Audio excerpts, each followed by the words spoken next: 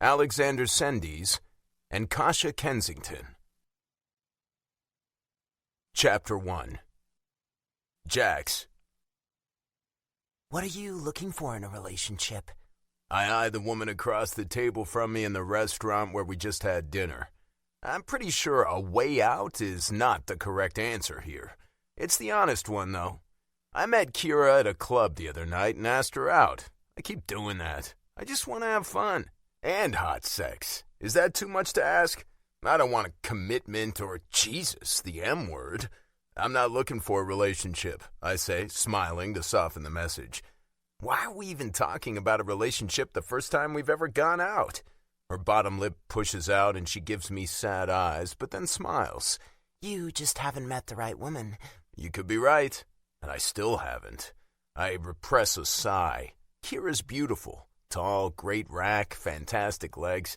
All male eyes. No, let's go with all eyes in the restaurant turned to her when we walked in. She's wearing a dress that's wrapped around her like an ace bandage and heels that could cause a serious ankle injury if she falls off them. She picked this uber-trendy restaurant with dim lighting, probably designed to hide the tiny portions of mystifying food. They can't fool me, though, because I'm still hungry. Her conversation has been limited to how much she hates her job at the bank, what a dick her ex is, and how much money hockey players make. I'm a hockey player? That didn't just come up out of the blue. And the biggest turnoff? She talks to the waiter as if he's her personal servant. I fucking hate that. I'd love to be your date for your friend's wedding this weekend. Sweet buttery Jesus on a breadstick. That is not happening. I'm sorry. I smile again. I RSVP'd a long time ago, and I didn't include a date.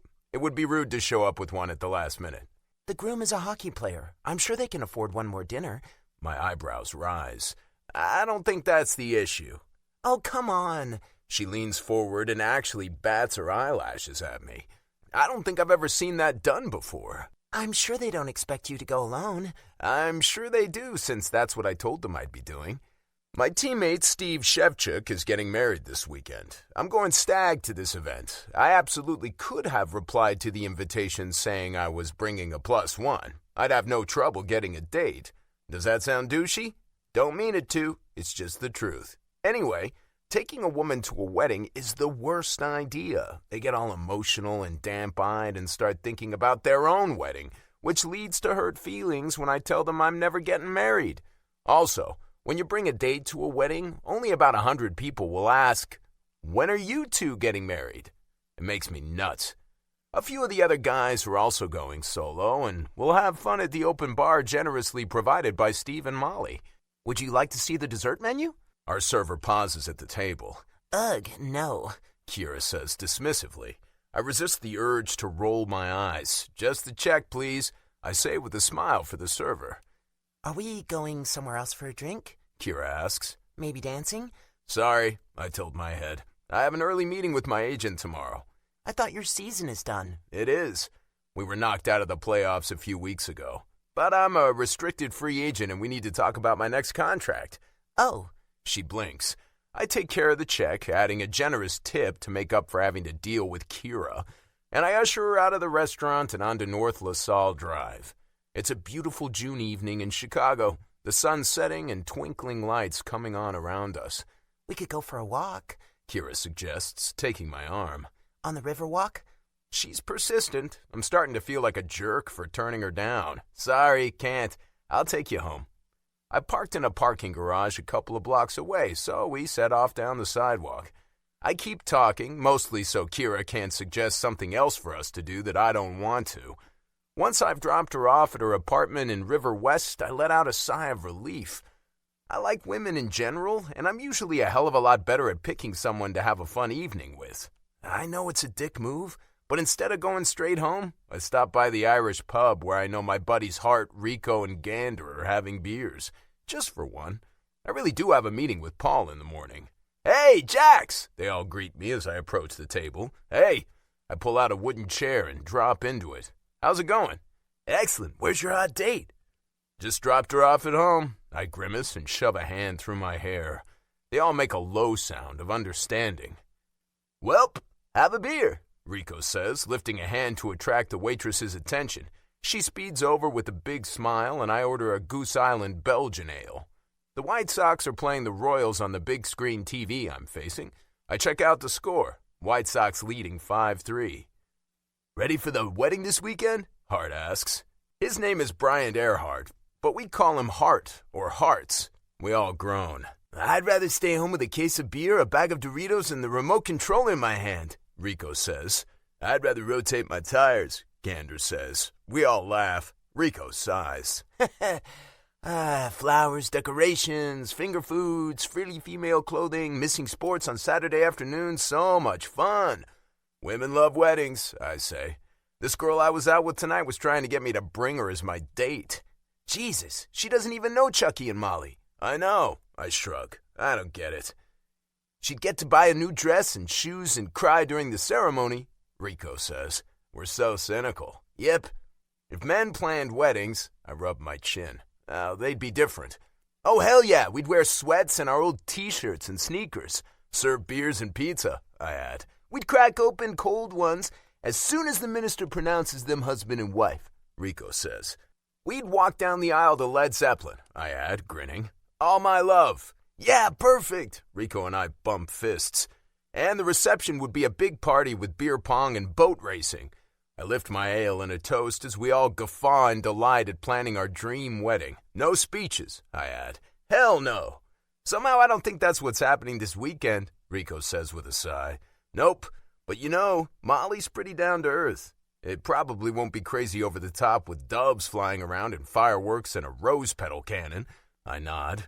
"Rose petal cannon? Is that a real thing?" Rico's mouth hangs open. "Yeah, I went to a wedding last summer that had that." "Jesus. But yeah, I can agree that's not Molly's style." Molly Flynn, the fiancé of our teammate Chucky, is a sweetheart. She and Chucky have been dating for a couple of years, so we've all gotten to know her pretty well. I feel like I know her better than most because we discovered a mutual love of trivia one night at a bar. We ended up on the same team, and we were goddamn unbeatable. She's a school teacher, so she's smart and she knows a lot, as do I. So we started going to trivia nights together since Chucky hates it. "I trust there will be no crapping doves," I say again. "To Molly." I lift my beer and we all toast the bride, even though we all want to go to this wedding as much as we want to have our butt cracks waxed. Chapter 2. Molly. I am seriously going to vomit. All over this gorgeous dress that cost me a fucking fortune.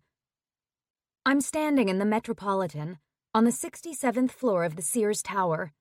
Well, Willis Tower, but I don't know anyone who calls it that. I'm in a curtained-off area behind guests seated in rows facing the big windows at the far end of the room. A pale runner lines the patterned carpet up the middle of the rows of chairs, candles and flowers bordering the runner. My mom and dad are with me, their faces lined with concern. "Are you okay, honey?" Mom whispers to me. "Fine." I grit my teeth and straighten my shoulders. Music wafts from the front of the room, the songs I carefully chose months ago for this occasion. Right now it's Don't Stop Believin', played by Vitamin String Quartet. Yeah, I stopped believin' last night. I press a hand to my stomach. I can do this. Steve's best man, James, appears, ready to take Mom down the aisle. She gives me a shaky smile and a kiss on the cheek, then takes James's arm. I turn to Dad. Our eyes meet. "I'm sorry, Dad," I say inexplicably. His forehead furrows. The song changes to the Glasgow love theme from the movie Love Actually.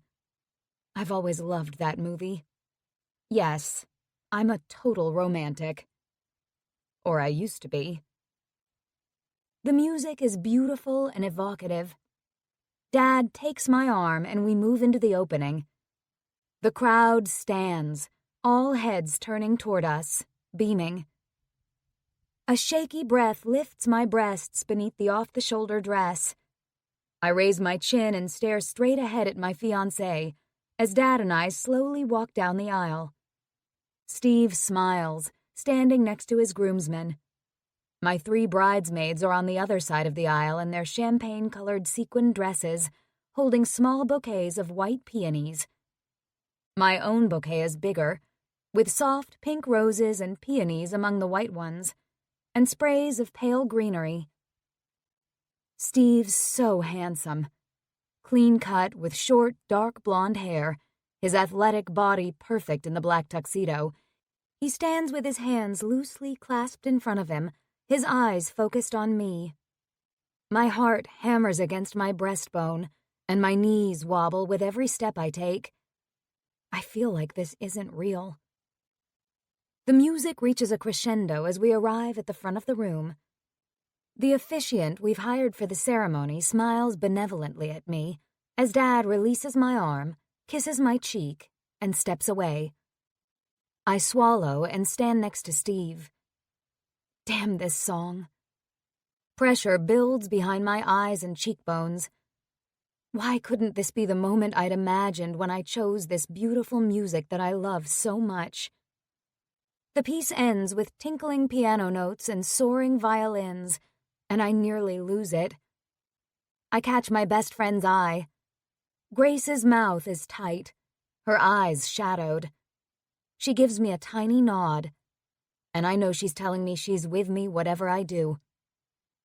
Friends, we have been invited here today to share with Molly and Stephen a very important moment in their lives.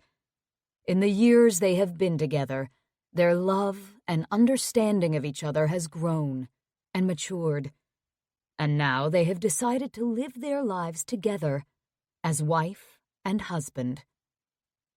I don't hear much more over the buzzing in my ears. My hands are sweaty, my skin clammy. Then I'm called on to say my vows. Grace hands me my phone. With shaky fingers, I unlock it and reveal the screen ready for me to read. Facing Steve, I begin. I'm supposed to say something now about our love and the promises we make to each other. I suck in a breath. But I'm not going to do that. Instead, I'm going to read the text messages that Steve has been exchanging with a woman named Claire. Stunned silence falls over the room. I feel Steve tense, and I flick my eyes up to his. He stares at me, his eyebrows pulled together, his mouth open. I lift my own eyebrows, then resume my reading. I can't wait to be with you again. After the wedding, things will settle down to normal and we can be together again. I scroll up. Your body is incredible. I love making you come. Another one. I love you. I can't stop thinking about fucking you. Shocked gasps fill the air. What are you doing? Steve whispers, trying to grab my phone.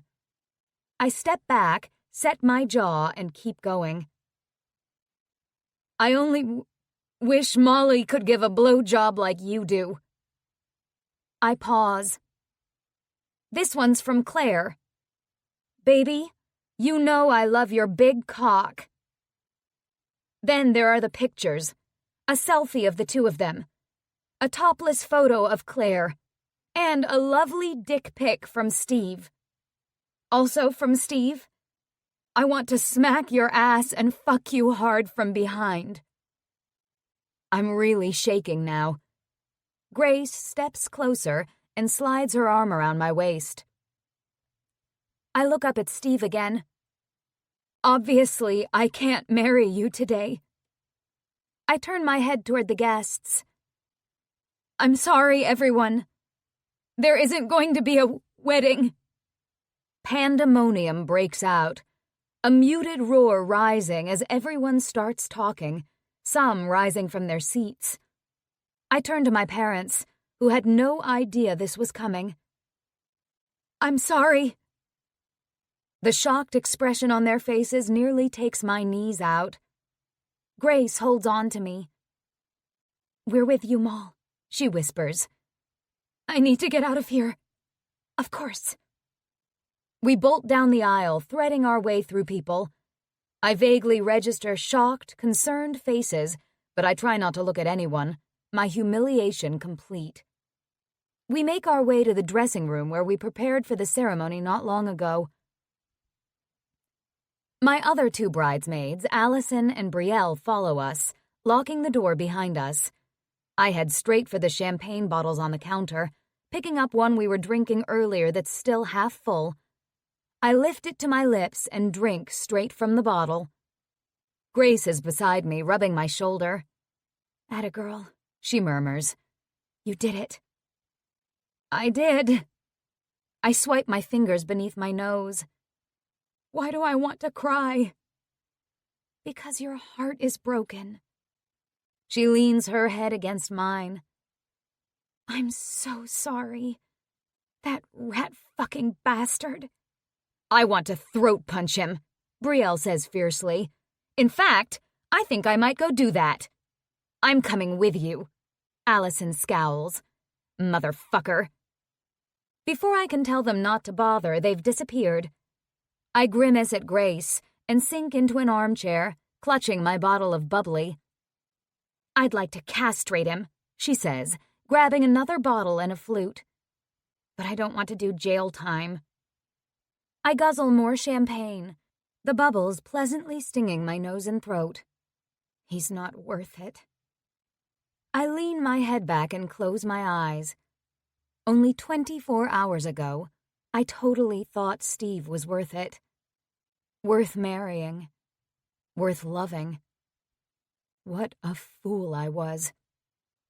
And what a fool I've been, not to know what was going on behind my back. How could he? I whisper, my throat seizing up. I don't know. I'd really like to hear his explanation. Because there is no explanation that's good enough for cheating. For fuck's sake. Grace shakes her head and sips her champagne, more ladylike than I am right now despite her language. That's just bullshit. And who the fuck is Claire? I don't know. My bottom lip quivers. She's pretty, and she has great boobs. I look down at my modest chest. If that's all he cares about, then he really is a dickhead. Someone knocks on the door. We look at each other. Molly, are you in there? Open this door. Steve. I frown. I thought Allison and Brielle were dealing with him. I'll fucking deal with him. Grace jumps up and stalks over to the door in her spiky heels. Get fucked, Steve! She shouts through the door. I actually snort out a laugh. I love you, I whisper to her. We hear more voices, female voices, another male voice, my parents. There's a lot of yelling, and I catch a few swear words. Grace rolls her eyes and sets down her glass. I'll be right back. She disappears out the door, and I leap up to lock it again. I'm alone. I hear Grace telling everyone to go away and give me my space. Especially you, asshole! Comes quite clearly through the door. I hear more male voices, maybe Steve's friends. They won't break the door down, will they? They're all hockey players, big and strong, and have been known to get into the odd fisticuffs. The voices fade away as my girls take care of things. I feel bad about Mom and Dad. Luckily, they didn't pay for much of the wedding. Steve did, since he's loaded. That's not why I was marrying him, just to be clear. I don't care about money. I thought I was marrying for love. My heart contracts sharply, the pain stealing my breath. Love. What the fuck? I lift the champagne bottle and finish it off. Standing in the middle of the room, I can see my reflection in the full-length mirror on the wall. I love this dress. It's a princess dress, with a full skirt and beaded bodice. I felt like a princess when I tried it on, and I couldn't wait to feel like a princess wearing it in front of Steve. I look down at the ring on my hand. I love my ring, too. I slip it off my finger and tuck it into my little beaded purse. I'll give it back to Steve. Maybe he can give it to fucking Claire. I'd like to give it to Claire, right between the eyes. Another knock on the door startles me. I turn and regard it suspiciously. It better not be Steve again. "Who is it?" I ask. "Jax." I blink. Jax Wynn is one of Steve's friends and teammates, but he's also my friend. My tequila-drinking, trivia-playing buddy. Biting my lip, I cross the room and unlock the door. I crack it open and peer out. "State your business." His lips quirk. "Are you okay?" "Are you kidding me? Of course I'm not okay." He winces. "I know. I'm sorry. Can I come in?" "Did Steve send you?" He frowns. "No." "Okay." I open the door wider to let him in, then lock it again. "I saw your bridesmaids ripping into Steve," Jax says. "I can't believe what just happened." I sigh and move to the counter where the champagne bottles are. The open ones are all empty. I pick up a full one and peel off the foil. Then I turn to Jax. "Can you open this?" He takes the bottle, grabs a small towel, and easily removes the cork with a pop. He looks for a glass, but I seize the bottle and take a swig. He scratches the back of his neck. "You look beautiful, if that helps at all." "It doesn't really, but thanks." "Yeah." He sits in one of the chairs, resting his elbows on his knees. "How did you find out?" "Someone sent me screenshots of the texts last night." "This Claire girl?" "I don't know.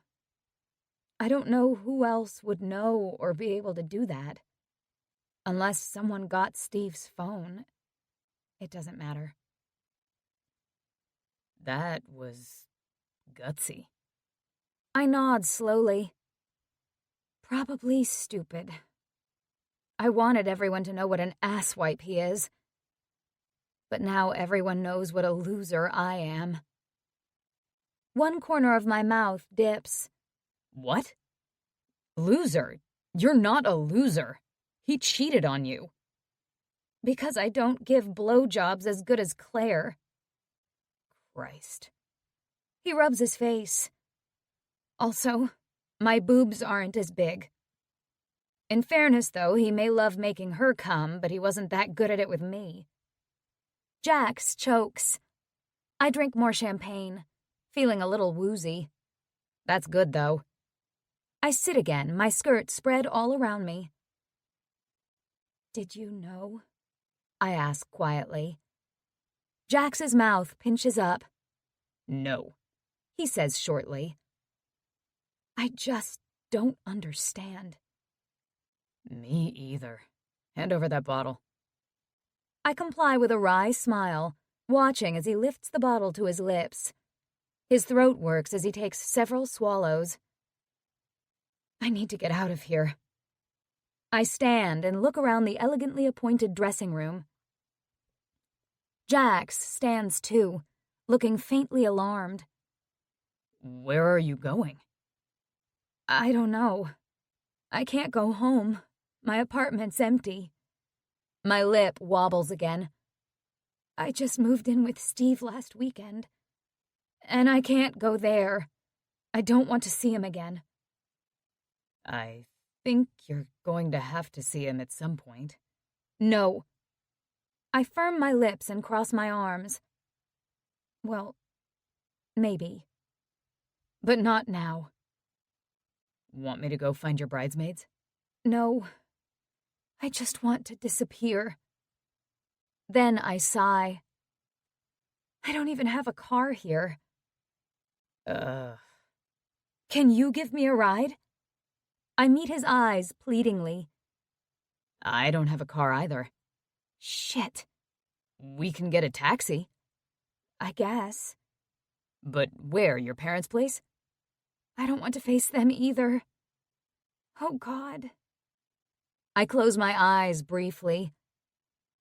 Can we go to your place? His eyes bug out. What? That's perfect.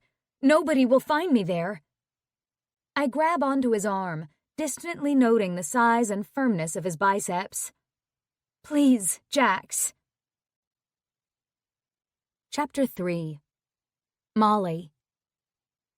Jax's eyes shift around, but then he nods. Okay, sure. Let's go. I want to escape so badly I don't even take the time to change back into the clothes I arrived in. All my other things are already at the hotel where we were supposed to spend our wedding night. Shit. Oh well. Jax opens the door and peers out. We can hear faint voices, but nobody's in the corridor. He leads me out toward the elevators. I don't know what's going on, if guests have left or stayed, and I don't care, but I just don't want to run into anyone. But Jax takes me on a convoluted tour that ends up in the kitchen where my wedding dinner is being prepared. We meet stunned faces. Is there a freight elevator? He asks. A woman points. Thanks. Jax smiles and nods, takes my hand, and rushes me through the kitchen. In the empty elevator, I lean against the wall. Wow, great idea, thanks. The elevator makes a rapid descent to the main floor.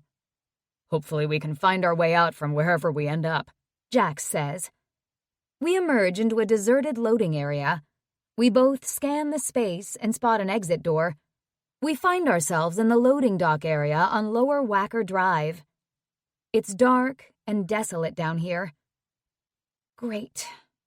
I look around at all the concrete. Lovely. We need to get a taxi, Jax says.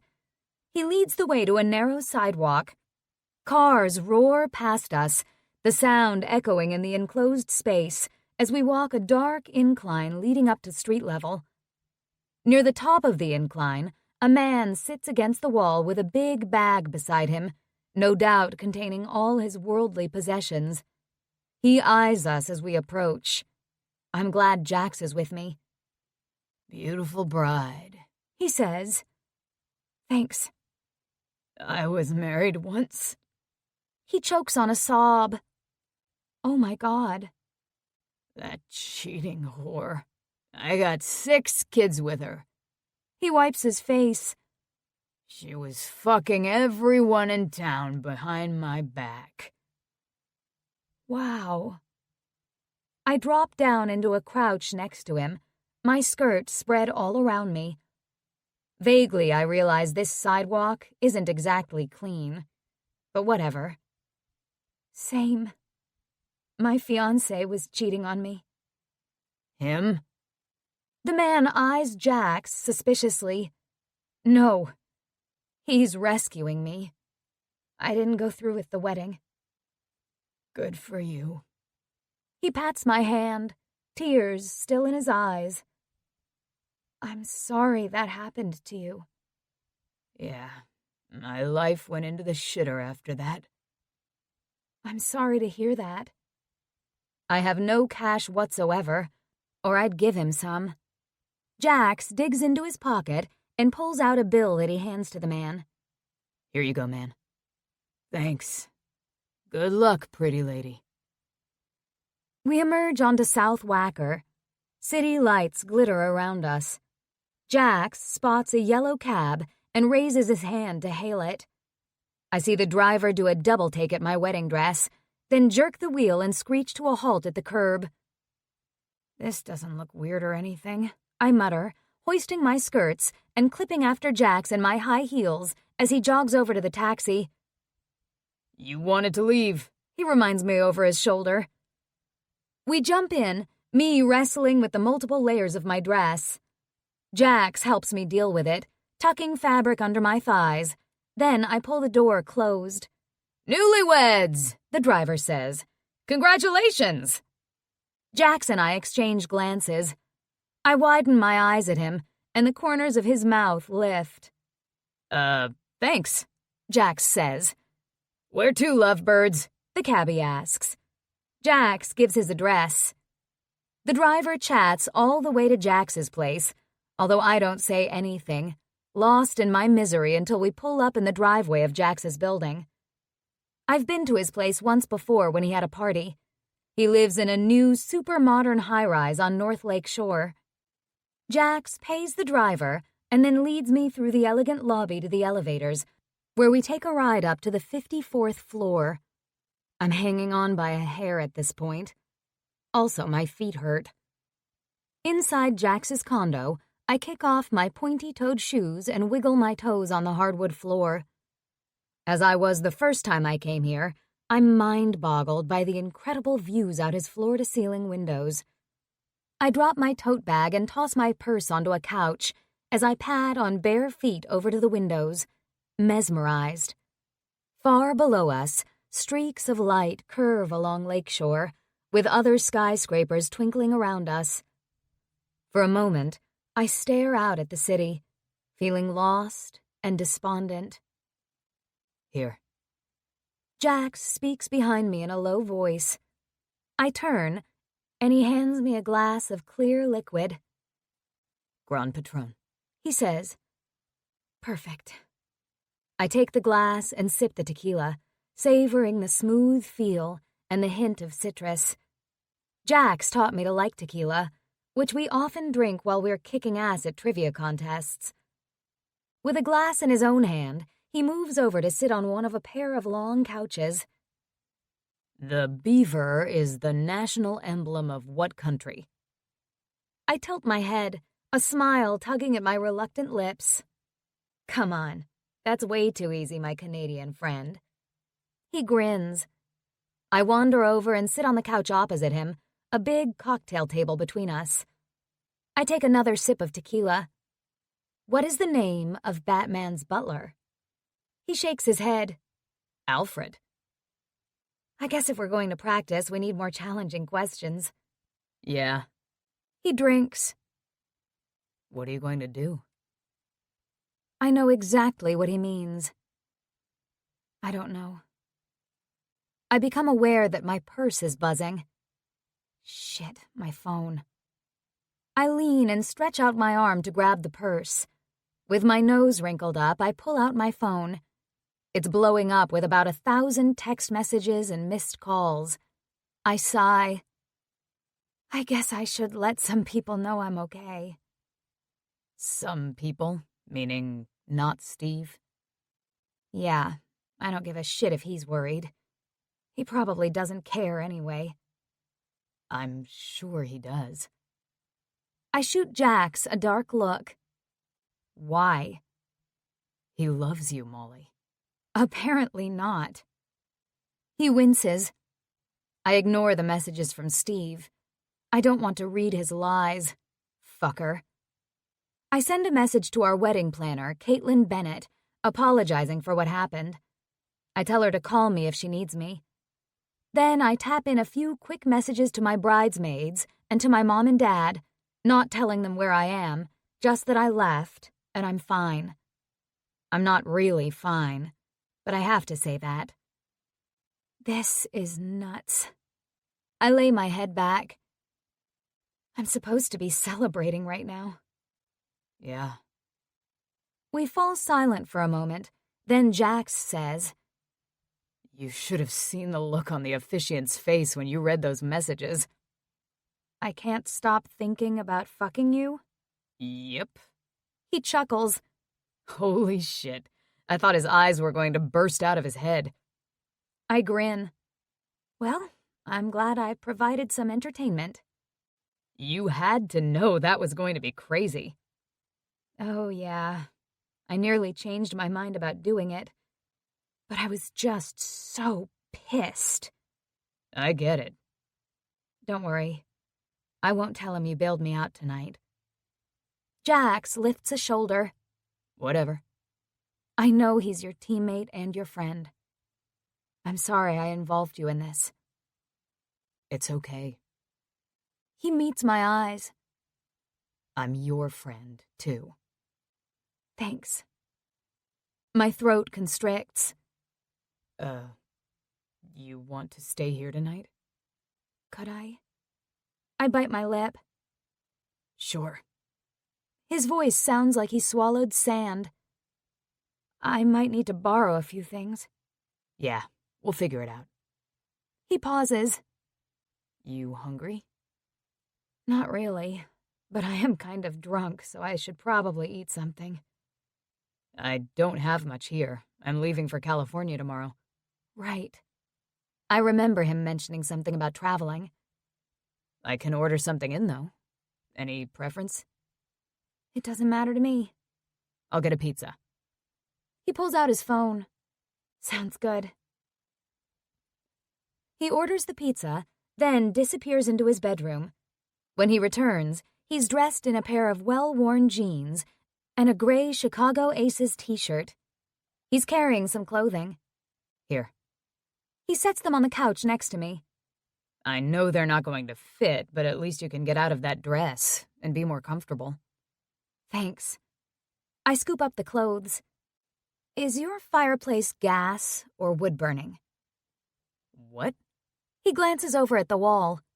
It's gas. Damn, I was thinking we could have a dress burning. He laughs. Guess not. I trudge to the bathroom where I study my reflection. My mascara is a bit smudged, but otherwise my subtle, smoky eyes and blushed cheeks are still perfect. My hair is in an elaborate updo of loose loops and twists, with small white flowers and pearls woven through it. Gripping the marble vanity, I close my eyes as a wave of pain washes over me. Since I got those texts last night, I've been a wreck. A nervous, heartbroken, nauseous mess. But I was also determined not to be a victim. I wanted to make a big, bold statement, and I did it. I hadn't thought through the aftermath, though, and what would happen next.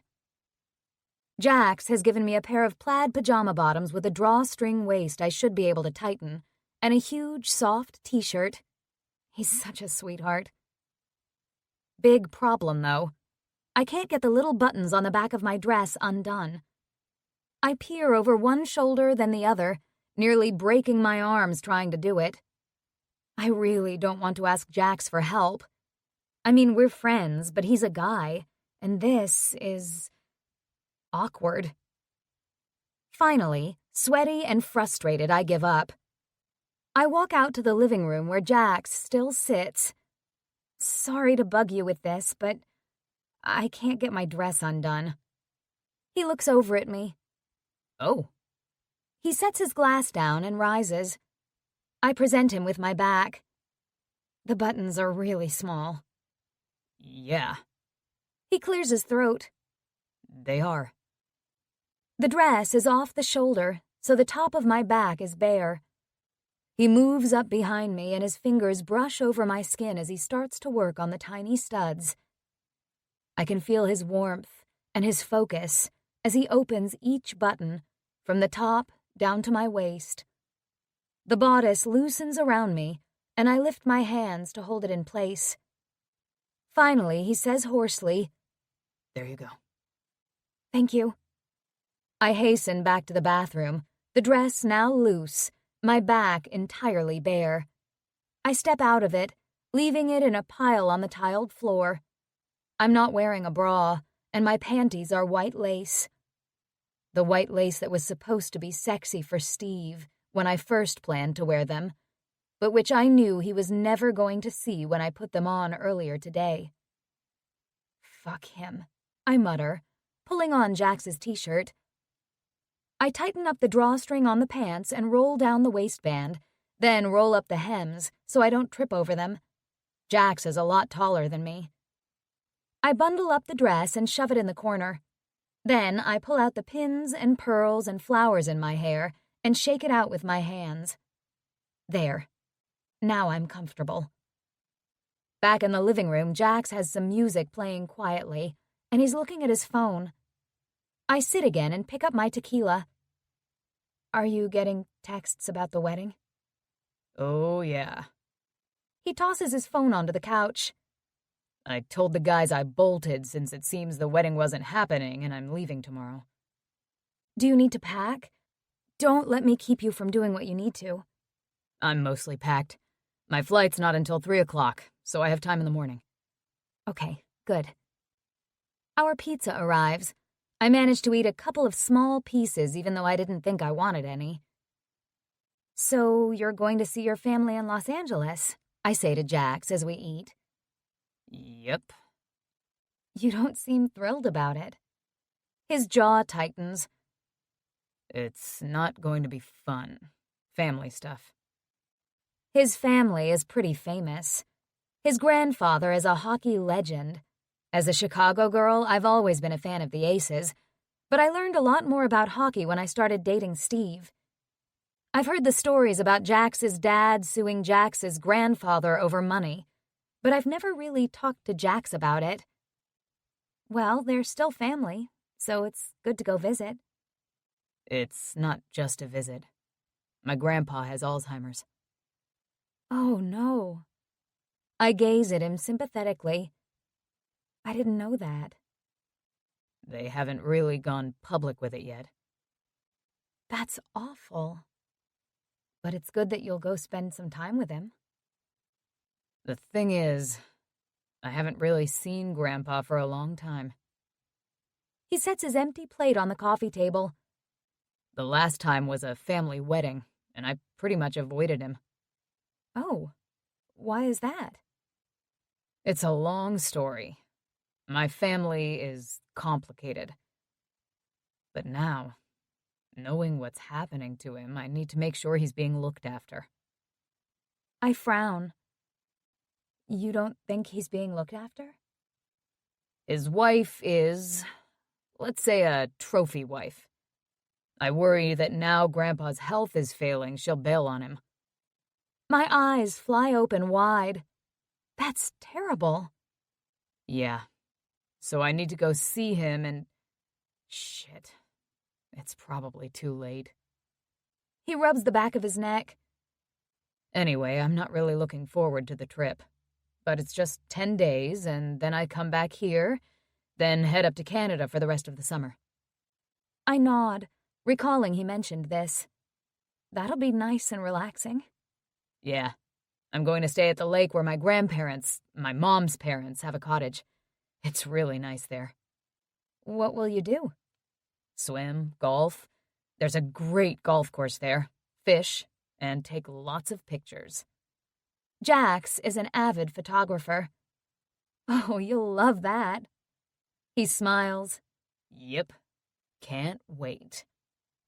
His smile fades. What did you have planned for the summer? I'm a third-grade teacher. We planned the wedding for June, when we knew school and hockey season would be done. We were going to go to Europe for a few weeks. I pout and poke at the pizza crust on my plate. I guess that's not happening now. Then I was going to spend the rest of the summer redecorating Steve's condo and settling in. Don't you want that crust? Jax asks. Here. I hand him my plate. We've done this before, too. He loves pizza crust, and I don't. I don't know what I'll do now. Go into seclusion, I guess. He snorts, then chomps on the crust. Don't do that. I don't want to face anyone. I don't want to see anyone I know. And I sure as hell don't want to deal with the media. I throw myself back into the couch cushions. My life is ruined. Drama queen. I lift my head to glare at him. Then I sigh. Yeah, I know my life isn't over, but it feels like it right now. I know. I'm sorry. This is shitty. You should do whatever you want to do. I mull that over. I wasn't lying when I said I don't want to see anyone. This wedding was a big deal, since Steve is an NHL player. He'd invited guys he used to play with, even some media people he knows. It's going to be in the news that I left him at the altar because he cheated on me. He's going to be humiliated, too. And he's not going to be happy about that.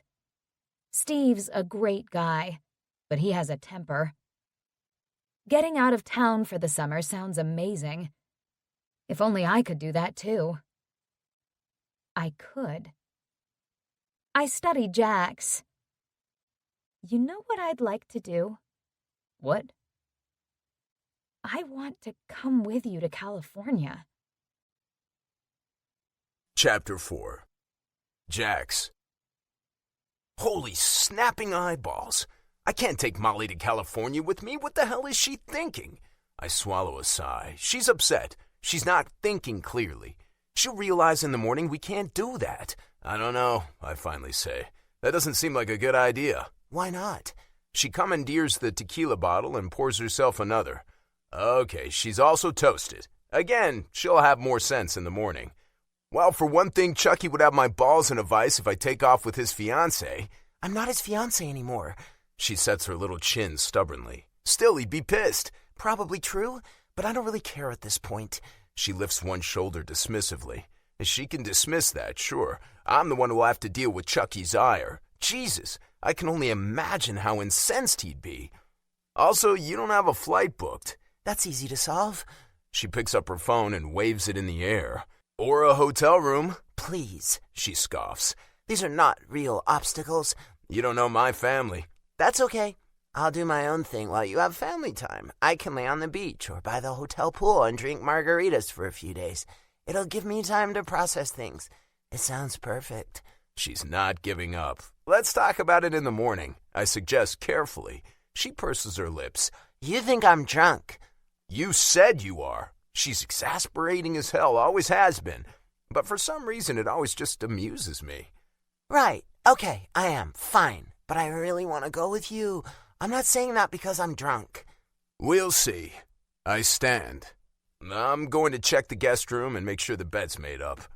She needs a good night's sleep, and hopefully in the morning she won't even remember this conversation. I march down the hall and into one of my extra rooms. My cleaning lady makes sure it's kept up, since some of my friends often spend the night if we've been drinking. This room is the bigger spare room and has its own bathroom. Yep, there are clean sheets on the bed and a basket of toiletries on the vanity in the bathroom, all ready for Molly to sleep it off. I stop in the room for a moment before going back to her to regain some equanimity. This runaway bride thing has knocked me for a loop. Totally not how I expected the day to turn out. My gut aches for Molly. I damn near died when she was up there reading those dirty text messages, looking like a beautiful, virginal princess in that frothy dress. I could see how distraught she was, even though she was holding it together. I couldn't even make sense of what was happening. I'm also pissed the hell off at Chucky for what he did. I may not believe in marriage for myself, but I do expect guys who get married to be faithful. And when they aren't, it pisses me off. I've seen what happens when men cheat, men who seem like decent guys. I've experienced the pain that a divorce causes because of infidelity. It makes me want to puke. Now Molly's sitting on my couch wearing rolled-up pajama pants and a loose t-shirt that doesn't hide the fact she's not wearing a bra. Her face sad, on the verge of tears. I fucking hate that she's hurting.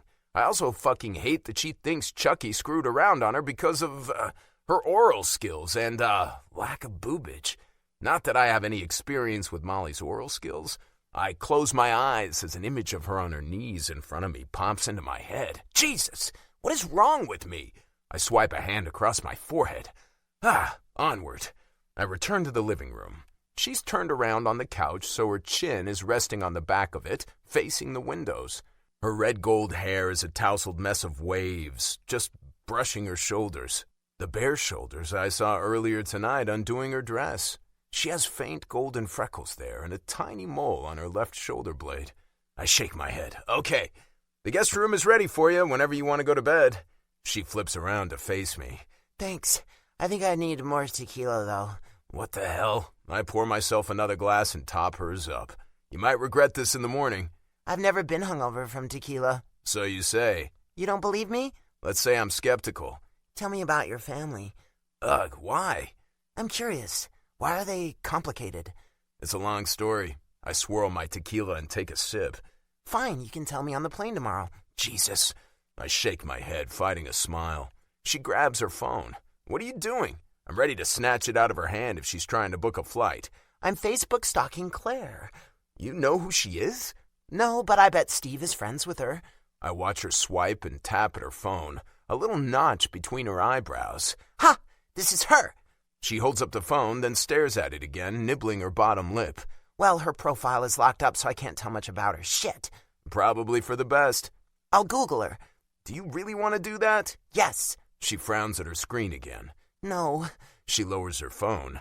She knew he was getting married. She probably sent me those screenshots. What kind of woman does that? I sigh. Molly drops her phone. Ugh. Maybe I should go to bed. Sure. Thank you, Jax. She meets my eyes. I'm really grateful for letting me escape the crazy. Anytime, Flynn. She almost smiles. Then she stands. I show her to the guest room. She takes it in. Nice decorating. I know the room is sparsely furnished. The guys who stay over here after a night of drinking don't care about matching pillow shams. Hey, you said you were grateful. Did you expect the Waldorf Astoria? No, the Peninsula. That's where I'm supposed to be tonight. Fuck, sorry. Don't. I was joking. I don't care what this room looks like. Just that nobody will find me here. Your secret is safe with me. I know. Her lips curve into a sad smile. Thanks again. Good night. Night. I close the door behind me when I leave. I should hit the sack too, I guess. I go shut off all the lights and load our tequila glasses and pizza plates into the dishwasher. I better run it tonight so they're not sitting in there for weeks. Then I trudge into my own room, which is bigger but not much more decorated than the guest room. My suitcase is on the floor, half filled with clothes for my trip. I'll throw a few more things in there in the morning and I'm set. I sit on the side of the bed and think about what just happened. Holy shit. I'm harboring a fugitive. And I called Molly a drama queen. The good thing is I'm leaving tomorrow. When I come back in 10 days, things will have settled down.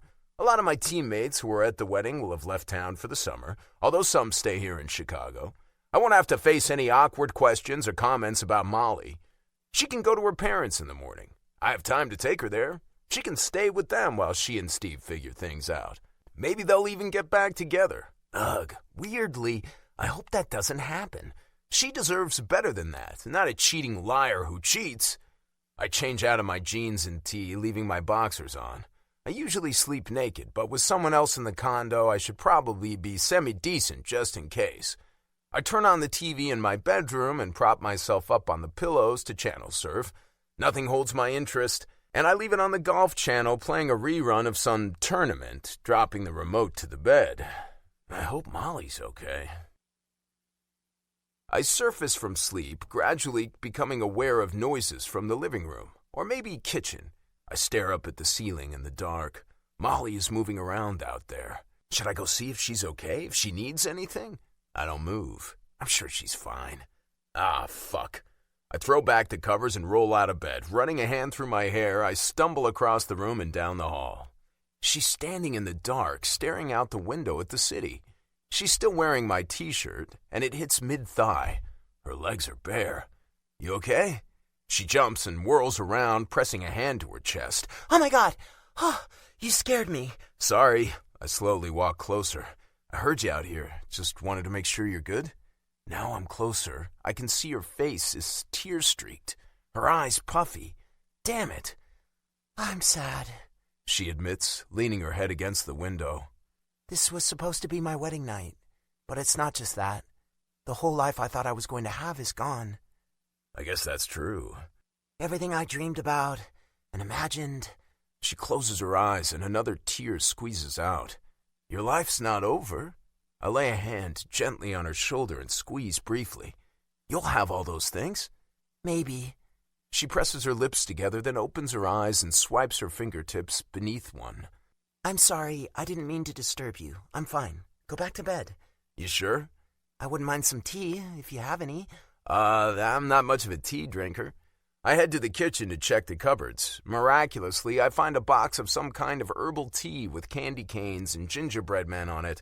Someone must have brought it over at Christmas. I fill a mug with water and set it in the microwave, which is probably the wrong way to boil water, but it's easy.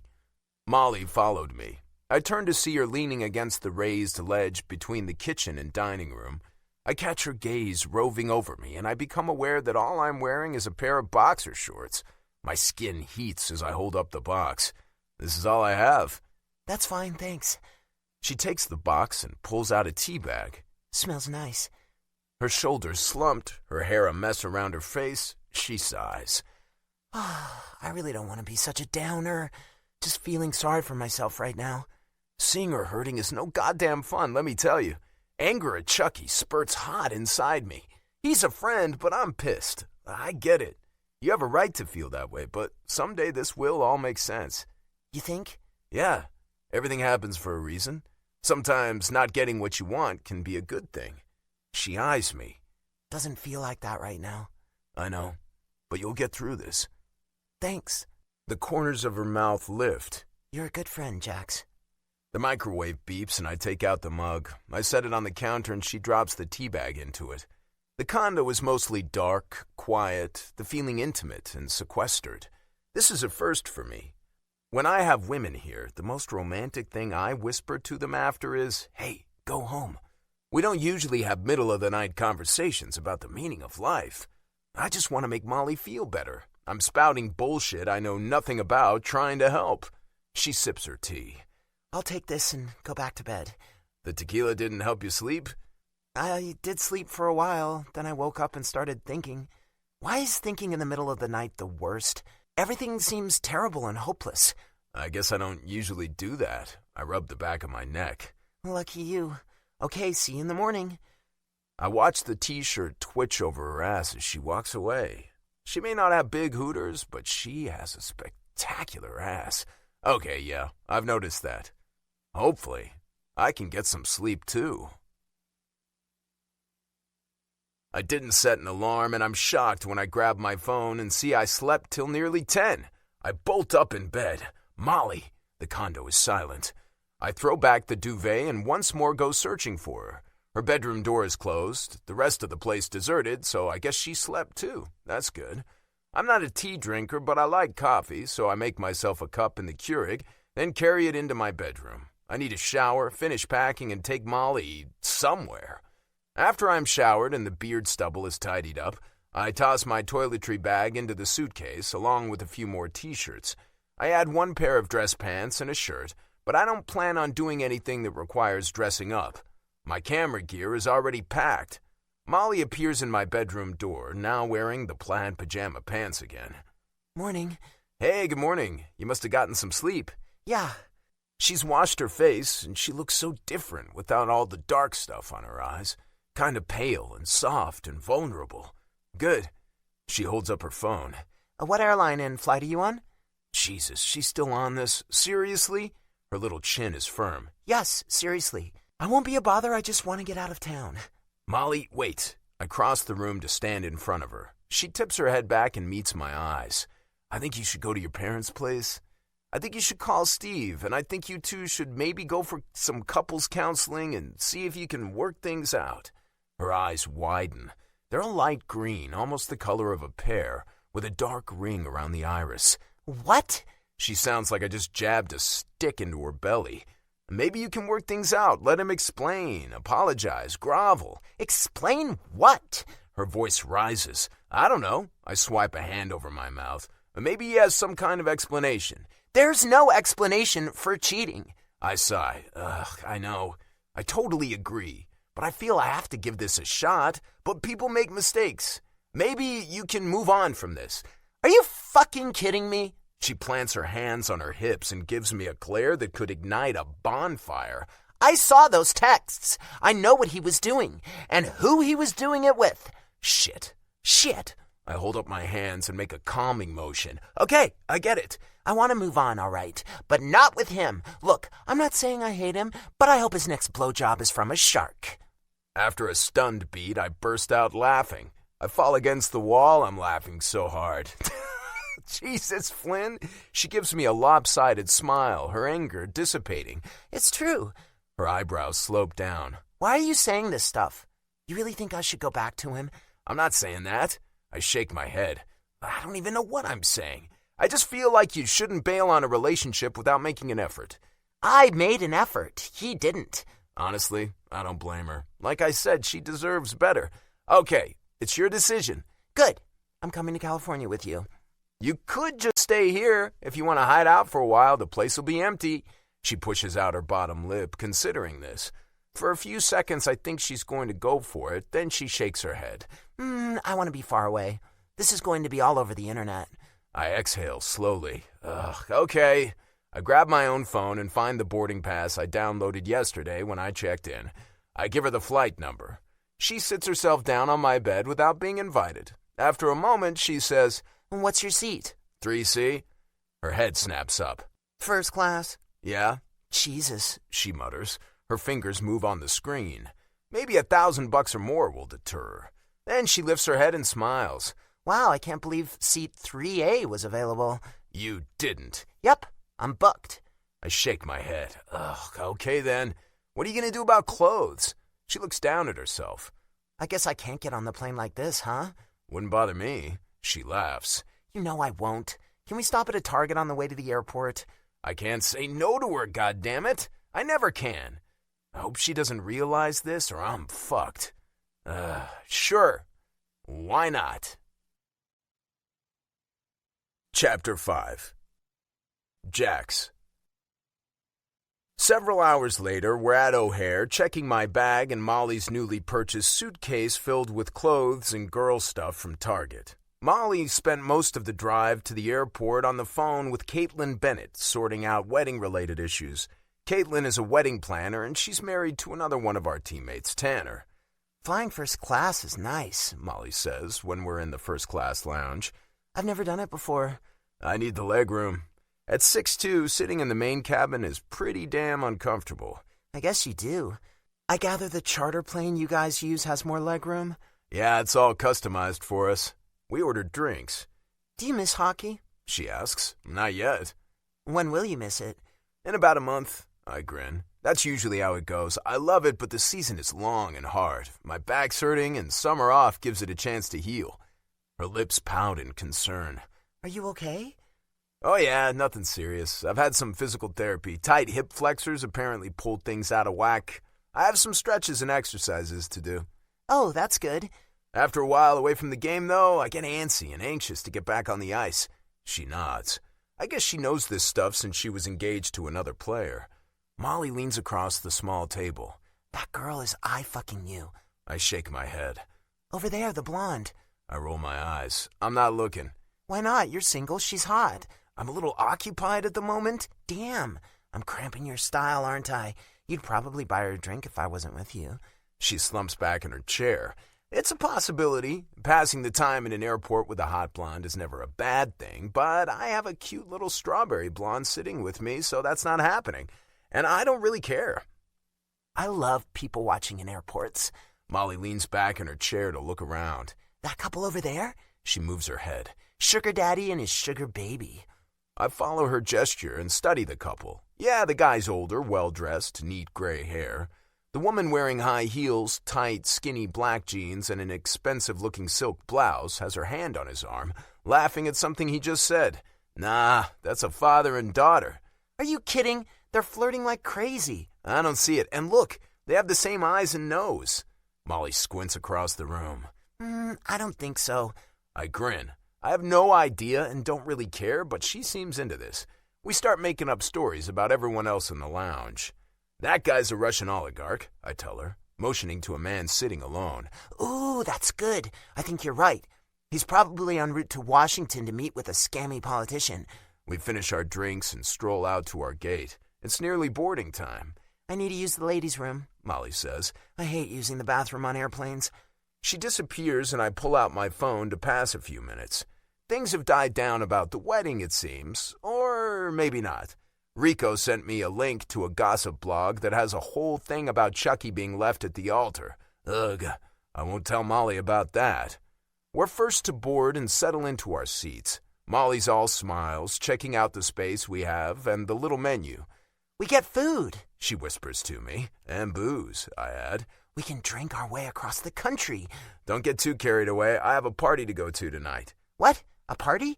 My cousin JP just got engaged. My aunt and uncle are throwing a party for him. Oh, nice. They don't know I'm coming. You didn't tell them? I told them I was coming, just not exactly when. They planned this party the same day I arrived, so I'm just gonna surprise everyone. Fun.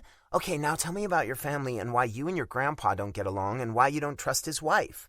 It's long and complicated.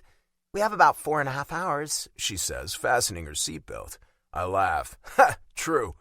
I fasten my own seatbelt as people file past us, filling the aircraft. Okay, you know my grandpa's Bob Wynn? King of hockey. Yeah, my grandma, his first wife, died a few years before I was born. She came from a wealthy family in Toronto. Molly nods, shifting a bit to face me, leaning her elbow on the small table between us. Grandpa remarried about 2 years after Grandma died. His new wife is a lot younger than him. He was living in Los Angeles then, and my dad and my uncle both thought this woman married him for his money. Ooh, is she young and beautiful? Yeah, I admit. I mean, she's a lot younger than Grandpa. It caused bad feelings between all of them. They never liked Chelsea, and that pissed off Grandpa. Then Grandpa and Chelsea had a bunch of kids, which was around the same time I was born, and my sister and cousins. So it's kind of weird that we have an aunt and uncles who are basically the same age as us. Dad and Uncle Matthew didn't like that either. I'm kind of feeling sorry for your grandpa and Chelsea. Huh? Really? Yeah. She gives a firm nod. Well, I grew up with my parents and Uncle Matt and Aunt Aline all telling me that Chelsea was the devil and Grandpa was stupid for falling for her conniving, money-grubbing scheme. Another reason why marriage is for suckers. Oh my God. And then there's the money part. This is like a soap opera. Yeah, I grimace. I pause the story while announcements are made and we taxi out onto the runway for takeoff. I watch Molly's fingers clench together tightly as the plane lifts into the sky. Her eyes are squeezed closed, her lips rigid. Nervous? I'd like to reach out and cover her hands with mine, but I'm not sure if that's appropriate. I don't want to die, she says through clenched teeth. I swallow a laugh. I fly so often I don't even think of it anymore. You're not gonna die. You don't know that. Okay, let's say the odds are very, very small, minute, infinitesimal.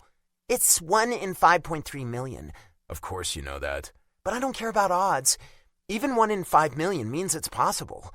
I can't help my smile. You need another glass of wine. Yes, I do. It's not long before the flight attendant comes by to ask about drinks. Molly is distracted by having a choice of wines.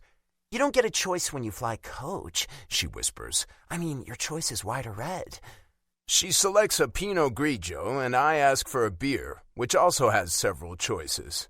Okay, back to the Wynn family soap opera, she says once we have drinks in hand. The money. Well, like I said, Grandma came from a rich family, and she left my dad and Uncle Mark a bunch of cash. I don't know how much. Just over a year ago, Dad and Uncle Mark sued Grandpa because he stole their money. Molly gasps. Oh my gosh! I heard about the lawsuit. Did he actually steal it? Well, we thought so. I rubbed my forehead. That made Dad even more pissed at Grandpa, which made me pissed at him too. I've been avoiding seeing him ever since. Her eyebrows lift. Oh. Now she's getting why this trip isn't going to be fun. I don't have much of a relationship with Grandpa, but I need to try before it's too late. We found out later about the Alzheimer's. I blamed him for stealing money when it was probably his disease. I feel guilty, and I need to make sure he's okay. That's very honorable of you. Is it? Mostly I feel like a knob. After Dad and Uncle Matt sued Grandpa, Grandpa fired my dad. Molly's eyebrows fly up into her hairline. Your dad worked for him? He coached the Condors. Oh my God. Yeah, and Dad and Uncle Matt were so pissed Uncle Matt bought a team, the Long Beach Golden Eagles, which have a huge local rivalry against the Condors. Molly chokes on a laugh. Wow, not many people can buy a hockey team to piss off their dad. I grin. True. Then Uncle Matt hired Dad as their coach, so that really got Grandpa riled up. If they thought that was going to make him pay the money back sooner, they were wrong. Molly rolls her lips inward on a smile. Again, wow. But recently, the whole younger generation of Wynns, except me, because I live so far away, decided to try to do something to reconcile Dad and Uncle Matt with Grandpa, and especially because now we know he has Alzheimer's. I stop and clear my throat. Apparently, they've all been getting together and figuring out a plan. They discovered that Grandpa didn't actually steal the money, he borrowed it with their agreement, but he hasn't paid it back like he was supposed to. He probably forgot. She pauses. I don't mean that disrespectfully, but if he's ill... Yeah, it could have something to do with it. It sounds like Chelsea's figured out a way to repay it. I knew it! Molly pumps a fist. She's not a sugar baby. I'm not so sure. It could have been her who made him take the money, and now that Dad and Uncle Matt are fighting back, she knows she has to repay it. She gives me the side eye. You really don't like her. I can't wait to meet all these people. I freeze. Wait, what? You want to meet them? Sure. I'll bet this party's gonna be lit. I hadn't thought of bringing her to the family party, although ditching her in a hotel room all alone as soon as we get there doesn't seem very polite. I knew this wasn't a good idea. You're kidding me. I stare at the clerk at the front desk of the Tarragona Resort in Rancho Palos Verde. I'm sorry, sir. She gives me a sympathetic smile. There are a few weddings being held here tonight, and tomorrow visitors are arriving for a big conference. You have no rooms at all? That's right. We can let you know if we have a cancellation, though. Molly's hovering beside me anxiously. I'm sorry, she whispers. It's a big resort. I didn't think it would be all booked. I can go somewhere else. There isn't anywhere close by. The resort is on a large property on the coast. I sigh. We'll just share a room. Something will open up after the conference, I'm sure. Molly bites her lip. Well, okay. I finish checking in and we go to our room on the 4th floor. Ocean view. Molly whisks straight to the big window and draws back the curtains. Oh, this is beautiful. The resort sits atop a bluff next to the ocean, so the view is panoramic. The sun hangs low over the Pacific, gilding the blue with glints of silver and gold. It really is nice, but I almost enjoy Molly's delight more than the view. She unlocks the sliding door and opens it to step out onto the balcony. I follow and inhale the soft, fresh air. A couple of wicker chairs and a small table sit in the corner. Did you know the Pacific Ocean is the biggest ocean in the world? I grin. Yes, as a matter of fact, I did know that. Also the deepest. Yes, the Mariana Trench is the deepest ocean trench, deeper than the height of Mount Everest. Which is? She turns to me. The height of Mount Everest? Yeah. 29,029 feet. She rolls her eyes. I can't wait to get my feet wet in the ocean. Eyes warm and soft, she adds. Thank you for letting me come with you. For a while, I forgot about what a mess my life is.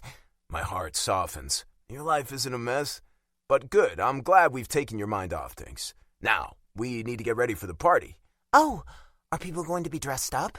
She sinks her teeth into her plump bottom lip, a small divot appearing between her eyebrows. Nah, well, Chelsea will.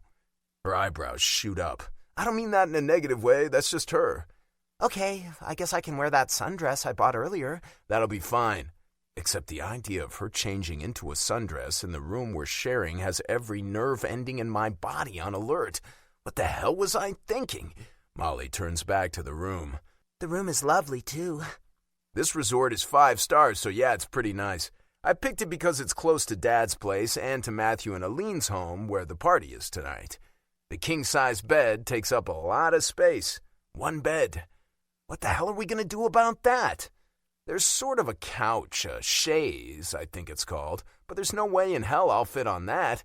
But I'd feel guilty making Molly sleep there. Again, what the hell was I thinking? Wow, we'll worry about that later. I'd like a shower, I say. Traveling makes me feel gross. Go right ahead. I'm going to call my parents and let them know I'm okay. And Grace. I find my toiletry bag and lock myself in the huge bathroom, all marble and stone tiles. The shower is fantastic. I could stand under there for an hour, but there's someone else who might want to use it. My mind drifts to Molly in the shower. Shit! What am I doing? She's Chucky's fiancé. Ex, but no matter. She's still not someone I can be having wet, soapy fantasies about, ever. We're friends. As I dry off, I realize I should have grabbed a change of clothes. I wrap a towel around my waist so I'm decent and open the door to release a cloud of steam. Next, I announce, stepping into the room. Molly's already changed into her dress and is brushing her hair in front of the dresser mirror. Her eyes shift to me and widen, then blink rapidly. Her gaze tracks over my chest, the towel, then back up. I swipe at water trickling down my shoulder. All right, she says breathlessly. Damn, I'm having shower fantasies about her. She's ogling me. This is a disaster in the making. I'm going to have to be on my best behavior. Not something I'm good at when it comes to women. But this is Molly. She looks so pretty in that dress. A flowery print in shades of orange and gold, a fitted top with tiny straps, and a ruffled skirt. She picks up the pink makeup bag she purchased earlier and disappears into the bathroom. I dress at rapid speed in case she emerges from the bathroom, but she's in there for a while. I unpack a few things into the drawers Molly has left empty for me. She's filled a few with lacy lingerie I'm tempted to snoop through.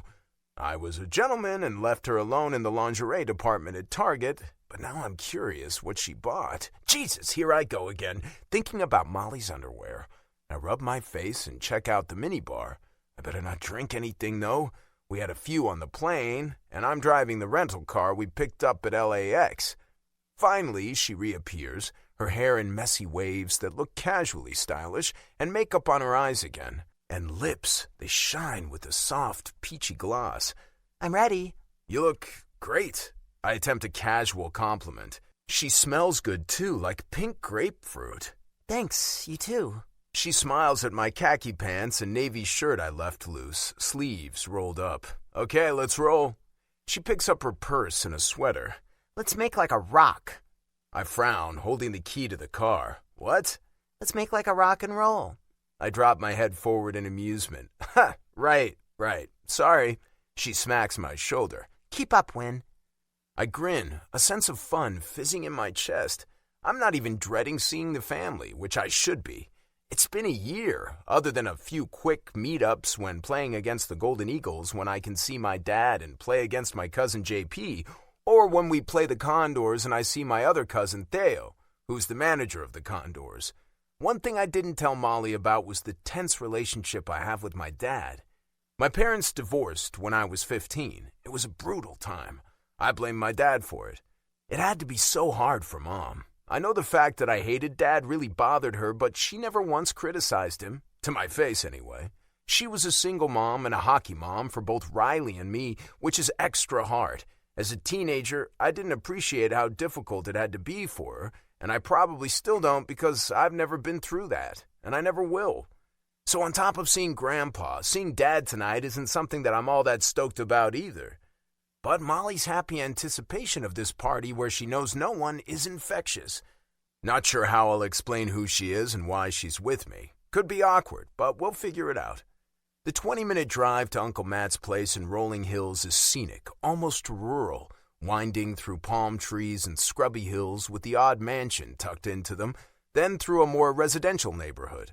I pull up in the big stone driveway of the house, a low ranch style, which is full of cars, but I slip the rental car in behind a Beamer and turn off the engine. We're here. Molly slides out before I can open her door, but I close it for her, lock the doors with the fob, and lead the way through the white picket fence and up the paved sidewalk to the front door. I take a breath. Okay, if this gets too much for you, just let me know. Molly regards me skeptically. You mean if it gets too much for you? Ha! Maybe. Unexpectedly, she reaches for my hand and squeezes it. It'll be fine. Famous last words. I ring the doorbell. A moment later, it opens. Aunt Aline peers out, her expression first blank, then her mouth opens into an O, and she stares. Oh, mon Dieu! Jackson! She opens her arms for a hug. What? I hear my sister's voice from inside. Jackson? Come in, Aline says, stepping aside. What a surprise! I motion Molly inside first, catching Aline's curious look at her, then lead the way to the entrance to the big living room. Riley rushes across the room toward me. I grin and hold my arms wide. Surprise! Riley throws herself at me and I wrap her up in a big hug. Oh my God, I can't believe you're here. I squeeze her, affection swelling in my chest. Hey, little sis. I lift my head. Jesus, the room is full. The family seems to have grown. Dad makes his way across the room toward me, smiling. Holy shit, what are you doing here, son? My gut clenches, but I shrug casually as I release Riley. Thought I'd surprise you all by showing up a little sooner than I planned. I glance over my shoulder, turn and gently draw Molly forward. Hey everyone, this is Molly. The room goes silent, staring at her. Of course they think we're together. Molly lifts a hand, beaming. Hi, Win family. Nice to meet you all. Chapter 6. Molly.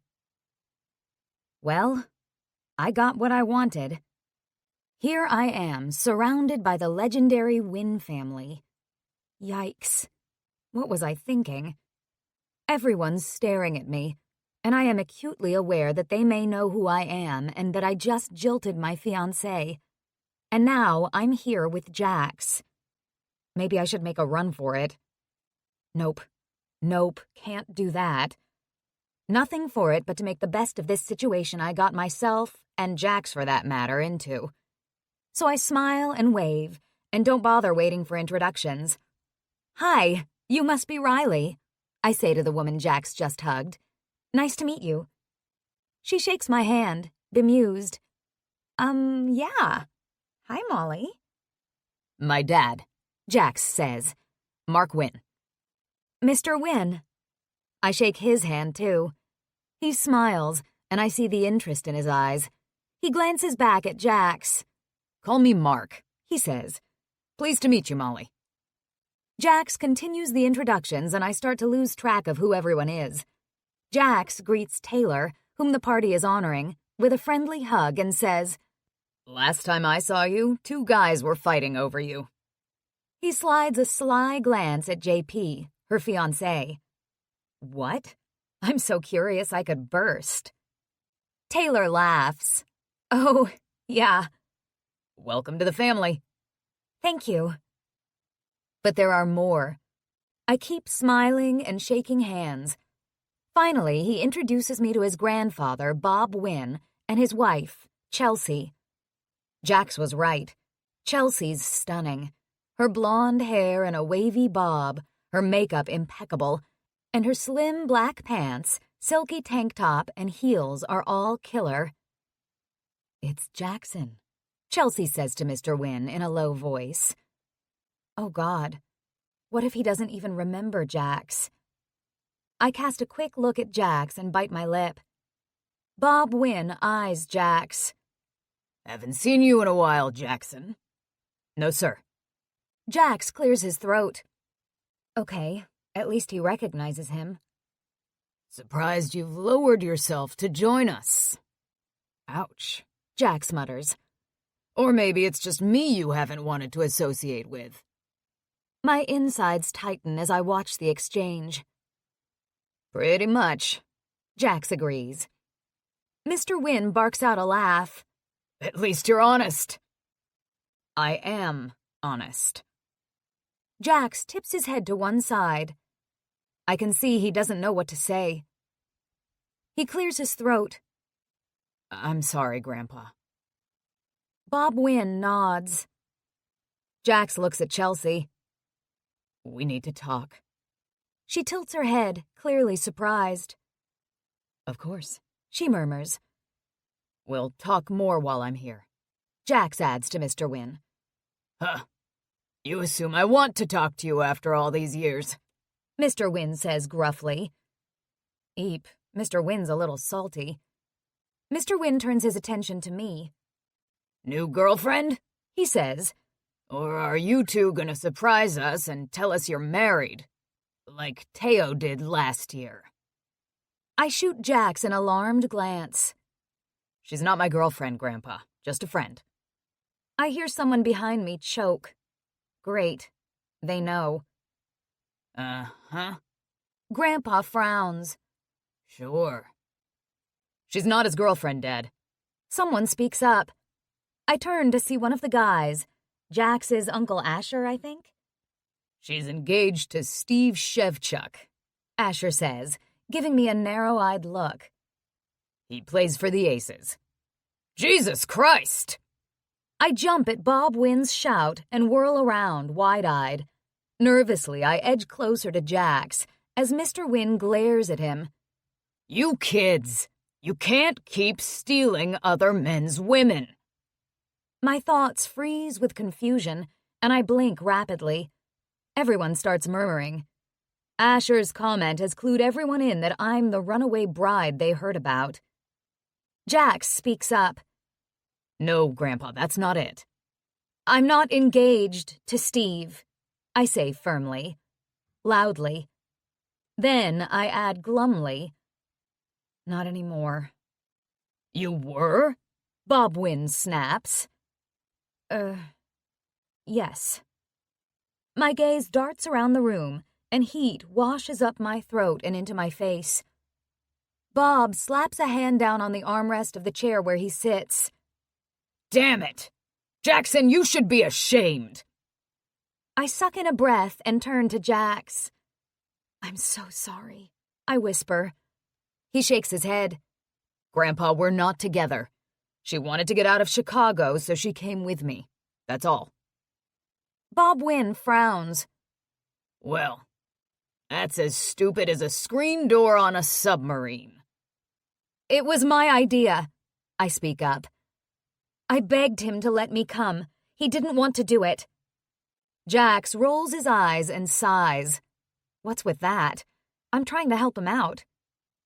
"Interesting," Asher comments. I resist the urge to scowl at him. Crap. Jax was right. His family is nuttier than squirrel shit. I turn back to Bob Wynne and smile. "Mr. Wynne, your grandson is a knight in shining armor. He saved me when I needed help. I'm very grateful to him, and I apologize for showing up uninvited at your family party. I'm a little intimidated by all the hockey talent here." His frown eases and he slowly smiles. "Well, aren't you a sweetheart? Jax, get this girl a drink." I catch Chelsea Wynne's eye. She grins and gives me an approving nod. I smile weakly. Jax and I make our way to a bar set up on the sideboard in the dining room. He pours us each a glass of red wine, and we rejoin the party. "So, when is the wedding?" I ask JP and Taylor. "Not until next summer," Taylor replies. She makes a face. "We have to work around the hockey season." "Of course." I smile. I get it. We had to do that too. My voice trails off. Her expression shifts to concern. "So, what happened?" I heave a small sigh. "I discovered he was cheating on me the night before the wedding." "Oh my God, that's awful." Somehow, the group around us has altered to include Lacey and Everly, separating Jax and JP. "That must have been hard," Everly, Jax's aunt, says. Her expression is neutral, her voice impersonal. She's very cool and composed. "I probably shouldn't be sharing all my personal woes with strangers," I say apologetically. "Let's just say it was a disaster and move on." They all exchange glances. "Sure," Taylor says. "Any wedding planning tips?" "Hire a wedding planner." I laugh. "Seriously. We hired Caitlin Bennett. She's married to Tanner Bennett, who plays for the Aces." They all nod. "She's amazing. It was so good to have someone who knows the best places and people to hire and makes things run smoothly." "That's a good idea," Everly says. "I don't know," Taylor says. "I'd kind of like to plan things myself." "Oh, you totally can." I nod enthusiastically. "You can be as involved and hands-on as you want if you have a good planner." "We should check out some names," Everly says. "Or you could plan my wedding." Taylor bumps Everly's shoulder with a smile. "You love planning." "I do." Everly grins, and her face warms and softens as she smiles at her friend and future in-law. I can't quite remember how she'll be related to Taylor. This family is complicated.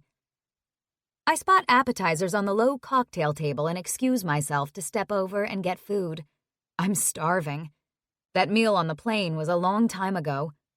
I load up a small plate with skewers of tortellini, salami, cheese, and olives, some nuts, and crackers. I rejoin the women. "I'm so hungry," I say, then pop an almond in my mouth. "We're having dinner shortly," Everly says. "Aline's an amazing cook," Lacey adds. What was Mr. Wynne talking about when he said, You can't keep stealing other men's women. Taylor grimaces. He was talking about JP. He, dated a woman who was his brother's girlfriend. Remember that night they were all here? Everly says to the others. It was only a little awkward. She rolls her eyes. Lacey laughs. Oh my God, it was terrible. You were all picking on JP. He deserved it, Everly says. And yes, I did tell him that to his face. I watched this with fascination. Jax didn't mention that when he told me about the family drama. Wow. We're joined by Jax's sister at that moment. Riley seems hesitant, which is how I should be feeling, not her, so I give her a warm smile and shift to make room for her. Hi. Hi. Aline said to let everyone know we'll eat in about 15 minutes. By then, I'll have cleaned every plate on that table. I nod to the appetizers. I need to try those little bruschetta things. I fill my plate again. Those are balsamic blueberry and goat cheese, Lacey tells me. So good. Yum. I hope I'm not making a pig of myself, but damn, I like food, and I'm hungry. I try one. Delicious. Jax detaches himself from the family he's been talking to and slides over next to me. Okay, he murmurs in my ear. I nod, smiling. Yeah, getting to know these amazing women. Need more wine? He gestures at my glass, which is nearly empty. Yes, please. He takes my glass and crosses to the dining room. 4 other pairs of female eyes follow his movements, then turn on me. I blink back at them. What? They all smile. So, Riley says, how did you happen to end up here with Jax? I roll my eyes. Well, let me see if I can make a long story short. I jilted my ex at the altar. I needed to get the hell out of there, so I asked Jax to drive me. We went to his place. I hold up a hand. Jax and I are friends. We're a team at trivia nights at some local bars. They all nod slowly. I didn't want to face anyone, so I stayed there. He was leaving today, and I begged him to let me tag along so I could get out of town. I shrug. That's it. You left your fiancé at the altar? Riley asks, wide-eyed. You didn't hear about it? No. I suck my bottom lip briefly. I could say more, but I don't. Well, it's probably on YouTube. They all burst out laughing. You're probably right, Everly says, amusement glinting in her eyes. I like that much better than the detached looks she gave me earlier. Jax returns with my wine. So what are you up to for the summer, Rye? He asks his sister. They chat, eventually getting to the things they want to do while Jax is here, and Riley, the sweetie, tries to include me. I don't want to interfere with your family time, I tell her. I'm going to lay around the pool at the resort, maybe go for a hike and find the beach. We should get together, the young ones, Everly says to Jax. You missed all the fun of the family meetings. Her voice has a bit of an edge. Jax shoots his grandpa a concerned look. How's he doing? Everly's eyes shadow, and her lips droop. Okay. Sometimes good, sometimes not. Right. It had slipped my mind that her dad has Alzheimer's. I'm so sorry about your dad's illness, I say quietly. Thanks. It's been hard. Yeah, we should get together, Jax says. We need to talk. You sure? Everly eyes him skeptically. You didn't seem to want to have much to do with it. I was on the other side of the country, Jax replies, with a hint of defensiveness. I touch his back to show my support. Uh-huh, she says skeptically. You're here now. Riley defends him. narrowing her eyes briefly at Everly. Yeah, He says shortly, then sips his wine. we can get together anytime. I'll arrange it, Everly says tersely. Dinner is served then, so we all move to the gigantic dining room with a table as long as a runway. I pause next to Aline. I didn't realize this was a sit-down dinner. I do apologize for showing up uninvited. It's fine. She's so gracious and sweet. We're happy to have you. Here, you can sit next to Jax. She probably had to reconfigure her entire table setting because of me. Oh, wait. She didn't know Jax was coming either. Nonetheless, shame curls inside me at my selfish entreaty for Jax to bring me here. Well, actually, I didn't need to come to the party. I would have been fine exploring the resort. He was the one who insisted on not leaving me alone my first night. Still, I feel a bit ill-mannered. I resolve to leave Jax to his family visits for the rest of our stay here. There's a lot to do at the resort, and I'll keep busy. So, has my family convinced you that I'm right about them? He asks in a low voice. They are a lot, I admit. But I like them. Okay. I nudge him with my elbow. Come on, you like them too. You love your sister. Yeah, she's okay. I laugh. Conversation buzzes around us. I find myself watching Bob win, how he doesn't seem to pay attention to the conversation, noting how Chelsea sticks close to him and the determinedly cheerful expression she wears. Sadness swells in my chest for both of them. Well, for the entire family. But right now, I'm imagining what it's like for a husband and wife to be losing half of their relationship. I look down at my plate. One more reason to never have a relationship. I'm an outsider for much of the talk. There are family reminiscences, some of them a bit snarky, stories and jokes. But I listen and laugh, and occasionally Jax leans closer to explain something to me. After dinner, Jax and I take seats in the living room near Bob Wynne and listen to the conversation he's having with Mark and Matthew. It's heartbreaking. And I can tell Jax is hurting too. They talk about the Condors' season, and Bob nods and smiles and makes a comment that's completely unrelated. He tells a story about someone, I don't even know who, which goes on for a good 2 or 3 minutes but makes no sense whatsoever. It's words, and he sounds clear and confident, but they're not put together into anything meaningful. I sense Jax's frustration, but somehow I know it doesn't help to tell Bob he's not making sense, or ask him if he remembers the first time Jax scored a goal. He can't remember, and it's not fair to ask him. I don't have experience with Alzheimer's, but I smile when Bob smiles and make appropriate comments during the story as if it makes sense. I meet Chelsea's eyes. She's used to this, I can tell. She gives me a faint smile, almost apologetic, but tinged with sadness, and I return the smile with a minute shake of my head to say it's okay. Ash is leaving, so people stand and mingle about to say goodbye. You and Harrison live together. Why didn't you come in the same car? Everly asks Ash. First rule of Wynn family gatherings, JP says. Always bring your own car, so you can leave when you want.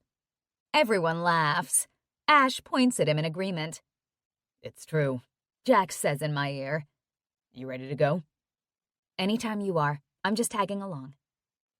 I'll have lots of time to visit with everyone, he says. I think I need to go for a walk. I nod and we take our leave too, with lots of hugs and intentions to make plans. I'm touched when Riley says, I hope I'll see you again. I shrug and peek over at Jax. I hope so too. We'll see. Everly, Lacey, and Taylor make similar comments, suggesting a girls' night while I'm here. It sounds fun and amazing, and I could use some girl power support right now. But I'm not really part of this family. I'm only Jax's friend, and I'll probably never see them again, but I make non-committal comments and then Jax and I head out. Holy shit, He says. You okay? I don't even know. He rubs his mouth and pulls out of the driveway. There's dysfunctional, and then there's whatever the fuck we are. Chapter 7. Jax.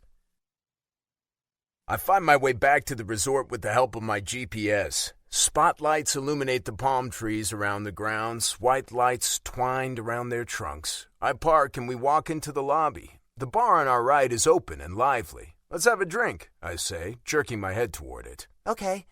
There's a huge fireplace at one end and the bar is open to a terrace. We find a table near the fire and a waitress approaches right away with a smile. Molly studies a cocktail menu. I'll have a watermelon margarita, please. She smiles back at the waitress. Of course. And for you, sir? Have you got Gran Patron Añejo? We certainly do. Great, thanks. I turn back to Molly. I couldn't drink enough at the party since I had to drive back here, and I needed to drink. She smiles and rests her chin on one hand. Your family is interesting. Interesting? I assume that's a euphemism for fucked up? She laughs. They're not that bad. I feel sorry for Chelsea, though. I snort. Yeah, you said that earlier. Well, now seeing her with your grandpa, and it's only going to get worse. Her eyes shadow. Can you imagine? The person you love most in the world, your partner in life, deteriorating like that right before your eyes, and there's nothing you can do? Her voice catches. It must be so hard for her. Yeah, I say slowly. You're right. I noticed that everyone seems a lot warmer toward her than they used to. I guess I have some catching up to do. You will. Everly's going to make you. Her eyes glint. I see you have Everly figured out already? I smile. She's kind of scary. Yeah, I was always scared of her when we were kids. Get out. I laugh. Sort of. But part of that was probably the feud between Dad and Chelsea and Grandpa. Everly always knew we didn't trust her mom, and that made things awkward. Our drinks arrive, and I relax back into the comfy chair with my tequila and let out a sigh. I hate it that Grandpa's not doing well. And I've missed so much time with him. I'm sorry. Molly's voice is soft. It must be hard. I nod, but don't say anything. She's pretty great. She's just been through a hell of an ordeal herself, and she's sitting here all sympathetic for me and my family.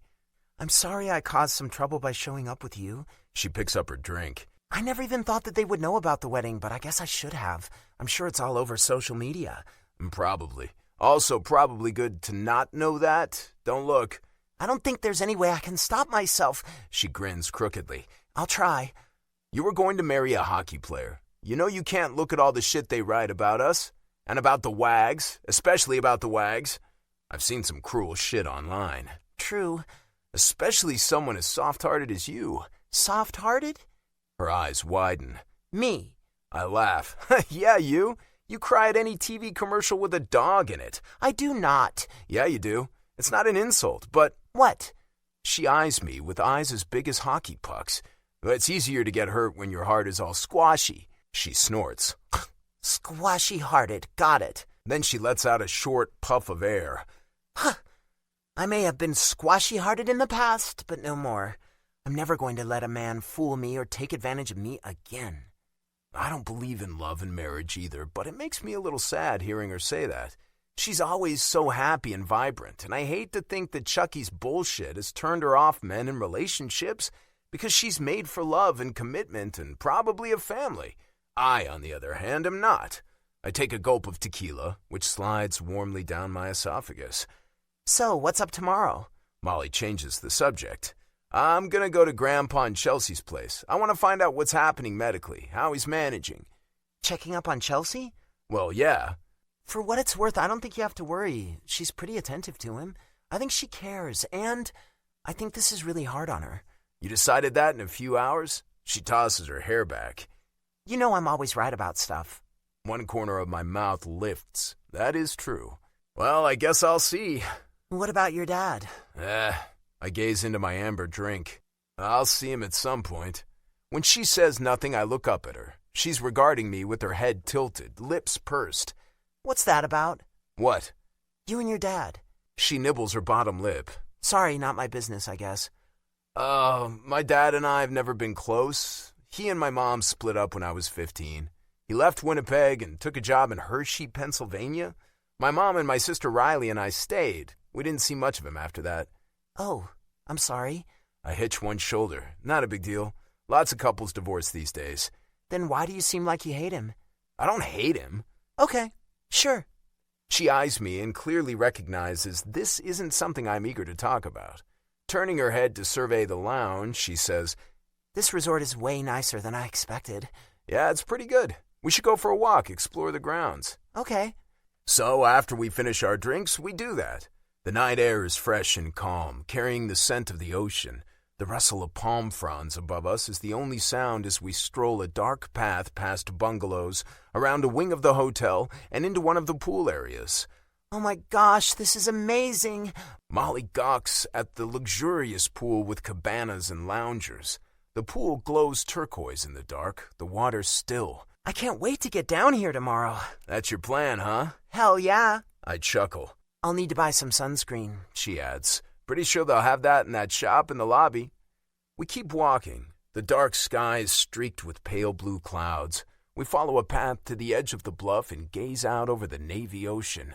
The muted rumble of waves onto the shore carries on the ocean breeze. Molly lets out a soft sigh. You okay? I ask. Ah, yes. Suddenly, I'm exhausted. That's understandable. You've been through a lot.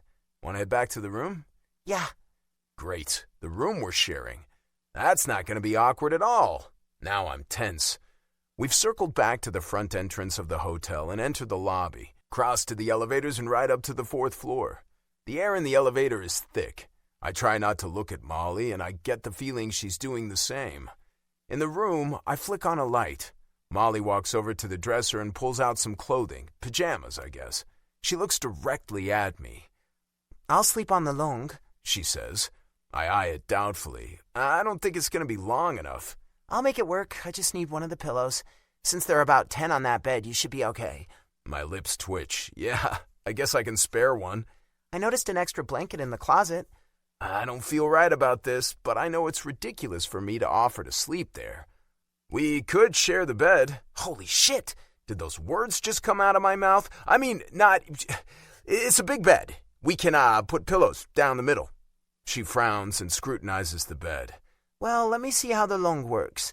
If it's terrible, we can try that. She disappears into the bathroom. Sighing, I find the blanket and spread it out on the chaise, then settle a pillow against the back of it. Then I pull back the fluffy duvet on the bed, on the side away from the chaise longue. I sit on the bed and plug my phone in. Guess I should have packed some pajamas. I scroll through news and social media until Molly reappears. Oh, fuck me. She's wearing a long t-shirt that shouldn't be sexy, but totally is. It's gray cotton, short-sleeved, the hem almost down to her knees, but she looks hot. I know this is weird, she says, not looking at me, stuffing her clothes into her suitcase. Let's just try to ignore each other. Bah ha ha. Yeah, right. I stand. Okay if I use the bathroom now? Of course. I wash up but keep my clothes on. When I return to the room, the lights are out except the small lamp beside the bed. Molly is a blanket-wrapped ball on the chaise. I sit on the bed to take off my clothes, leaving them on the floor, then slide into bed. With my light off, too, the room is black as ink and quiet. I can't even hear her breathing. I close my eyes and try to relax. It's impossible not to be aware of Molly, even though I can't see her or hear her. I replay the day's events, the flight, Molly's nerves, her warmth and compassion with my family, and with me, and my nutso family, reminding why I was leery of making this trip. But I needed to be here and needed to see how things were with Grandpa, and honestly, I won't regret spending more time with him while he's still with us. I hear a rustling noise and a soft sigh from across the room. Damn, now I'm thinking of Molly again. This was a crazy idea bringing her here, but I have to admit she held her own with my family, and having her with me sort of made things better, other than when Grandpa accused me of stealing my teammate's fiancé. But I'll forgive him because, Jesus, he's losing his mind. Heaviness settles in my gut. Life is not fucking fair. But if anything good can come of it, it's that Dad and Uncle Matt are making things up with Grandpa. Are you okay? The The whispered question reached my ears across the room. I turned my head toward it. Yeah, why? You made a noise. I thought you were in pain. I made a noise? Damn. Sorry, I'm fine. Okay, night. Good night. I roll onto my stomach and wrestle my pillow into the right shape beneath me. Quiet again. Damn. I'm trying really hard not to think dirty thoughts. Because it's Molly, my friend, my teammate's fiancé, ex-fiancé. But the only times I've shared a hotel room with a woman were for hot, filthy sex. Maybe it's a conditioned response that being in a dark hotel room make me think about sex. And since Molly's the woman here, I'm thinking about it with her. I know I should not go there. But my mind is taking over and I'm imagining Molly slipping into bed with me, naked, snuggling up behind me, her arm coming over my side, her hand finding my stomach, sliding lower, fingers curling around my hard-on. Yeah, my dick is giving her a full salute. Maybe I can wait till she's asleep and rub one out, fast and quiet. My hand pushes my boxers down and grips my engorged dick. Slowly, I tug. I swallow and grit my teeth as pleasure pours through me and I'm desperate for more. I listen intently. I hear soft breathing. Is it deep and regular enough that she's asleep? I'm not sure. I don't want to embarrass her, but Christ, I'm hot and hard and I can't stop myself from jerking my cock. I close my eyes and swallow, jaw tense. My hand moves, sharp sensations prickling over my skin. My muscles tense as I stroke myself harder, faster. Pressure builds in my balls, which are pulled up tortuously tight at the base of my cock. I cup them with my other hand. The tingling at the base of my spine moves deeper inside. My throat burns with the effort to keep my ragged breath quiet. Sensation builds, fiery and dark. My hand moves faster. Molly's so close, so sweet and sexy and nearly naked. Jesus, I can't stop now, and please let her be asleep. I can't stop.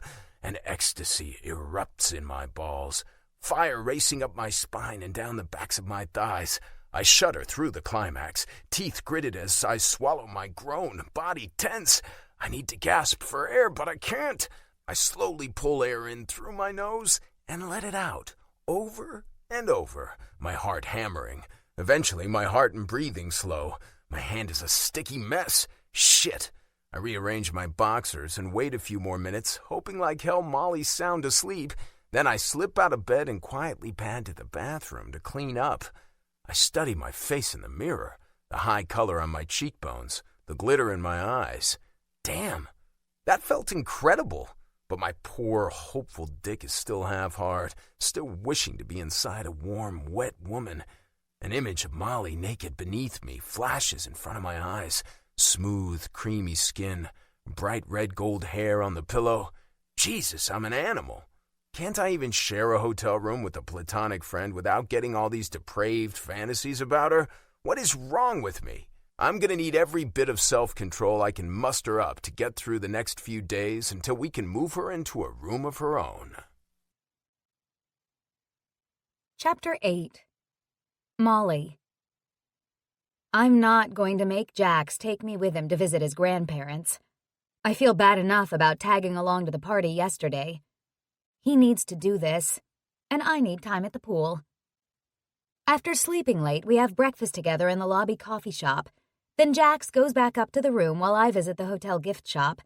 It's well stocked, and I pick up sunscreen, a tote bag, and a paperback romance to read. Sadly, my loaded-up Kindle is still at Steve's place. I toss in a fashion magazine as well. Back in the room, Jax is ready to go out, wearing jeans and a t-shirt that hugs his broad shoulders and rests loosely on his flat abs. He's just shoving his phone into his pocket and looks up at me. Success! I hold up my shopping bag. I'm all set for a relaxing day. You're sure you're okay by yourself? I lower my chin and look at him through my eyelashes. I'm fine, Jax. I'm a grown woman. I know, he mutters, dropping his gaze to the carpet. My body tingles everywhere as tension wraps around me. I heard him masturbating last night. My inner girl parts squeeze at the memory of that. Holy mother of hotness. And was he thinking about me? I can't go there. I pushed that thought aside. I just mean you've been through a rough time, he says. I'm fine. Maybe some alone time will be good to think things through and gain some perspective. Okay, yeah. He hesitates. I'll see you later. I'll be back before dinner and we can grab something together. Perfect. I beam a smile at him and pluck the turquoise bikini I bought at Target yesterday out of a drawer. Have fun. He leaves the room, and I drop onto the side of the unmade bed, where he masturbated last night. Oh, God. He was obviously trying to be quiet, but I could hear the bed moving, the rhythm quickening, and soft noises managed to escape his lips. His breathing got harsher and faster, too. I imagined what his cock looked like in his big hand. It was so hot, I slipped my hand between my own legs where I throbbed. I wanted to do the same as he was, except clearly he thought I was asleep, and it would be so embarrassing for both of us if he knew I wasn't. If he knew I was listening, my ears attuned to every shift of the bed covers, every breath. My body quivered and heated. I was wet. Then he got up to go to the bathroom. As soon as the door closed behind him, my fingertips found my swollen clit and rubbed wet circles over it. I came so fast, heat spiraling inside me in delicious, blissful pleasure. My breathing is fast again now, without even touching myself, just remembering. Get a grip, girl. If you're going to share this room with him, you can't be getting all horned up over him. And what the hell is up with that? I'm still in love with my ex-fiancé. I mean, I have to be, right? I was ready to marry him 2 days ago. Then he let me down in the worst possible way. Showed me who he really is. How could I love a man who would do that? I shake off these thoughts to change into my swimsuit. I also bought a cover-up, a loose, lightweight caftan. I slide my feet into flip-flops and pack my bag, then make my way down to the pool. It's a gorgeous day, the sky a clear blue bowl above, the sun bright and hot. I stroll around the pool area and pick out a lounger to station myself at for the day. There are thick towels on a rack, and I pick up a couple of them for when I'm ready to take a dip in that delicious-looking pool. I make a note of the Agave Bar and Grill, where I can grab a snack and drinks later as I spray sunscreen all over myself. My skin is pale and freckly, and there's no way I can spend even an hour in the sun without SPF 50, so I'm always careful about using protection. I settle onto the lounger with my magazine, flipping through the glossy pages. An article about how to deal with problems with coworkers distracts me for a while, but then my thoughts drift back to Steve. It's hard not to feel like a failure. I couldn't even hold a man long enough to get married to him. I can't help but wonder why he turned to someone else. Why wasn't I enough for him? I remind myself that he's the one who cheated. He's the one with the character flaw, not me. But still, it's hard not to feel like maybe it was my fault. That I wasn't good enough. I've had relationships in the past. A high school boyfriend I stayed with for 3 years, even though near the end I felt like we were friends more than lovers.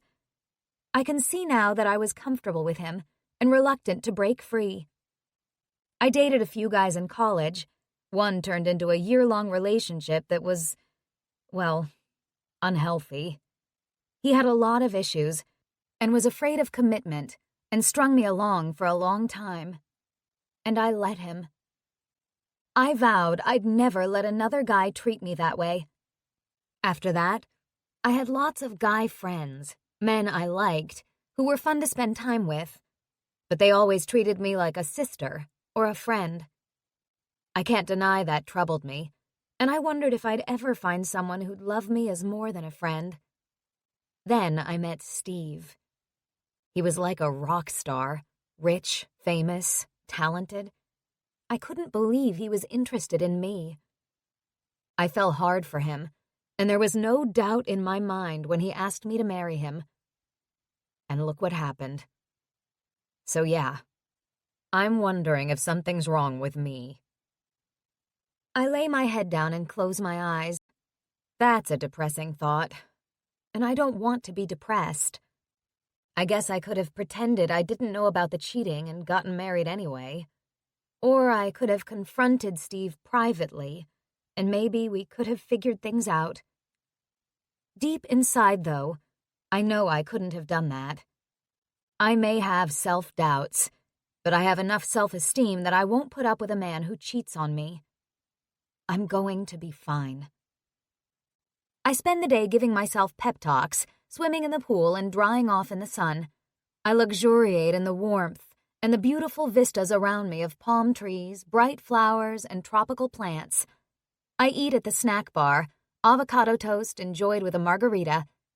In the afternoon, I'm joined at the pool by some people my age. They're not wearing swimsuits, but business casual attire, I'd call it. 2 women, 3 men. We exchange smiles and strike up a conversation, and I learn they're here for the software convention. One of the guys keeps looking at me, his smile open and friendly, maybe a little flirty. It's been a while since I've been the object of attention like that. It's kind of fun. So I smile back and we get into some teasing banter. I'm going to get another margarita, I say, standing. I tug at my bikini bottom discreetly. Does anyone else want something?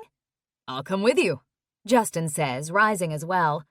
He takes requests from his friends and we head to the bar. I lean against it, bopping a little to the Latin music playing while we wait for our drink orders. So, Chicago, he says. Have you always lived there? Mostly. I went to college in Charleston. You're so lucky to live in New Orleans. I love that city. I love it too. If you ever come visit, look me up. I'll give you one of my cards. Sure. I'll never do that, but I play along, smiling at him. Jax. Grandpa's not having the greatest day, I learn when I arrive at his place. Chelsea tells me he's probably tired from the family gathering. I sit with him and try to have a conversation, but it's frustrating because he keeps repeating the same things over and over. I meet Chelsea's eyes at one point, and hers are brimming with sadness. I follow her into the kitchen when she goes to make coffee. I gather he's like this a lot now? She nods, busying herself with the coffee maker and not looking at me. There are good days and bad days, but yes, more and more like this. He said he was going to go into the office today. Yes, I still take him there because he loves it, but he doesn't do much anymore. You drive him? Yes, I drive everywhere now. It's safer. I saw you encouraging him to eat last night. Yes, he forgets if I don't remind him. He's lost a lot of volition. Sometimes I have to remind him to get dressed. I make sure he wears a jacket when it's cold. He misplaces things.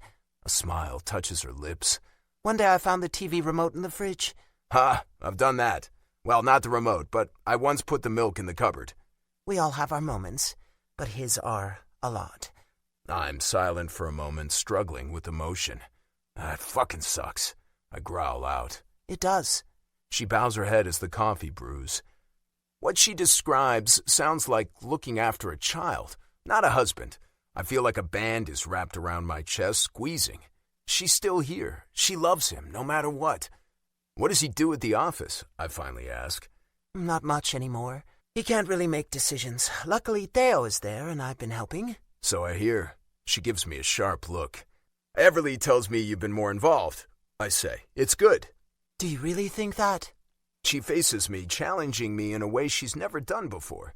In fact, I don't think I've ever had a conversation with Chelsea alone before. Might as well get it out in the open. I had my doubts, I admit quietly. That's why you're here, isn't it? Yes, honesty is best. And? She arches a brow. I study her. She's tough, but I see the sadness in her eyes. I'm sorry. She tilts her head and peers at me.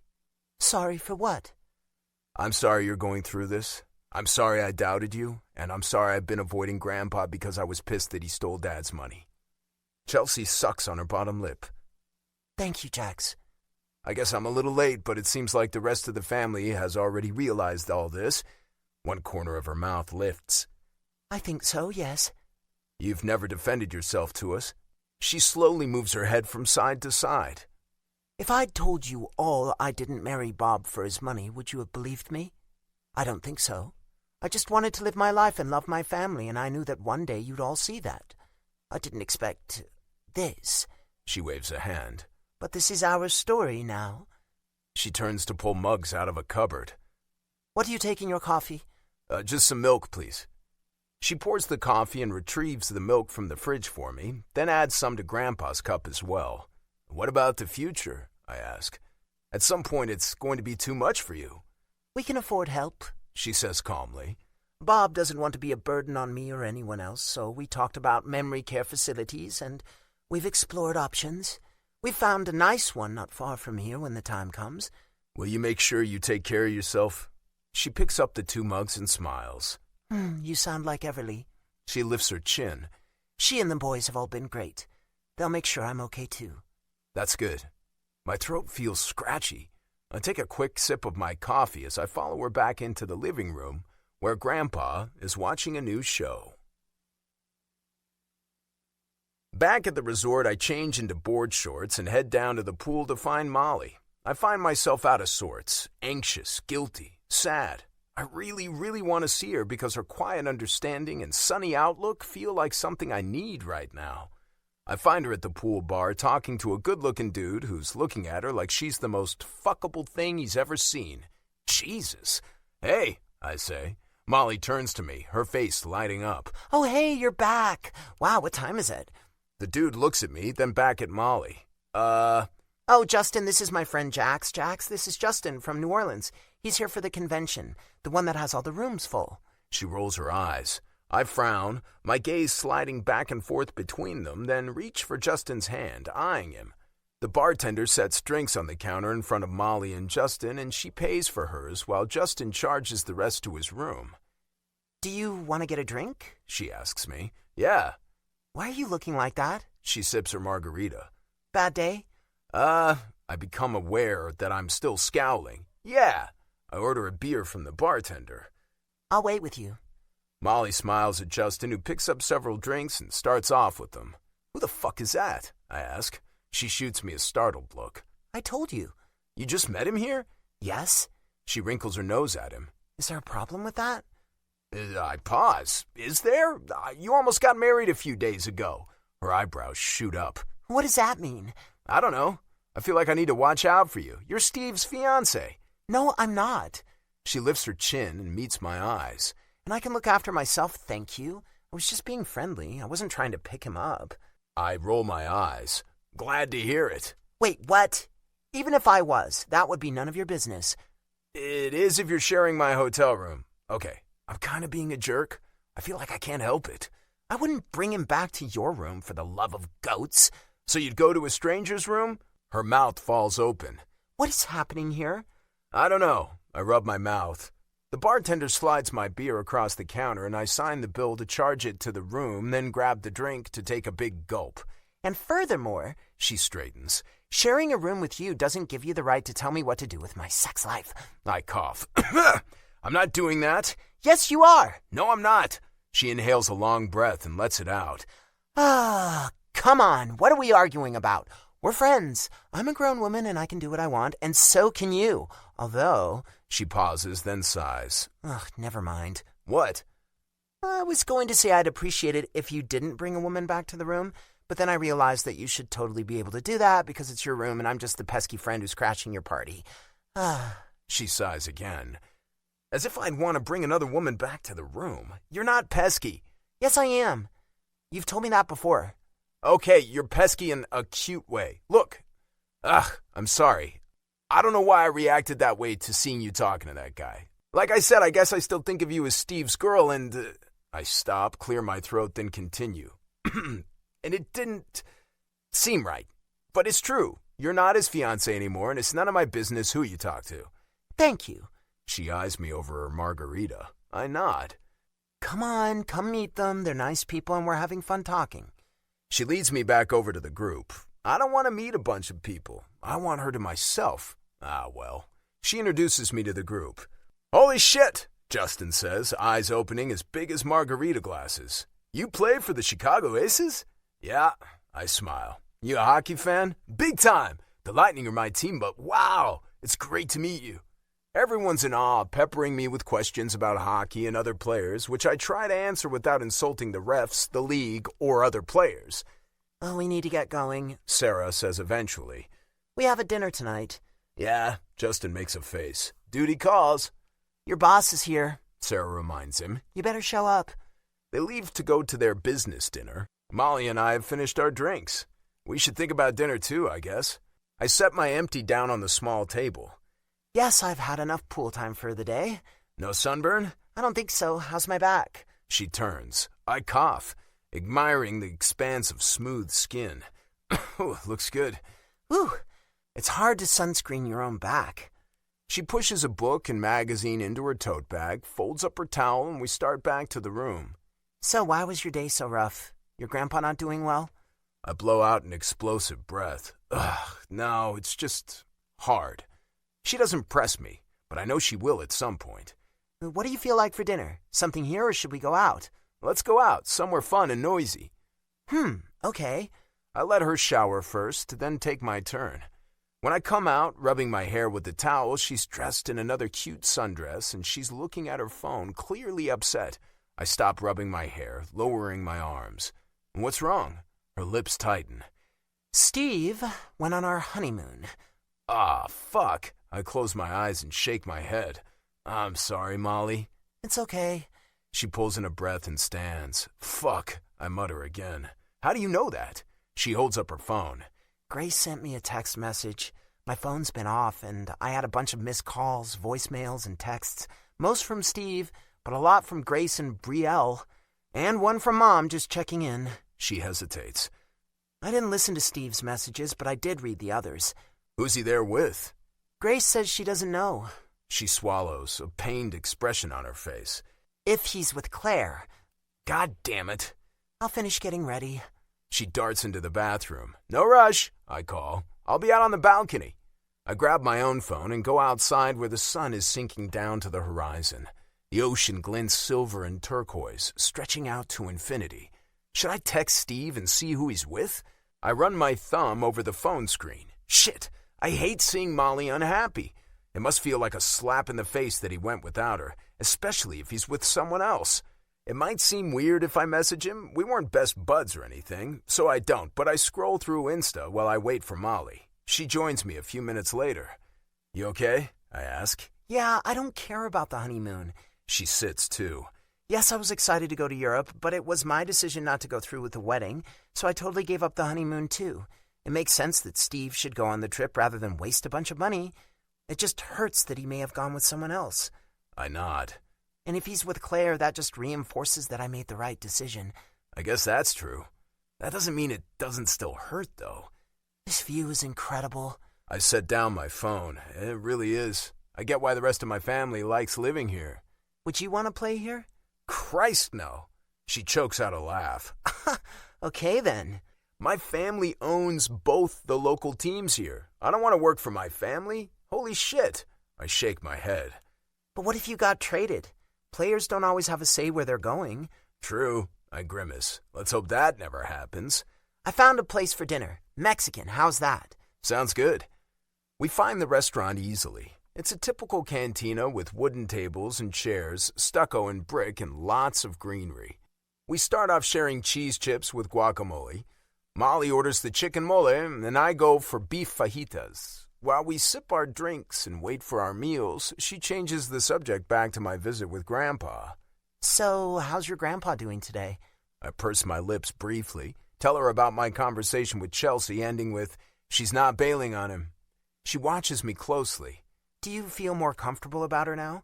Yeah, she's looking after him. I tried to talk to Grandpa, but I don't think he really understood. Oh, no. I sigh. I left it too late. I thought he was the enemy, and now it turns out we know better, and it's too fucking late. Maybe he understands more than you realize. At least he wasn't hostile, or was he? No. So he probably picked up on the fact that you want to make amends, even if he didn't understand all the words. I consider that. I'd like to believe that. I knew Molly would make me feel better. Last night, he seemed so with it. I shake my head. Chelsea says his cognitive abilities vary from day to day. You'll have more chances to talk to him while you're here. I'm sorry. I nod, tightening my lips. Thanks. We have to deal with it. I also heard from Everly. She texted me earlier. She's getting everyone together tomorrow night. Oh, good. She said to bring you. Molly shakes her head. Nope, that's family stuff. I shrug. It's not that big a deal. I don't want to intrude. I'm just tagging along to escape Chicago. I'll be fine here. I tell her a few anecdotes about my afternoon with Grandpa, and she listens so attentively I keep talking. Did you ever play hockey with your grandpa? She asks at one point. Yeah, I smile faintly. When I was little, he'd play with us kids when we got together for Christmas. It was really cool because he was always so much better than us. But then, Teo started to get better than him, faster, softer hands. And then JP, Asher, Harrison, and me too. He loved it though. And Noah and Riley played goals, so we gave them a run for their money every time. There aren't many players in the league today who can say they stopped shots from Bob Wynn. She smiles. I guess not. Grandpa was so proud of all of us. My lips twist. Even me. And we loved trying to outskate him. What about your dad and your uncle? Did they play too? Oh yeah, of course. My mom played hockey too. Her eyes widen as she picks up a chip and dunks it into the guacamole. Really? Yeah, she played for fun when she was a teenager. That's awesome. My mom's pretty cool. Where does she live? Toronto right now, but apparently she may be moving to Los Angeles too. I roll my eyes. I hope she doesn't. Why? I shrug. My dad's here, he's an asshole, and the rest of the family can be a lot. They don't like her? No, actually they do. I just think she's better off not being involved with them. Los Angeles is a big city, and... She grins. She's a grown woman. I'm sure she can make her own decisions. My lips pucker up, and then I smile. Yeah, I guess that's true. Women don't like being treated like children, huh? Fuck the patriarchy, she says mildly, and I burst out laughing. Molly and I have always laughed over the same things, and right now, it feels good to laugh with her. Chapter 9. Jax. Spending more time with Grandpa and Chelsea today was good and bad, which fucked me right up. I want to make up for lost time, but I feel guilty because I want to run away and hide, because it's so fucking sad. I also feel guilty because Chelsea is the one shouldering this burden and she didn't make a single complaint about it. She did say Dad and Uncle Matt are more involved now and her kids are supportive, so that's good, but leaving their place, my head was a spinning circle of guilt and grief and pride and love. Then I arrived at the pool to see Molly flirting with that guy while standing there nearly naked in a tiny little bikini, displaying lots of smooth skin and curves, and I kind of overreacted. She has every right to flirt with whoever she wants, I guess, but it disturbed me, and then we had an argument which has never happened before, and I didn't like it. Luckily, Molly is a rock star and talked me down and isn't holding a grudge against me for being an idiot.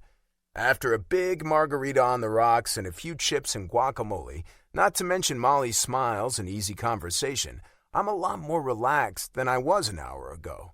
This place is fun and casual, and so is Molly. I've always liked that about her. Somehow, she always makes me smile. Except I'm seeing now that she's more than just fun and casual, which sounds shallow. There's a lot more to her than that. Caring, compassionate, understanding, and broken-hearted. I have to keep reminding myself that she just broke up with my teammate. After last night's Lone Rangering, I have to stop thinking about her like that. Seriously. I can do it. I may like women and sex, but I know enough to keep my hands off a friend who was someone else's fiancé a few days ago. We continue to chat as we eat. My fajitas arrive sizzling at the table, smelling amazing, and I dive into them. I didn't even realize how hungry I was. Maybe I was hangry earlier. That would also explain my annoyance with Justin at the pool. Is Christmas your favorite holiday? She asks. Why do you ask that? The way you were talking about playing hockey with your family at Christmas in the past.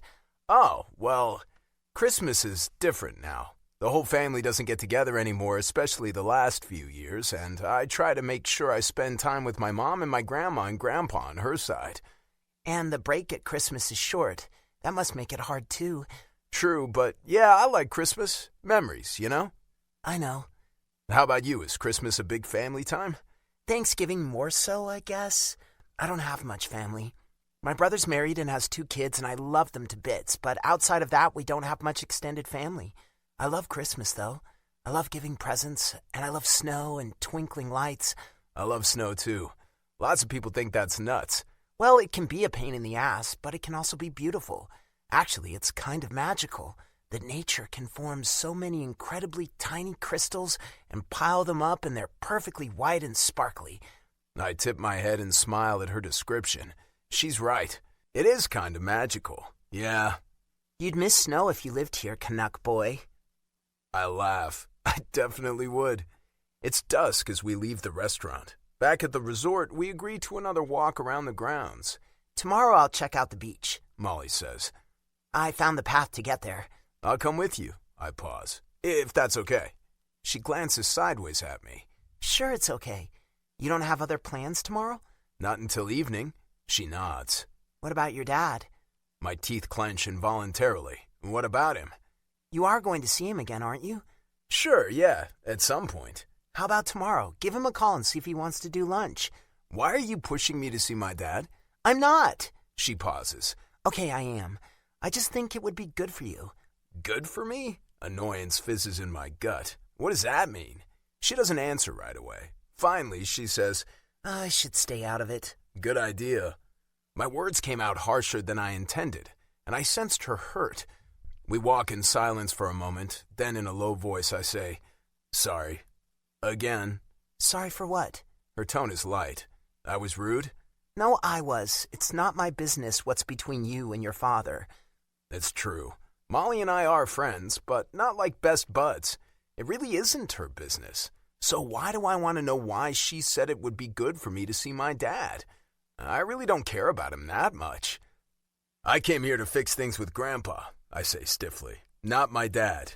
Silence expands between us. Jax, you said it might be too late for you and your grandpa. Why wait to fix things with your dad? What if something happens to him? Christ, she's right, as always. This wasn't part of my plan in coming here. My relationship with Dad is what it is. I had no intention of trying to make things up with him too, but I'll call him tomorrow, I say gruffly. She just nods and we keep walking. Do you play golf? I ask. I have. I'm not very good at it. We could golf one day. There's a 9-hole course here. I guess we could. But Jax, you don't have to entertain me, really. I'm afraid to open my mouth in case what I say comes out sounding wrong again. I know I don't have to entertain her. And don't use me to procrastinate on dealing with your family, she adds. My head jerks back. I'm not doing that. She purses her lips. Are you sure? Maybe I am. But admitting to that makes it sound like I don't want to be with her. God damn it, this conversation is full of landmines waiting for me to step on. I rub my face. Look, I admit hanging out with my family isn't my favorite thing to do.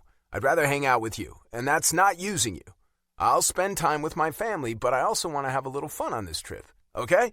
Okay, except I'm not supposed to be here. But you are, so let's make the most of it. We go into the lobby lounge for a drink. A bunch of convention people are in there, and we run into the group we talked to earlier at the pool. They invite us to sit with them. Molly and I exchange a why not look, and I pull chairs up to their table. Once again, I'm the center of attention, but with amusement, I watch Molly run interference for me. It's like she's protecting my right to privacy. It's kind of sweet. I don't mind talking to fans as long as it's not all about me, and it seems she knows that. She distracts Justin by talking about trivia. No, she says to Justin. It wasn't Mrs. O'Leary's cow who started the fire. Yes, it was. Molly shakes her head. No, that's a myth. Nobody knows exactly what started the fire. Everyone knows what started the fire, Justin argues. The cow that kicked over a lamp. I'm from Chicago, she says. I should know. I hold up a hand and shake my head at Justin. Don't argue with her. She's always right. She shoots me an exasperated but amused glance. Yes, I am. The others laugh because she's so damn cute. Eventually, we call it a night and go back up to the room, and once again, I'm faced with the predicament of sharing a room with Molly. Do you want to take the bed tonight? I ask, because this morning she commented that she was stiff and sore as she stretched and worked kinks out of her back with boner-inducing moves. We can take turns sleeping on the chaise. There's no way you can sleep on that. Let's do what you suggested. Share the bed. We can make a wall of pillows down the middle. I swallow a sigh. Okay. It doesn't matter. So she'll be a little closer. I still can't touch her, or think about touching her. No playing 5-on-1 tonight, though, since she'll be right in the same bed. But that's okay. I don't need that. I'm fine. We take turns using the bathroom again, and I'm trying to disregard the intimacy and closeness of the hotel room. It's hard to ignore the aromas she leaves in the bathroom, though. That fresh and totally addicting grapefruit and flowers scent. It's hard to ignore her dressed in that nightshirt. Her face freshly washed and dusted with golden freckles. It's hard to ignore the way she bites her lip as she studies her phone. What's she reading? More about Steve on their honeymoon? I catch the flick of her eyelashes as she glances my way once, then again. I'm bare-chested as I kneel on the bed and stuff pillows beneath the duvet. Her glance flicks to my thighs. I'm not the only one trying to pretend indifference at sharing a room. We settle beneath the duvet. Molly turns out the lamp on her side of the bed, sinking the room into velvety darkness. The fan of the air conditioner is the only sound. My body is alert, my senses hyperactive. I focus on slow breaths. My obstinate dick is half hard again, god damn it. In the dark, I'm picturing Molly down by the pool, that turquoise bikini plumping up her sweet tits and sitting low on her hips, her long legs bare. Christ! Maybe one more night after this. The convention ends Wednesday, and hopefully another room will open up.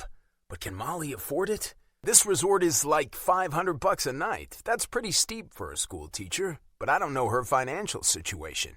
Shit. I close my eyes with resolve. There's no sweet, soft woman in bed with me. I'm alone. I need to sleep. Then Molly lets out a soft little snuffling noise and a sigh, rolls over, tugging the duvet, and I'm back on alert.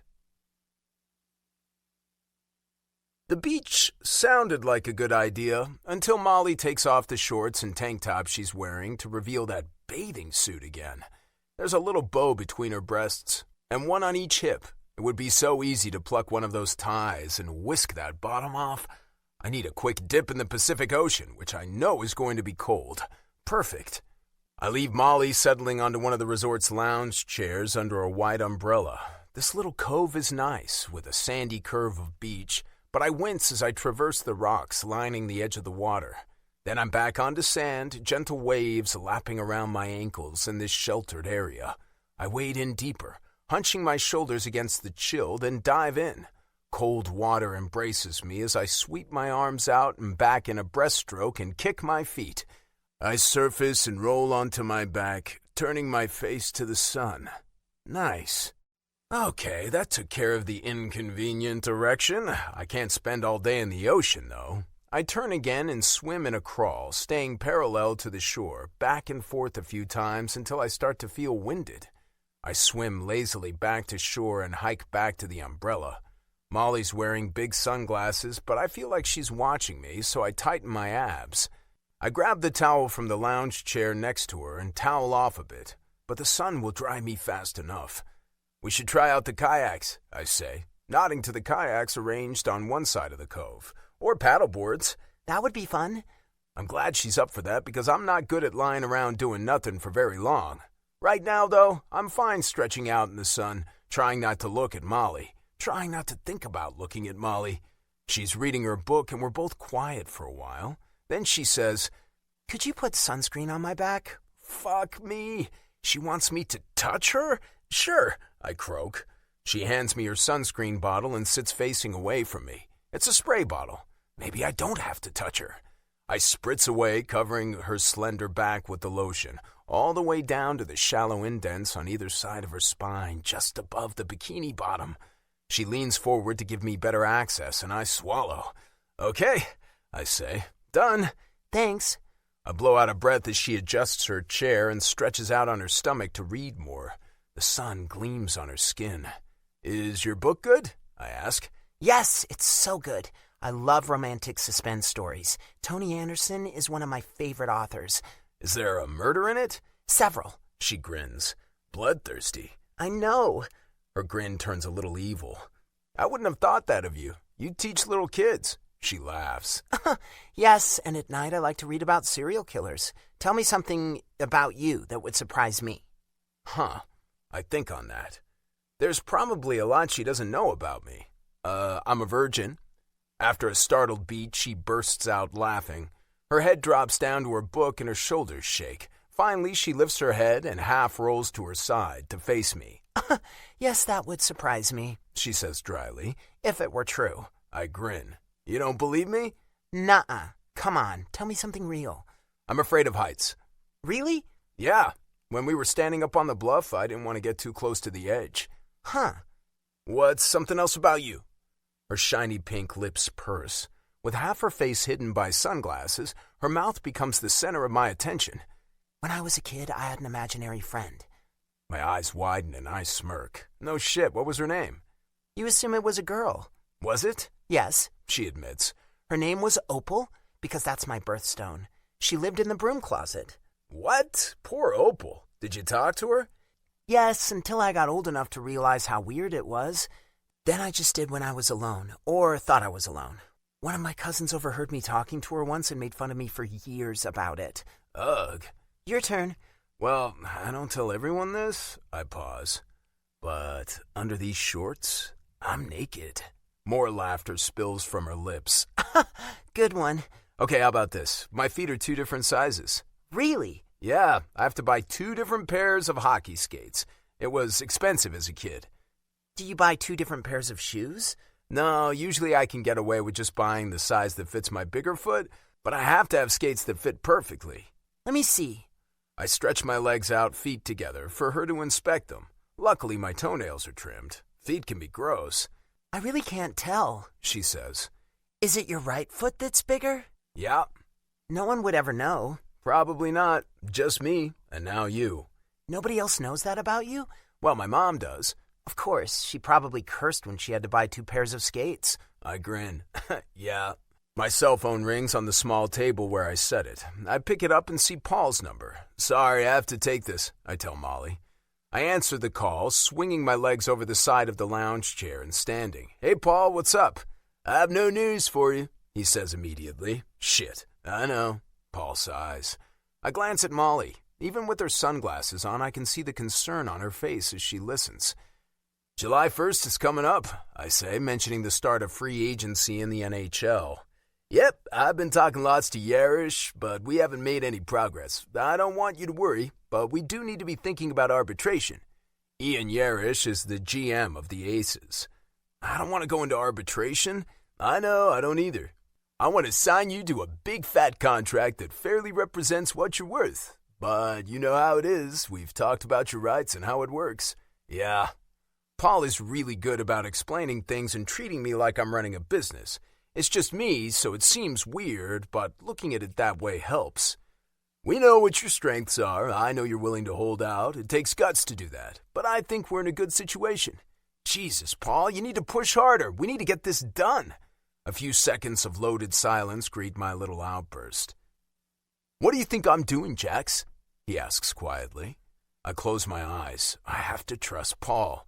It's just hard leaving everything up to someone else. Sorry, I know you're on this. Keep me posted.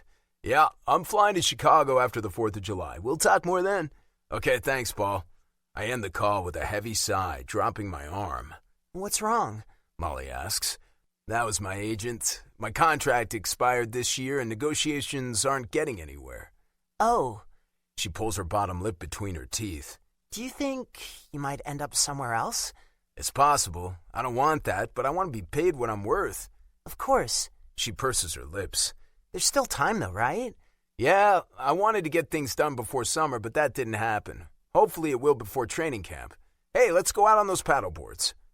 We venture out onto the ocean, staying in the calm cove, spying a seal on some rocks that gets Molly all excited. I go up to the pool closest to us and return with beers and sandwiches, and after more lounging, we try the kayaks. Molly's never kayaked, but she's up for anything, and it's fun helping her learn to paddle the small craft. The day passes quickly, and soon it's time for me to go change and get ready for dinner with my family.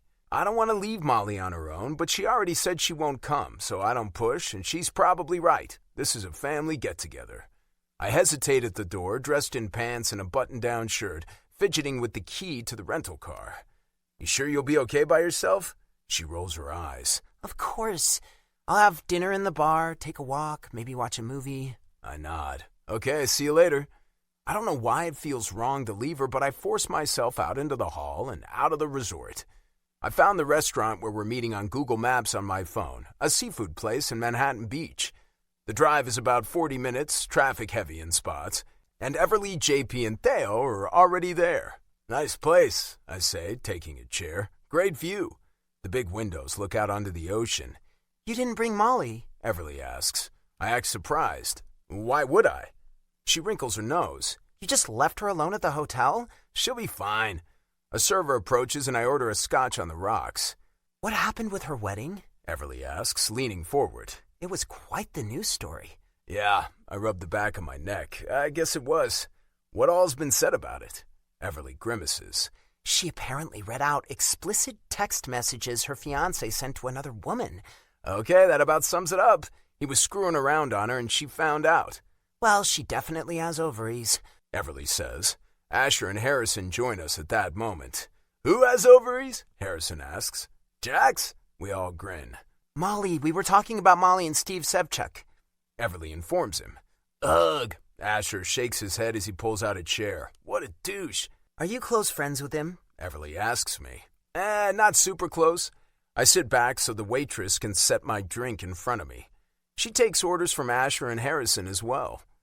Did you know he was cheating on her? Everly pierces me with her stare. No, definitely not. I shake my head. I was as surprised as everyone else at the wedding. It must have caused quite a scene. Oh, yeah.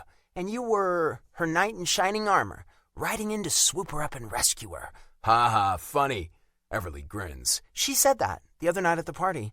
Hey, where's Riley? I need another woman here. I frown. Since when has Everly ever wanted Riley around? Those two have never really gotten along. As if she summoned her, Riley and Noah walk in together. I rise to give my little sister a hug.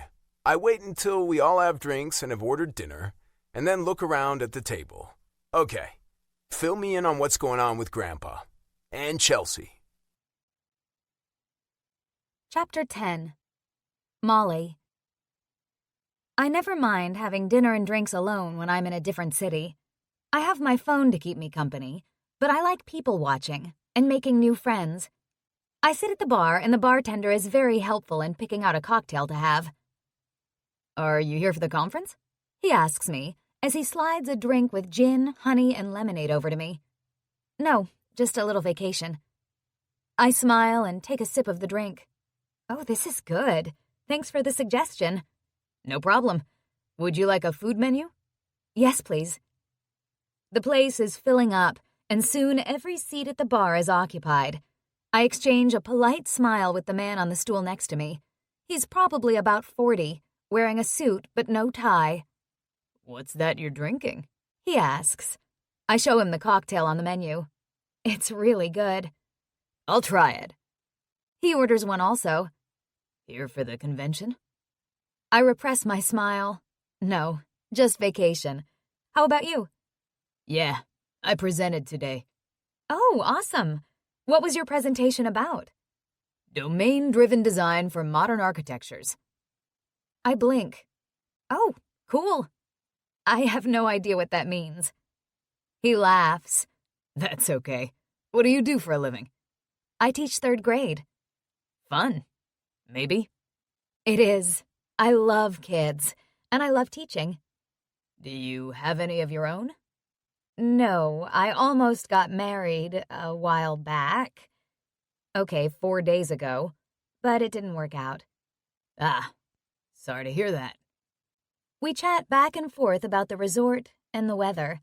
I learn his name is Ben, and he's a software developer and architect, apparently an expert in domain-driven design, whatever that is.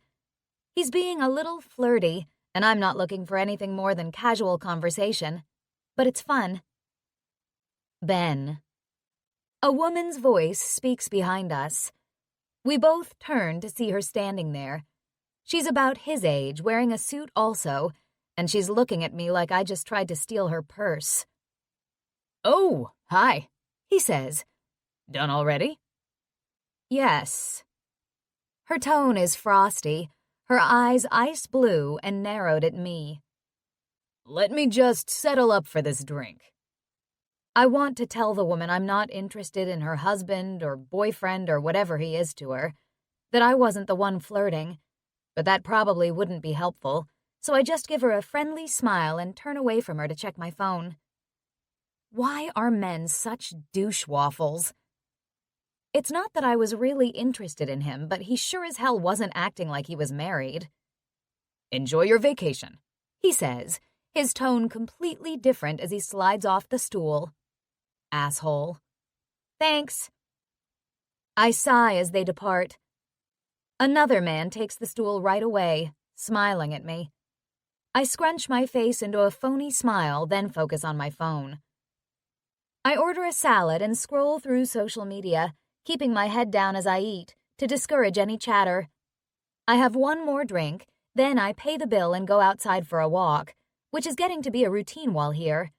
Except tonight, I'm alone. I really don't mind being alone, and I totally didn't want to go with Jax to have dinner with his family. They have a lot to talk about. I hope it goes well. Everly was a bit snarky toward him at the party the other night, implying that he wasn't interested in the family issues. But come on, he lives on the other side of the country, and they know what a professional hockey player's schedule is like. He can't just get on a plane and fly to LA for a family meeting. I pause at one of the pools, which is closed, but I sit on a big round lounger and watch the shimmering water. What should I do tomorrow? A different pool? The beach again? Take a hike along the coast? The resort is beautiful, but kind of isolated, so without a car, I can't get very far. They do have a shuttle service, though. I could check out options, like maybe a whale-watching tour. I think about my day at the beach, and how fun and easy it was with Jax. How excellent he looks in a pair of board shorts.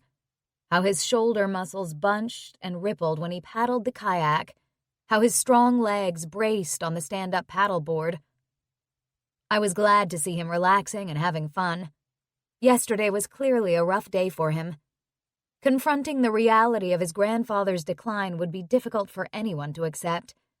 But he also feels guilty about not seeing his grandpa and about doubting Chelsea's commitment to her husband. Having his eyes open to that was another reality check, and it was obviously hard having those long-held beliefs challenged. I think about sharing a bed with him last night, which was totally innocent and a bit of a letdown, although I have no idea what I expected. Except the night before that, he'd masturbated and...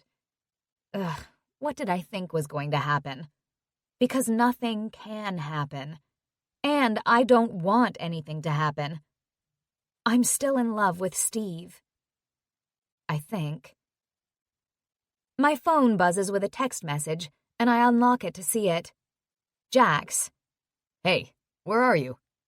At the pool. I pause and type in another message. The closest pool. On my way. I smile as a bubble of happiness swells in my chest. He's back. I turn to watch the path and lift a hand to wave at him as he approaches through the dark shrubs and palm trees. He sits next to me. Hey. Hey, how was dinner? Surprisingly okay. Oh, good, I was worried. Yeah? He tips his head, his handsome face in shadows from the palm trees. Yes, Jax is handsome. Maybe I haven't mentioned that because it just is. Not that I'm attracted to him or anything. I mean, he is attractive, but not for me. Yeah, a bit. I know you were kind of stressed about it. Nah. He pauses. Okay, maybe a little. They told me how they figured out what was going on with the money. They got a copy of the court documents. They were planning some kind of careful intervention, and then Everly lost her shit and confronted her parents and Uncle Matt. He shakes his head. Wish I'd been there to see Everly losing her shit. That never happens. I smile. But it worked. It got them talking. The fact that we don't know how long Grandpa has left or what kind of quality of life he'll have also made Dad and Uncle Matt realize they needed to do something. And Chelsea. He shakes his head. She's figured out a way to repay the loan. He pauses, and I let the silence stretch on as he gathers his thoughts. She's apparently stepping in for Dad. I mean, Teo's managing the team now. His eyebrows pull together. I wasn't sure what I thought of that when Grandpa hired him last summer. But apparently Chelsea trusts him. And it seems everyone else does too. He's doing a great job. That's good then, right? Yeah. I'm relieved that things seem to be working out. And apparently a lot of it is thanks to Chelsea. I knew it. He grins, a slow, sexy gleam of white in the darkness. Yes, you were right. My gaze lingers on his face, the air around us heating, my heart bumping. I haven't done a good job of keeping in touch. It's not that I don't care, but you try not to care. He jerks back and stares at me. What does that mean? Oops. Have I overstepped? Welp, might as well finish. I feel like your family is difficult and has had all these dramas, and you don't want to be involved, but you can't help it, because you do care. He's silent for a moment. Maybe. He finally says gruffly. Nailed it. I bite back a smile. They all want to get together again tomorrow night, he says. But just for fun. Lacey and Taylor will come too. They said to bring you. Oh. I consider that. It sounds fun. Okay. And I'm having lunch with my dad tomorrow. He nudges me with his shoulder. Happy now? I laugh softly. Why, yes, I am. I don't know why it matters to me, but I hate the idea that he and his dad have that distance between them.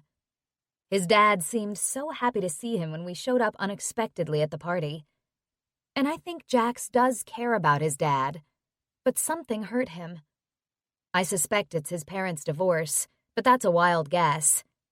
Okay, not so wild. Lots of kids get hurt by their parents divorcing. Maybe he'll talk to me about that at some point. Want to walk more? He asks. Sure. I stand. The ocean breeze tugs my hair back off my face, and I turn my face to it. I love it here. Yeah, it's nice. Would you ever leave Chicago? Steve asked me that once. There was a very real possibility he'd get traded somewhere else eventually, and we'd have to move. I love Chicago. I don't want to leave. But there's a whole big world out there to explore.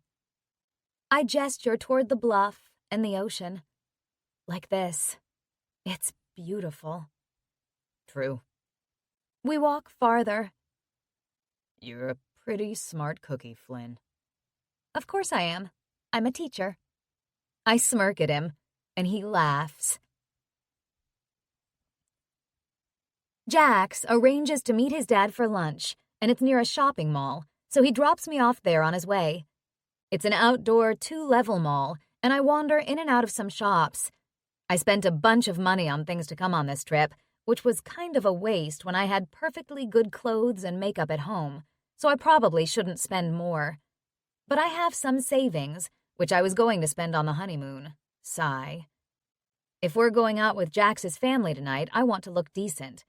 So I buy a pair of jeans, a black silk and lace camisole, and a slouchy gray cardigan. After a salad at the food court, I discover the ice rink. This makes me smile. A skating rink in a California mall. I watch people glide over the ice through the glass on the level above the rink. Jax texts me when he's done his lunch, and we meet up at one end of the mall. How'd it go? I ask, studying his face. Okay. He shrugs. That's it. That's all I'm getting. Okay. There's a skating rink in this mall. He grins. No shit. Really? Do you know how to skate? Of course I do. Let's go then. He takes my arm and starts walking. Seriously? Yeah. We find the entrance and pay to rent skates. What about your feet? I whispered to him. I'll survive. We join the people on the ice. Lots of kids, some skating independently, others using big plastic animals to hold on to. I do know how to skate, but it's been a while, and I'm a little wobbly in my first efforts. Jax, of course, is a superstar, gliding easily around. Sunlight streams in through high windows, and it makes me smile. After a few laps around the ice, I feel steadier, and I attempt a little spin, which is pretty much the extent of the moves I learned during my figure skating lessons many years ago. Oh, show off, Jax says. I'm not showing off, you're showing off. He's literally skating circles around me. He laughs and takes my hands, spinning me around. I let out a little screech, but he's holding on tight. How does it feel to be on ice like this? I ask. It feels good. He smoothly switches to skating backward in front of me. It's fun. A little boy whizzes between us and crashes into the boards. Sorry, he says. I don't know how to stop. Jax skates over to him. Want to learn? Yeah. Jax leads the boy into the middle of the ice and patiently shows him how to stop, and the kid does it a few times to show he's got it. Thanks, mister, he says, as Jax skates back to me with a smile on his face. My heart is warm and soft. He has no idea he just got a lesson from an NHL star. Jax rolls his eyes. Don't know about the star thing. Your family is hockey royalty. Whatever. We spend a little more time fooling around on the ice, then head off. My shins hurt, I complain. Who knew there are muscles in the shins? Anterior tibialis. I purse my lips and look up through my eyelashes as I unlace my skates. Really? That's good trivia. Really? You need to stretch. I'll show you. With his shoes on, he demonstrates. Toe drag stretch. I follow what he does, feeling the stretch. Thanks. We walk out. Where to now? He asks. You done shopping? Yeah. Let's go for a drive. We end up at a lighthouse. It's breathtakingly beautiful, sitting atop the cliffs.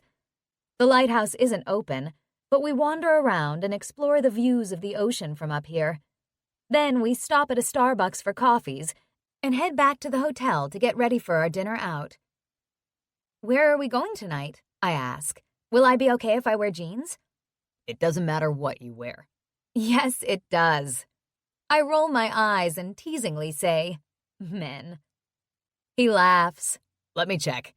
Everly sent me the name of the place. He pulls out his phone. It's called Coastal Kitchen. He swipes and taps, then shows me his phone with the website of the restaurant. Okay, I nod, satisfied that it's not some swanky place in Hollywood or something. JP and Taylor live in Long Beach, so she was trying to find something in between there and Santa Monica. In our room, the light is blinking on the phone with a message. I point it out to Jax, who picks up the receiver and listens. He hangs up and looks at me. The resort has some room openings. We can get you your own room now. Oh. As weird as it was at first sharing a room with Jax, we've kind of settled in. Mostly. The last 2 nights I've been intensely aware of him sleeping only inches away from me in that bed.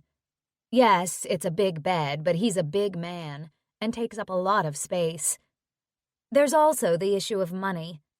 I had no idea he was staying at a resort this expensive when I impulsively begged to tag along with him. There's no way I can pay $500 a night for the next, I mentally count, 6 nights? Holy shit. I'll call the desk and see what's available. Jax picks up the phone again. I sit at the small, round table and wait, nibbling my bottom lip, listening to Jax. Eventually, he ends the conversation and hangs up. I clear my throat. So? We're going to move tonight. I blink. What? We? Yeah. He rises and stretches. The rooms are expensive here, but they have a suite that has a separate bedroom and a sofa bed in the living room. I swallow. I'll pay for half of it. Pfft, no, you won't. No, really, Jax, I don't want to cost you more money. I jump up and twist my fingers together. It's bad enough I made you bring me, and we had to share this room the last few nights. It's not a big deal, Flynn. Pack your things while I go to the front desk and get the keys. I sink back down into the chair, my chin dipping. Shit. My chest tightens. I'm sure the suites are $1,000 a night, which doesn't save me any money at all if I pay half. And I can't let him spend that much money. I lift my head. Let's just stay here, I say firmly. This is working fine. He cocks his head and scrutinizes me.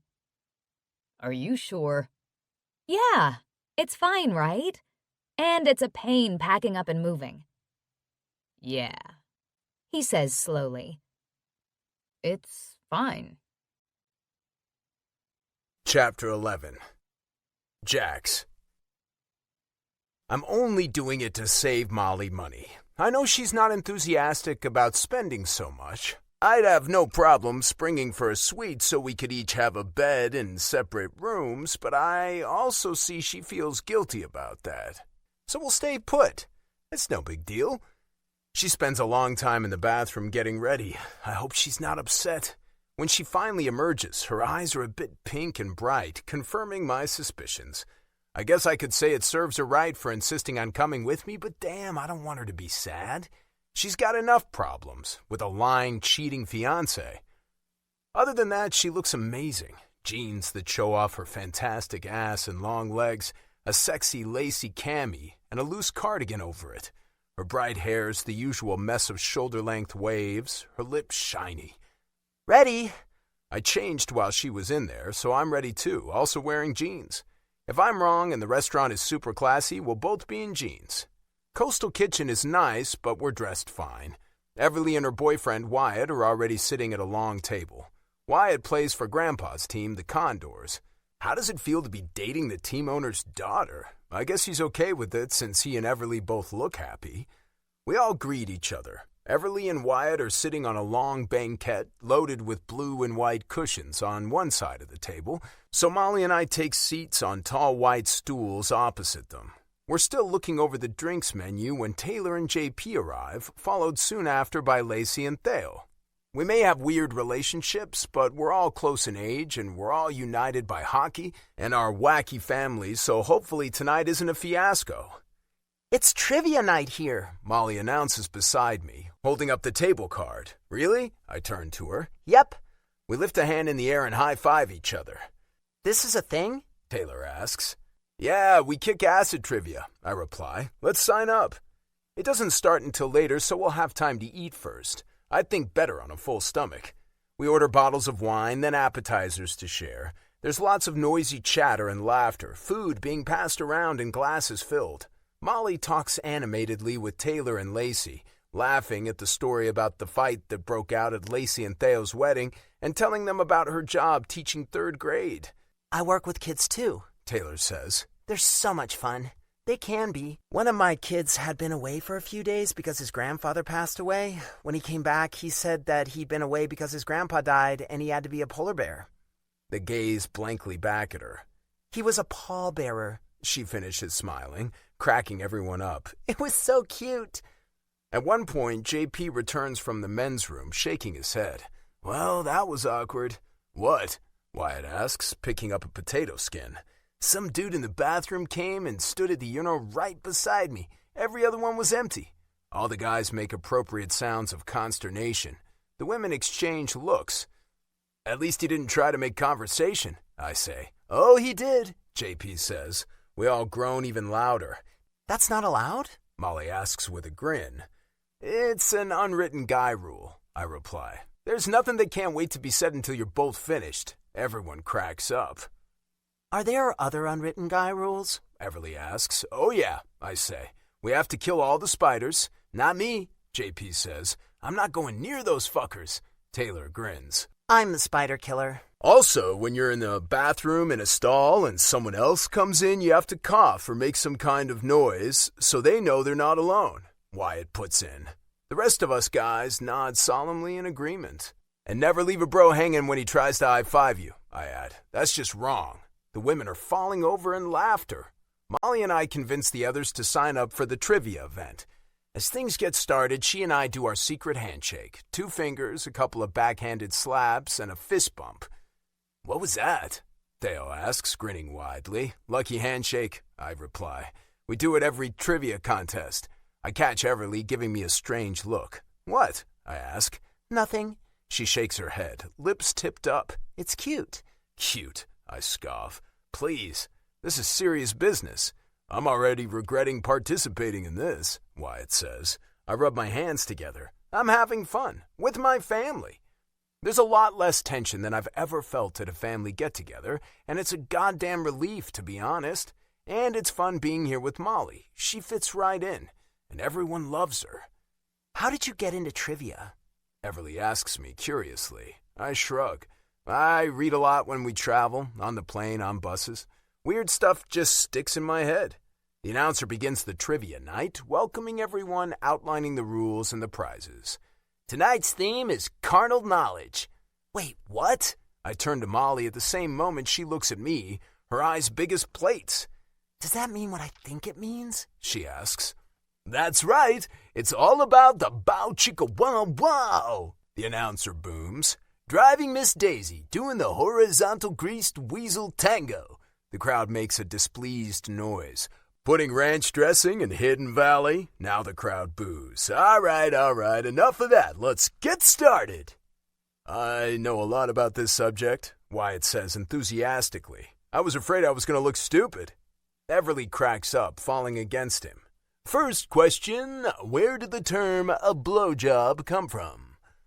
We're given 4 possible answers. Molly and I confer quietly, our heads close together, close enough to smell that fresh grapefruit smell. A musician said it was like playing a horn?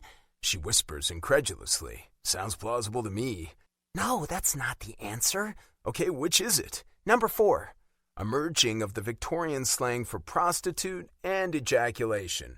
Christ, I can't even think about these answers without turning red in the face. How the hell did we end up at sex trivia night? Early condoms were made of everything but A, animal intestines, B, animal horns, C, linen soaked in chemicals, dried and tied on with a ribbon, or D, snakeskin. Snakeskin condom, Everly muses.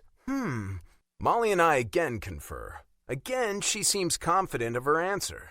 I have no fucking clue, I whisper, except an animal horn on my dick sounds pretty damn painful. She winces.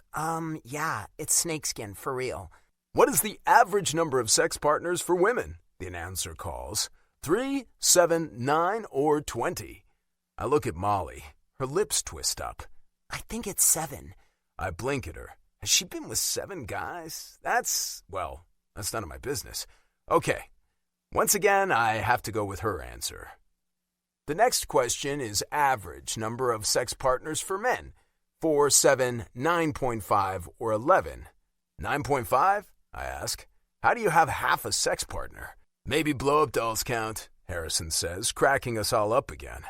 It's an average, Molly says. What do you think? You're a man. It has to be 11. She bites her lip. Are you sure? I have no idea. Okay, 11. What percentage of women can orgasm from intercourse alone? A, 25%, B, 50%, C, 85%, D, 100%. 25%, Molly whispers immediately. Oh, wow. I tug at the collar of my shirt. Is it getting hot in here? I think it is. How many nerve endings does the clitoris have? The possible answers are 300, 1,000, 8,000, and 10,000. What's the difference between a bar and a clitoris? Lacey asks. We all look at her. Men have no trouble finding a bar, she answers. The women laugh, the men groan. Not you, honey, she says, patting Theo's cheek. He smirks. It's the only organ in the human body whose sole purpose is pleasure, Molly informs us. I draw back to level a look at her. Jesus, that wasn't even a question. She tosses her head with a know-it-all look that's so damn cute. We run through questions about how many women report having an orgasm during anal sex, where a man's G-spot is, the best position for women to have an orgasm, and if men can fake orgasms. Why would you want to? Wyatt asks with a puzzled frown. I have, JP says. Wait, what? Taylor glares at him. Not with you, babe, he grimaces. I just wanted to be done and out of there. Wasn't happening. He pauses. I was hammered. Well, we're all getting to know each other so much better, Molly quips. In the end, Molly and I are triumphant. It's the usual for us, but this time I have to give her all the credit. I like sex, but apparently I'm not as well informed about it as she is. The only question we got wrong was the average number of sex partners for men, which is 7, and less than I guessed. You're quite the sexpert, I say on the drive back to the resort later. Haha, apparently Steve didn't think so. I can't stop the disgusted grunt that emerges from my throat. Ugh, he's an idiot. Well, you don't know my sexpertise in bed, she points out. It's one thing to know trivia, but something else to put it into practice. She almost sounds sad. Man, Chucky did a number on her. I don't want to think about her sexpertise in bed. She's beautiful and smells delicious, and she's sexy as fuck. I'd be only too happy to... Stop! If Chucky didn't appreciate her skills, that's his loss. I'm surprised at how many women orgasm from anal sex, I comment. Why? Why am I still talking about sex? It's not surprising, she says. I mean, when you think about it. Her voice trails off. Never mind. Yeah, this is probably not a good topic of conversation. Do I really want to know what she knows about anal sex? Well, we're still the champs, I joke. Yes, we are. And I had fun tonight. I like your family. I had fun too, surprisingly. Things aren't as tense as I remember. That's good. They also seem to like you, so thanks for coming. Back in the room, we arranged the pillow barrier down the middle of the bed, although I've noticed Molly has shifted it toward herself to give me more room. She's sweet like that. When the lights are out and we're both under the covers and I'm definitely not thinking about her bare legs and braless tits so close to me, she murmurs, What's up for tomorrow? I'm gonna go see Grandpa again? I pause. You can come with me if you want. She doesn't reply right away. Are you sure? Yeah, of course. I'll think about it. You won't be interfering. I hear a little huff and sense her smile. Huh. Okay. Good night. Night, Flynn. When are you two getting married? I freeze in place and slide my gaze over to Molly, who's wide-eyed, then back to Grandpa. We're not getting married. You have to get married. Grandpa's eyebrows knit together. I flash Molly an apologetic grimace, but she smiles. It's okay, she mouths. She sits next to Grandpa on the couch. We're just friends, Mr. Wynn. I mean, Bob. Men and women can't be friends, he says. You can't be friends with someone you're attracted to, and all men are attracted to all women, so the idea that you can be friends without sex is ridiculous. I'm honestly speechless at this. My eyes flick over to Molly, who also appears dumbstruck. And look at you, he gestures to Molly. Of course Jackson is attracted to you. Oh my God, I mutter, dropping my face into my hand. Grandpa! Well, thank you, Molly says. The biggest problem with all this? He's right. I am attracted to Molly. The more time I spend with her, the more I see how gorgeous she is, inside and out. She's fun and smart and adventurous, also thoughtful and caring. I think I already knew those things about her, but when a woman belongs to someone else, you don't let yourself feel the attraction. But now, I feel it. Damn! He never did have much of a filter, Chelsea whispers to me. But now it's totally gone. Sorry. You don't have to apologize. Grandpa's telling a story. I think it might be about when he met Chelsea, or maybe Grandma. It's not entirely clear, and it doesn't make a lot of sense, but Molly's listening, smiling, and making appropriate comments. And then she went outside and around and I waited. And that was so much fun, he says. My heart contracts painfully. There are times he's still with it and times he's not. And it's so fucking sad. Chelsea returns from the kitchen, setting a plate of cookies on the table. Molly eagerly reaches for one and offers the plate to Bob, who shakes his head. How's your mom doing, Jackson? Chelsea asks me. She's doing great. She has a book coming out later this year. Oh, wow, that's amazing. Chelsea beams. Yeah, it's about achieving high performance and staying humble, I think. I add for Molly's benefit. My mom's a sports psychologist. She nods. I think that's so cool. Your mom is such a smart woman, Chelsea says. It was nice to see her at the wedding last year. She's talking about moving here, I say. I think she has a job offer from the LA Cougars. That would be a big change from Toronto. Grandpa isn't saying anything, just smiling and nodding. He's totally faking understanding, which is also heart-rending. By the time we leave, Molly has Grandpa telling her what a beautiful girl she is, and she has to come back. I see the hint of sorrow in her smile, but she nods and agrees, and even though she'll never see him again, I know she's right to say that, because he probably won't understand if she says no, and it makes him happy, and that's what matters. Thank you for being so kind to him, I say once we're in the car. She gives me a weird look. You don't have to thank me for that. He's a wonderful man. I wish I'd met him when he could tell more stories. I bet he was fascinating. Yeah, he was.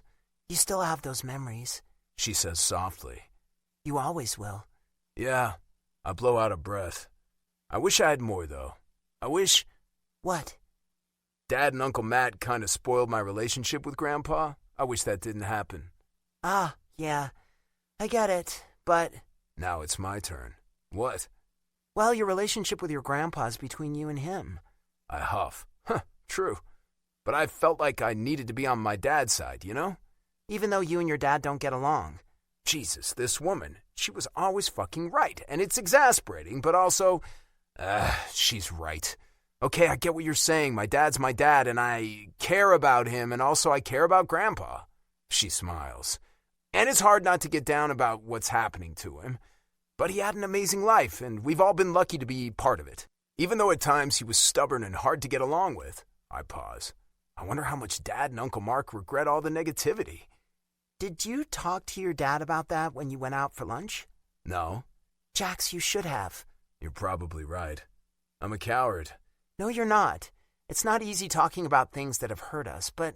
What? That's none of my business, sorry. Now tell me. It seems like your relationship with your dad is distant. Yeah, that's a fair comment. Do you want more? Do you want to be closer? Not really. She blows out a puff of air. Jax! He cheated on my mom. Her head whips around. I glance sideways at her as I drive. Oh, she says. I sigh. Yeah, I found out by accident. That was why they split up. Mom's never said a bad word about him, but I know she was hurt by it, and I fucking hate it. She nibbles her bottom lip as Southern California scenery flashes by outside the car. Do you have questions about that? Questions? My hands tighten on the steering wheel. Like why he cheated? Yeah, I guess. Maybe if you talked to him about it, you'd understand. Wait, you want me to understand? Forgive him? You're the one who left your fiancé because he cheated on you. You couldn't get past that. My voice has risen, and I have to take a long breath. True, she says quietly. I'm not saying there's ever any excuse for cheating, but... Oh, hell, you're right. I probably do need to talk to Steve about it. Wow, that was a quick spinorama. For closure, understanding, I probably need that to move on. And I think you probably do too, with your dad. Well, shit. At least she's not a hypocrite, but she has a point. I did say that about talking to Steve. I better not be a hypocrite either. I guess I could talk to Dad again while I'm here, I say gruffly. Chapter 12. Molly. It serves me right for trying to give Jax advice. As I was telling him he should talk to his dad, I realized he'd told me the exact same thing about Steve. And I had to admit he was right. I think about this as I lay by the pool. Jax is golfing with Harrison, Asher, and JP. Tomorrow he's having lunch with his sister, and the next day he and his dad are taking a helicopter ride to Catalina Island, which sounds amazing. Probably a helicopter isn't a good place to have an intimate discussion, though. But maybe they'll have a chance to talk when they get to the island. Assuming Jax doesn't spend the whole time taking pictures. I know he's looking forward to that. Likely because he feels guilty, he's going to take me whale watching on Sunday, our second to last day here. I'm so excited about that. And I don't mind hanging out by myself for a while as he spends time with his family, which is what he came here for. Also, it gives me a chance to think about a lot of things, like talking to Steve. Ugh. And how mixed up I felt when Bob Wynne talked about Jax and me getting married and being attracted to each other. My belly got a tight, twisted feeling because I shouldn't be attracted to Jax. He was making it patently clear that we're just friends. But sometimes I catch him looking at me, especially at the pool or the beach, or sometimes in the hotel room. And there was the night we got here and what he was doing in bed. I flip onto my stomach and kick my feet a couple of times in frustration. Maybe this was a mistake. I just wanted to get out of Chicago. I can't be thinking about Jax in bed with me, which he has been. But I keep thinking about pushing those pillows out of the way and sliding up next to him and feeling all that hot, bare skin against mine. Oh, God. I let out a little whimper, my face buried in my arms, my belly fluttering with inappropriate lust. Don't go there. Do not go there. I roll over again, jump up off the lounger, and stride to the pool. A quick dip will clear my mind. I jump right into the deep end, letting the cool water close over my head. All sound is muffled briefly as I sink down, then bob back up. I suck in air and shake water off my face as I break the surface, then start a leisurely breaststroke across the pool. I should think about Steve, the man I loved. Love. The man I was going to marry. It feels like a year ago, which is weird. What do I want to say to him? What do I want to ask him? Why did he cheat on me? Why wasn't I enough? I inhale a nose full of water and choke. I grab onto the side of the pool and hang there, coughing, gasping for air, my sinuses burning. Shit, I can't start feeling sorry for myself again. I thought I was past this. It's not my fault he cheated. Easy to say, not so easy to believe, sadly. When I'm over my near drowning, I resume swimming, switching to a crawl and determinedly doing lap after lap. I'm not sure if I'm punishing or distracting myself. It's not that I'm blaming myself, but it's possible there are things I did in my relationship with Steve that contributed to the problem. I need to keep an open mind about that so I can learn and grow. I haul myself out of the pool, breathless, and stagger over to my lounge chair where I collapse. I stare up at the blue sky, my chest heaving. Steve's in Europe, enjoying our honeymoon with someone else. He won't be back in Chicago until early July. That will give me time to get my stuff from his condo. My friends will come help me pack up and move them back to my apartment. Now it feels lucky that I haven't yet been able to sublet it. Then, when he's back, I'll have to face him.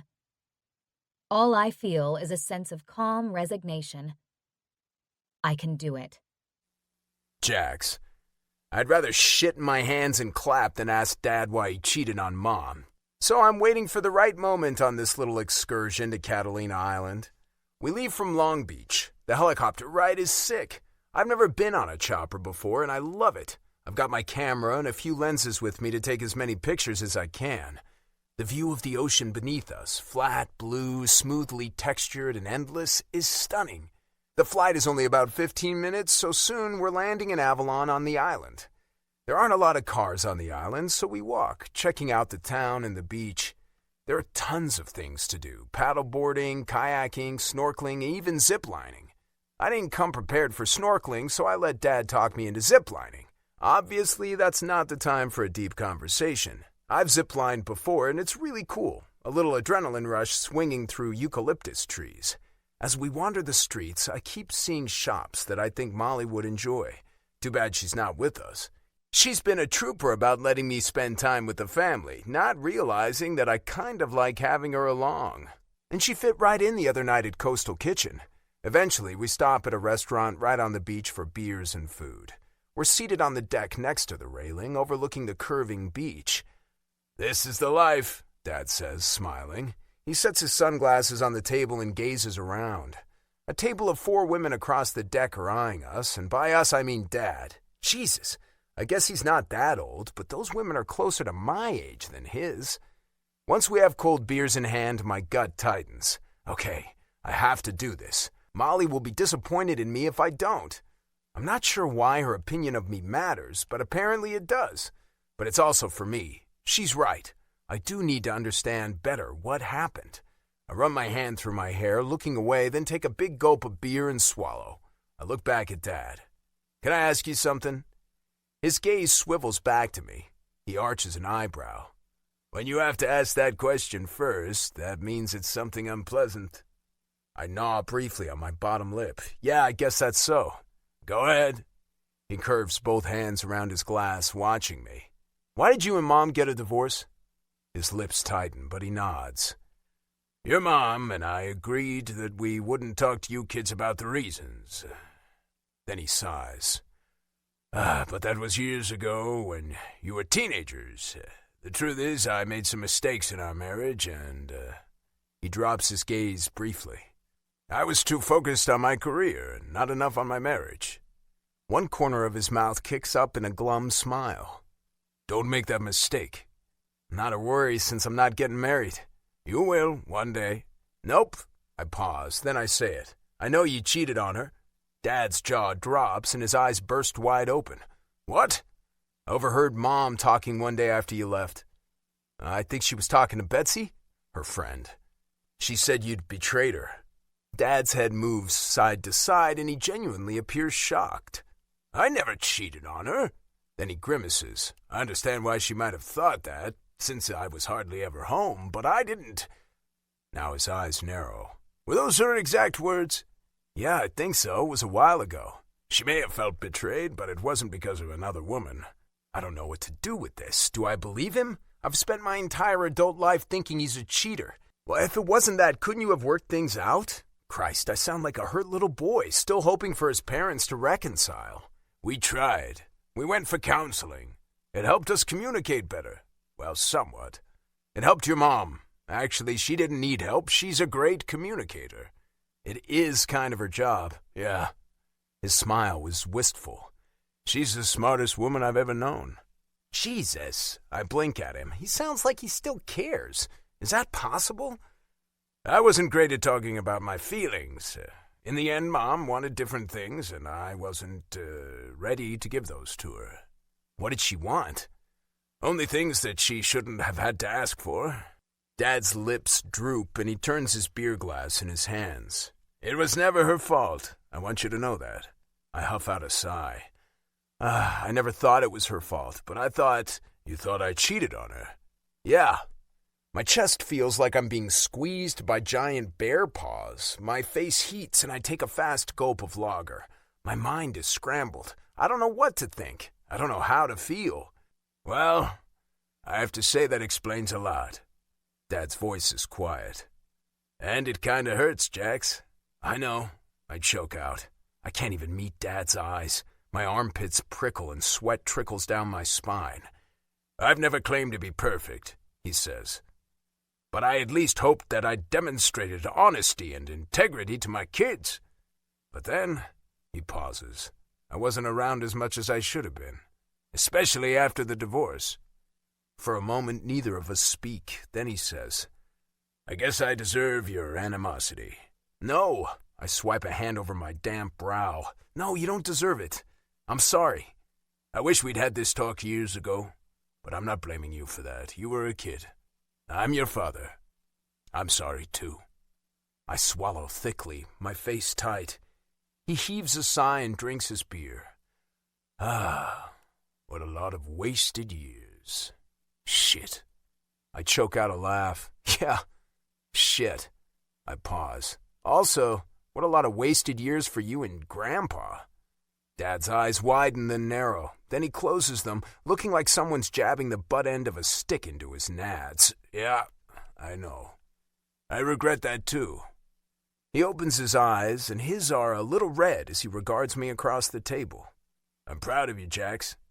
I hold his gaze, and it's the most painful thing I've ever done. But I sit a little taller. Thanks, Dad. And I love you. His voice has turned gravelly. It always bothered me that we didn't spend much time together. I talked to Tori about it, but she couldn't explain it either. It hurt both of us. I closed my eyes, a wave of shame burning through me. You still talk to Mom? Not as much anymore. But we have 2 kids together. We have to talk sometimes. Does he know Mom may be moving here? Wait, is he the reason she's moving here? Whoa, no, it can't be. Just a coincidence. I'm not going to be that kid yearning and hoping for his parents to get back together. They have separate lives now, and they're both happy and successful. I asked Mom why you split up once, I say. She said the same thing you did, that you weren't going to talk about it to us kids. I get why, but we didn't want you to blame either of us. It was actually really admirable of your Mom, because she could have trashed me to you kids. She probably wanted to. He chuckles dryly. But she never did. I did it myself. I roll my eyes. Well, let's put that behind us. Dad's jaw is tight, and I appreciate the effort he's making. What's happening with your contract? Nothing. It's making me antsy. I get it, but Paul's a great agent. I know. We talked the other day. What kind of comps are they looking at? Panchashin in New York? Gagnon in Boston? Yeah, those 2 for sure. I shouldn't be surprised Dad nailed it. After all, he's in the business too, but he's a coach, and the fact that he knows the players in the league who are playing like I am and making the kind of money I want to make surprises me a bit. We talk more about the contract negotiations. We talk about my photography. We talk about Grandpa, and I can see how hard it is for Dad. We even talk about Chelsea, and he says how good she is for Dad and how she's taking care of him and the business and basically fixing the family. We hated Chelsea, I say glumly. We all thought she married Grandpa for his money. Dad grimaces. Yeah, I misjudged her. For years. Christ. He rubs his face. Like I said, I've made some mistakes in my life. You know what Mom says about mistakes? No, I don't. I grin. If you make a mistake, there are 3 things you should do about it. Admit it, learn from it, and don't repeat it. Dad laughs. Ha! Like I said, she's a smart woman. Honestly, admitting to mistakes is the hardest part. But I'm getting there. Have you told Chelsea that? His face changes, his jaw slackening. He shifts on his chair. No. I tilt my head. Guess I should do that, huh? Our eyes meet and we share a smile. Dad lifts his beer. Thanks, son. I clink mine against his in a toast. To not wasting time and missing out. Molly. Jax and I board the boat in Huntington Beach Sunday afternoon and find seats at the front. The bow of the ship. Forward. Whatever. I don't know much about boats. Also, this isn't a ship. It's a catamaran. I'm bouncing in my seat, looking all around, taking in the boat and the harbor.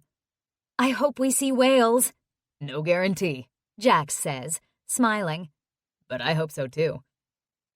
The air is fresh and cool, the sun warm. I brought a hoodie in case it's chilly out on the ocean. The first animals we encounter are sea lions, sunning themselves on rocks in the harbor as we slowly cruise out. They're so cute. Look at their faces, I say to Jax. I watch in fascination as we sail by them. He snaps a bunch of pictures. Out of the harbor, the catamaran picks up speed. My hair is blowing all over the place, in my eyes and my mouth, and I futilely try to keep it back. It's barely long enough for a ponytail, even if I had a hair tie. Jax disappears inside the catamaran and returns with a baseball cap with the name of the tour company and a whale embroidered on it. Here.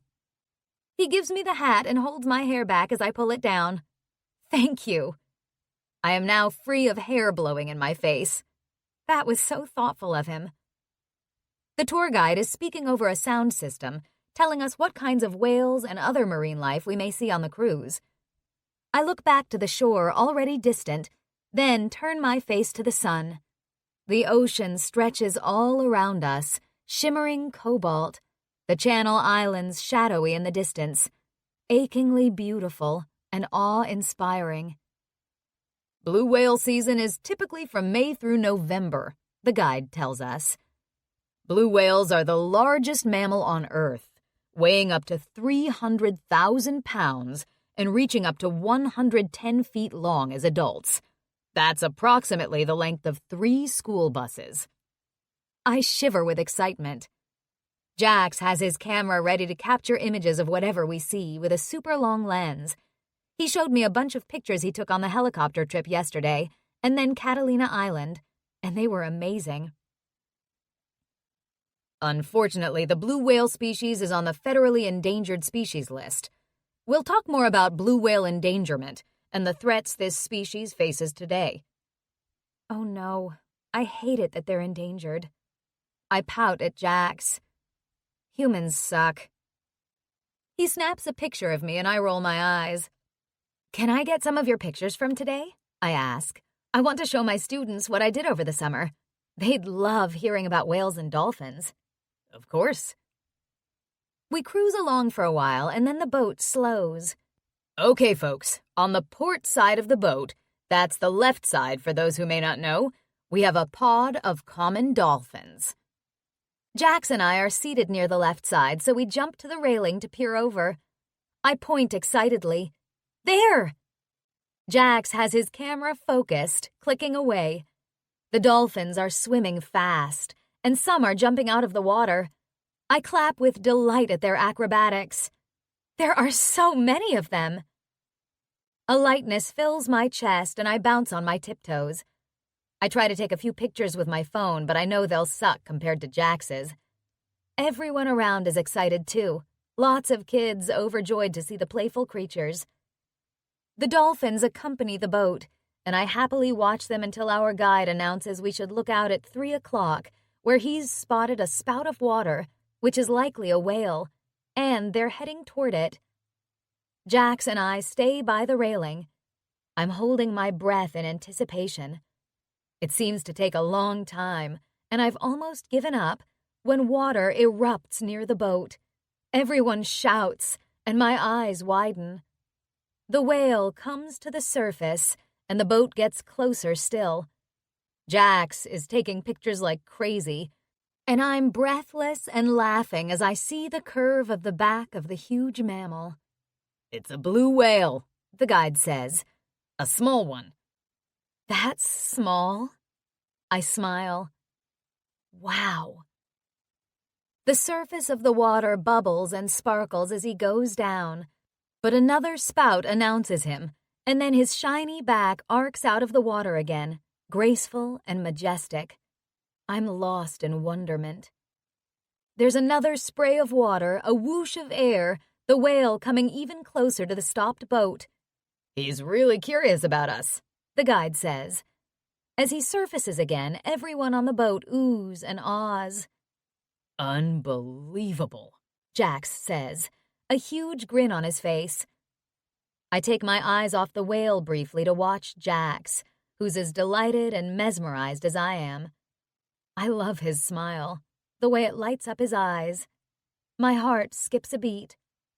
I take another picture with my phone, this time of him. I turn back to the whale, gripping the railing, blinking fiercely. So much beauty. The next time the whale dives down, his tail comes out of the water resplendently. It's an amazing moment. If we don't see anything else, this trip was worth it, I say to Jax a while later, when the whale has disappeared deep into the ocean. Totally. That was fantastic. But we also see a humpback whale and more dolphins, this time bottlenose dolphins that are even cuter than the common dolphins. I want one of those, I tell Jax, making him laugh. Sure, you can keep it in your bathtub in Chicago. Ha ha, okay, I can't have one, but I can dream. They're amazing. We return to the harbor after 2.5 hours out on the ocean. My skin feels tight from the wind and maybe a little sunburnt, even though I used sunscreen, and my hair is tangled beneath the baseball cap, but I feel blissful and contented. Thank you so much for bringing me here, I tell Jax, as we make our way to the car in the nearby parking lot. That was one of the best experiences of my life. He doesn't say anything for a few seconds, then replies gruffly, "Good. I loved it too." Chapter 13. Jax. It's our last night here in California. We're in bed together with those goddamn pillows between us. Quiet darkness settles over us. Jax? I turn at Molly's whisper. My eyes have adjusted to the dark, and I can just make out her face on the pillow. She's lying on her side, facing me. Yeah? Thank you for bringing me here. It's been an amazing trip. It has. I didn't think it was a good idea, but I have to admit I've had fun with Molly. I've spent time with my family and time alone with her, and time with her and my family. Grandpa loves her, and so does everyone else, apparently, since Molly, Everly, Taylor, and Lacey have all connected on social media like best buddies. I'm so glad I had this time to process things after the wedding. You've been so kind to me. I roll to my side, pull my arm from beneath the duvet, and reach over to close my fingers around hers, where they rest on her pillow. I haven't done anything. You have, and you know it. I just want you to know I appreciate it. I feel like... She pauses. Like we're better friends now, right? Friends? I really like Molly. I do consider her a friend. But over the past week, getting to know her better, spending time in close proximity with her, I have many distinctly unfriend-like ideas about her. Fantasies, even dreams about her. I want to do dirty things with her. Things I definitely wouldn't do with a friend. Her fingers move under mine, turning so we're holding hands. Heat sweeps through my body, straight to my dick. I push a pillow down so there's nothing between our faces, and we're looking at each other in the shadows. There's not much distance between us. I want to taste her mouth, lick inside, devour her. My heart thuds erratically against my ribs, so hard I think she can hear it. Yeah, I finally rasp out. Friends. She swallows. Moments accumulate, hot and heavy and brimming with emotion. Her lips part. My mouth is ravenous for her. My body vibrates with repressed need. Jax. Her lips curve up at the corners into the sweetest smile. Thank you again. My head moves on my pillow in acknowledgement. Words pile up in my brain, but I don't know which ones to say. I don't know anything right now. It was my pleasure, Molly, really. After another moment of silence, I say, my dad didn't cheat on my mom. I hear her suck in a breath. What? Really? Yeah, I asked him about it. I'd told her that we had a nice trip to Catalina and a good talk, but not the details. I haven't really figured out how I feel about it or what to do about it, since my entire belief system about love and marriage has been based on this illusion. But now, here in the darkness in bed, it feels safe to tell her. I want to tell her. How do you feel about that? She asks quietly. I'm still not sure. I tell her about why I believed that all these years and what Dad said. I'm sorry, she whispers, her fingers tightening on mine. I'm sorry you've missed out on the kind of relationship with your dad that you should have had. Yeah. An invisible fist squeezes my throat. I'm sorry, too. It was my fault, though. Not entirely. He could have sat down with you and asked you what was going on. He wasn't around much. Well, that's on him, too. You were a kid. My heart expands at how she's trying to make me feel better. I guess we're both responsible. The good thing is, you've straightened it out now, and you can build a relationship with him. Yeah, he's going to try to come to Chicago, or maybe even to the lake while I'm there so we can hang out more. That's so great. I'm happy for you. Thanks. I probably wouldn't have done that if it weren't for you. Our eyes meet and hold again. Unspoken words flow between us, a thrumming chord of connection and understanding. I don't want to go home tomorrow, she blurts out. I kind of feel that way too, I know. But we have to. I'm dreading the rest of the summer, back in my apartment, doing nothing. That wasn't how my summer was supposed to be. Her voice trembles, and I feel the emotion radiating off her. My heart contracts sharply. If I was staying in Chicago, I could make sure she's okay. Maybe go out to the odd trivia night, but I'm leaving again in a couple of days. How can I make it better? Come with me to Canada. The air goes very still around us, and Molly is motionless too, staring at me. Did I really just say that? After a drawn-out moment, she says, I can't do that. Why not? Why am I pushing this? I tried to discourage her from coming with me to California. Now I'm inviting her to come to Canada? Because I already imposed on you and your family once.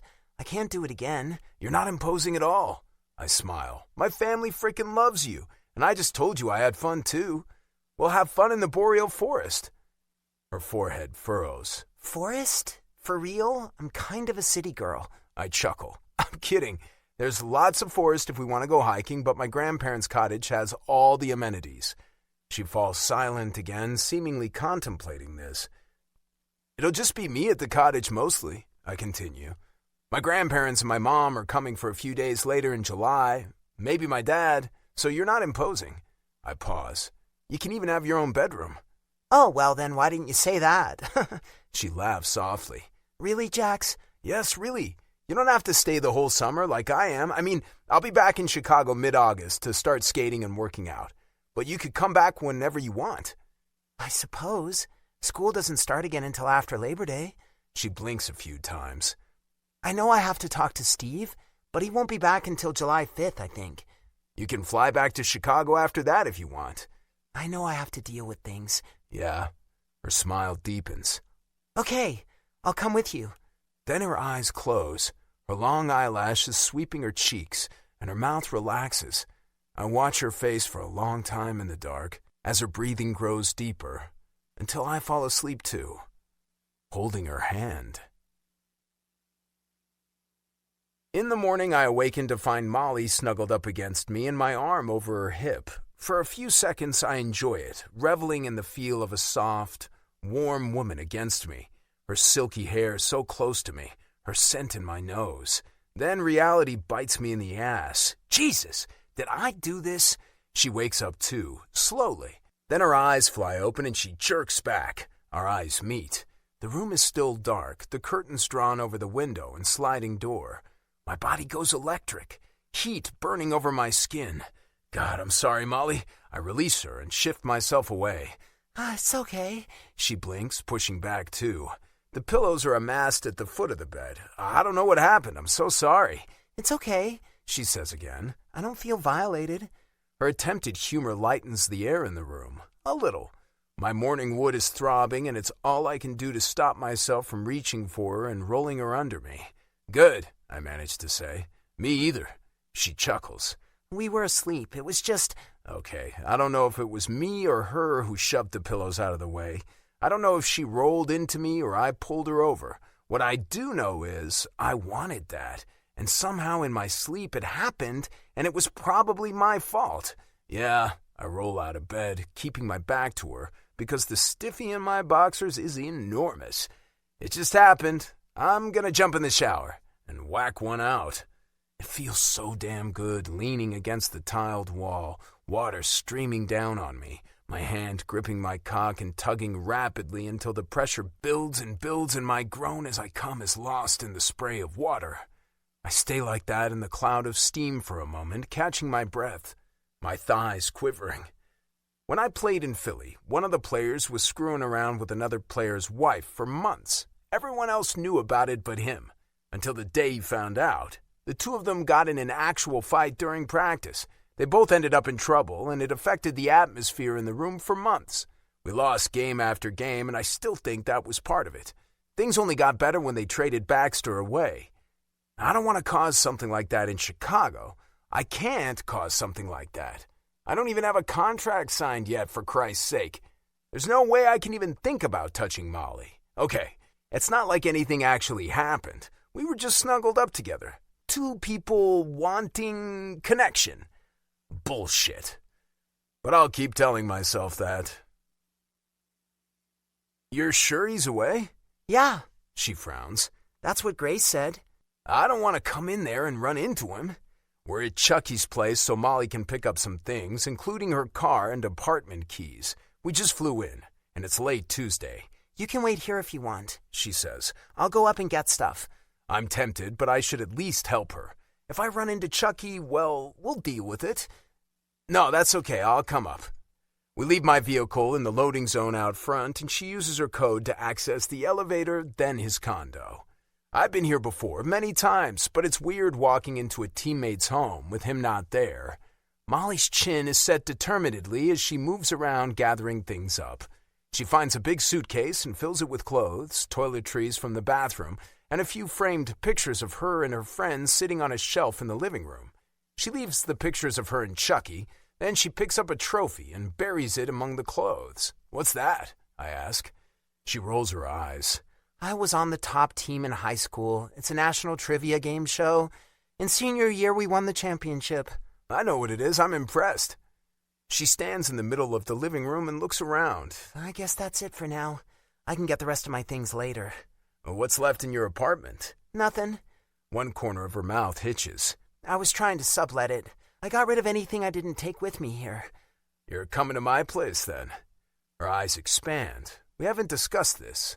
I can't do that. I sigh. "Ugh, Molly, you begged me to take you there the night of the wedding." I know, but... She swallows.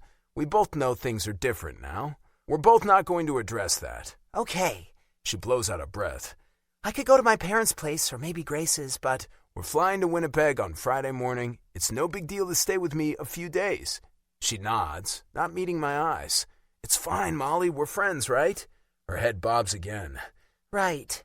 I help her carry things down. We put some in her car, some in my SUV, then I drive home. The air feels flat and stale after 10 days away. First thing I do is turn down the air conditioning, then slide open the doors onto my balcony to get some fresh air in. Molly arrives a few minutes later with another suitcase. I carry it into the spare room she stayed in last time we were here. "I don't have much food. We can order something in. Pizza okay?" Of course. "We've been eating mostly restaurant food for a while. I'd like something home-cooked, but since I'm leaving again, it's not worth going grocery shopping. I'll pick up a few things in the morning, though." Molly goes into the bedroom, leaving the door open a crack, while I order a pizza.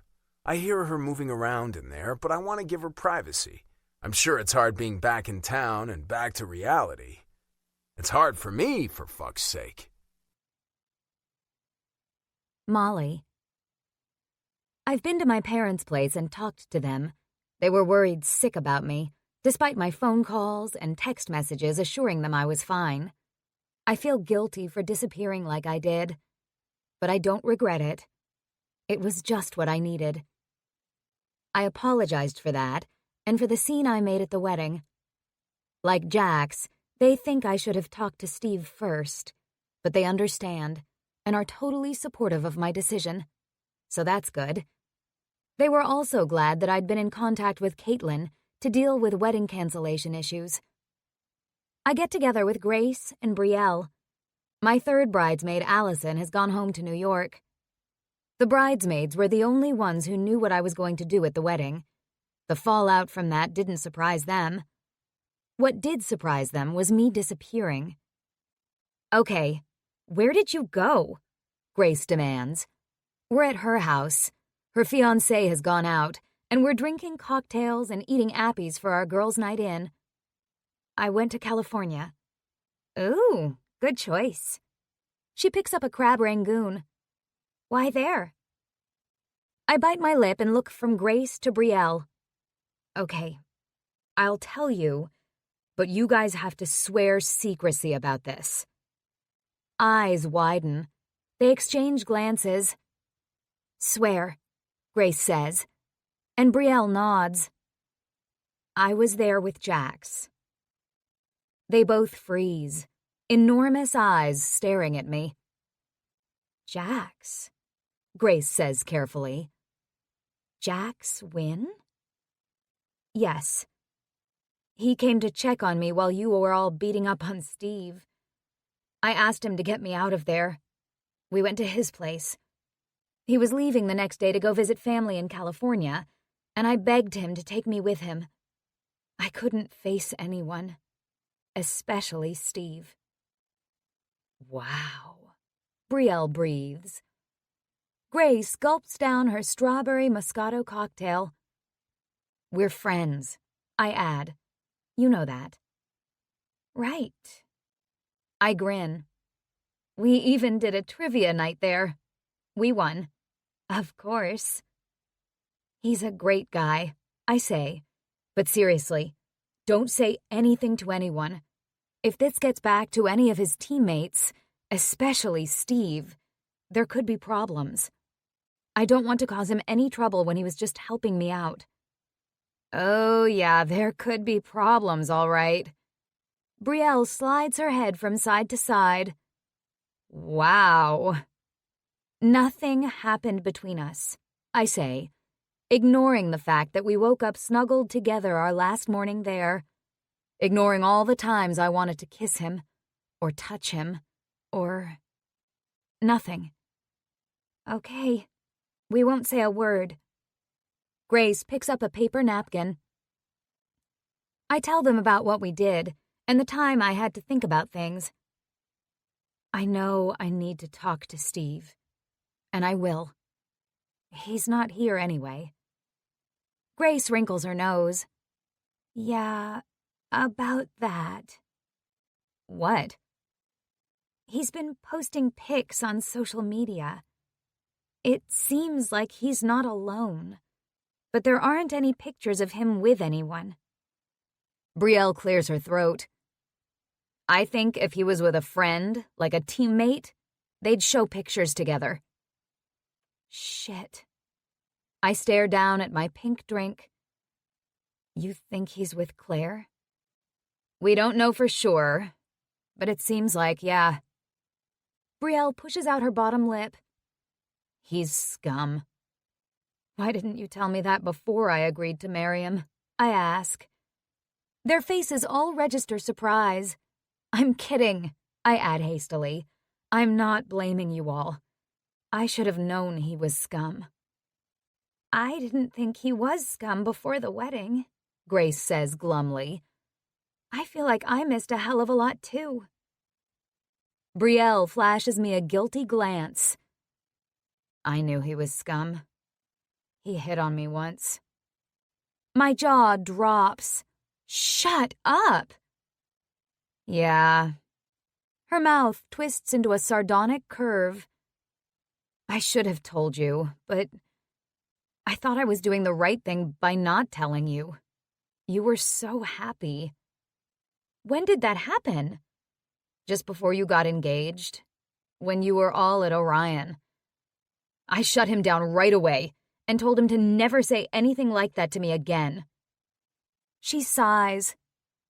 I'm so sorry, Moll. My shoulders slump briefly. Our whole relationship was a lie. I don't know what to say, Grace replies softly. I'm sorry this happened to you. I'm sorry you got hurt. We're here for you. Thank you. I know. I straighten and toss back the rest of my strawberry Moscato. I'm okay. Really. I'm sure I'll learn something from this. I make a sound of dry amusement. Actually, I already did. Love isn't real and marriage is stupid. Oh no. Grace shakes her head in dismay. Don't be like that. Sorry. I know your love is real, and your marriage will be perfect. I just mean for me. That's one thing Jax and I have in common. He feels the same. Okay.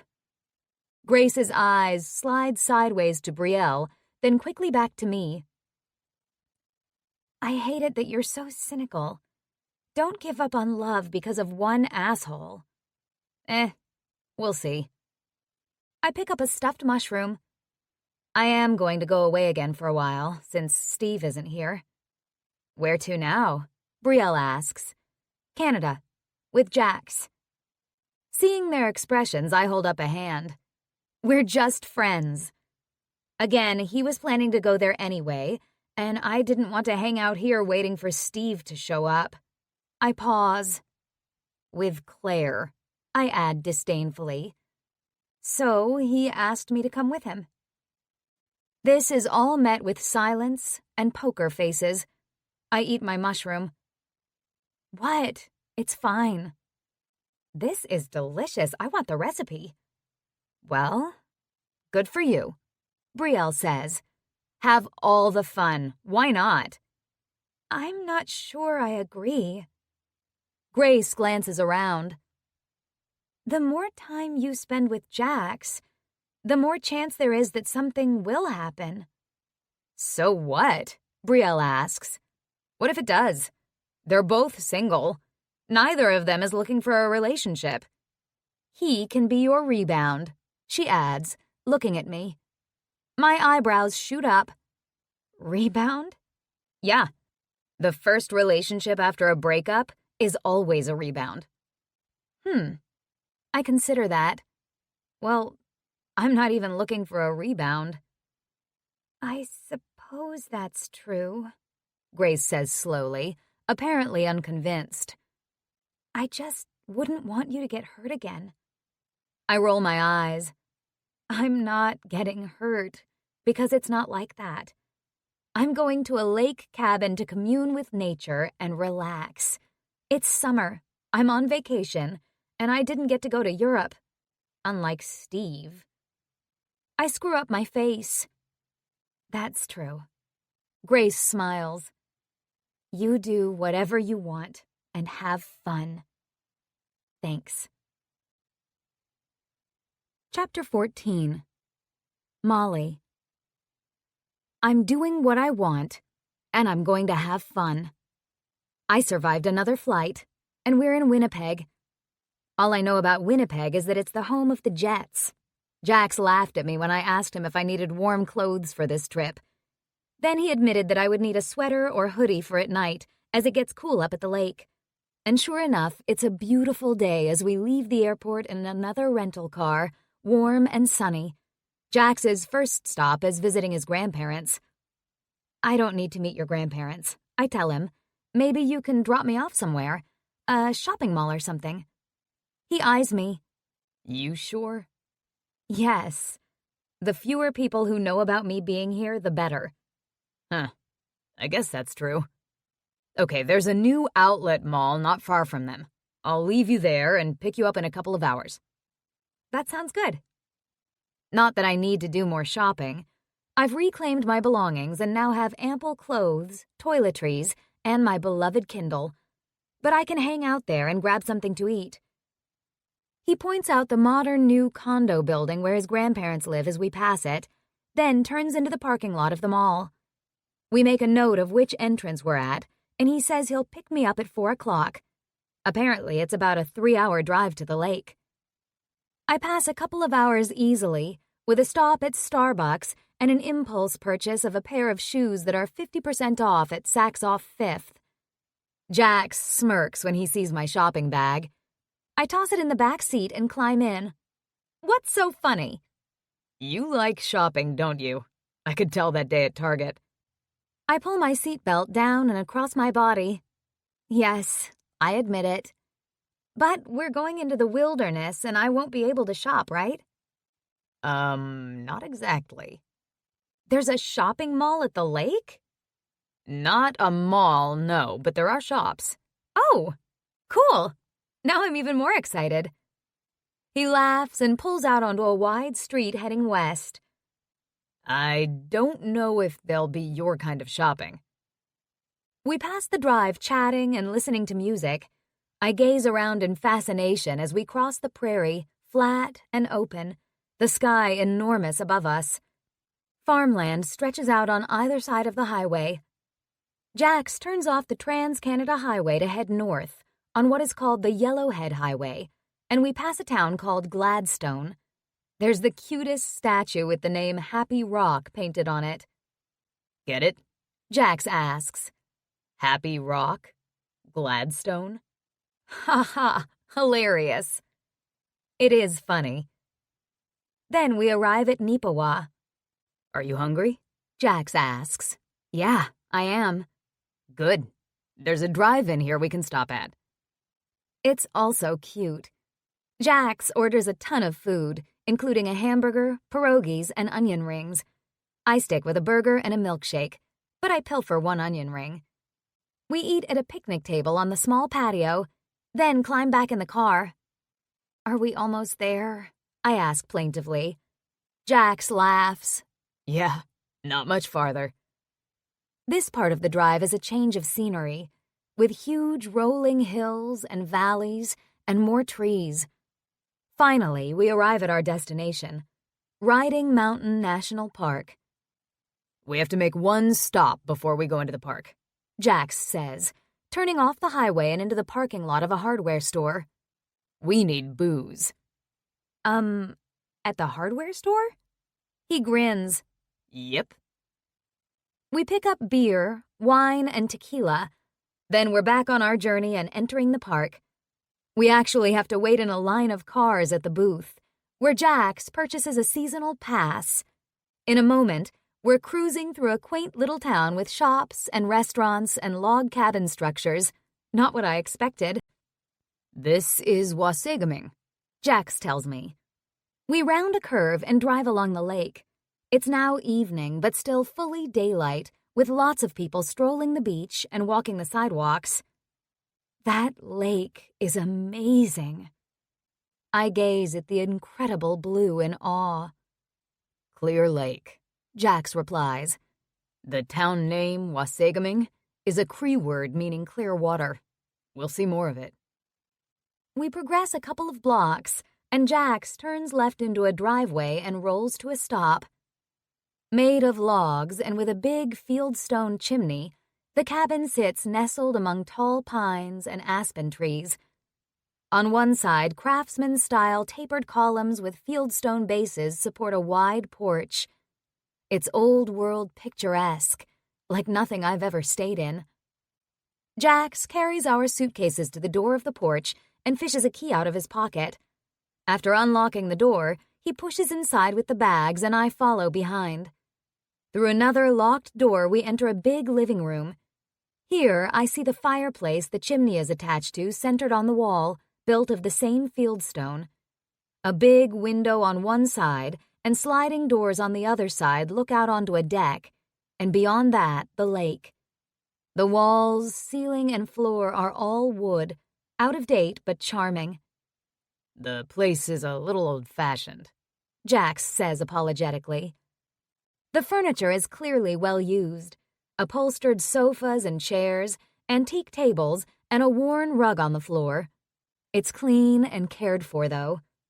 The kitchen is open to the living room, with an antique hutch, a round dining table surrounded with press-back chairs, and cabinets that probably date back to the 1950s. It's amazing. My grandparents don't get up here much anymore, and neither do my mom or her sister, but they don't want to lose the cottage.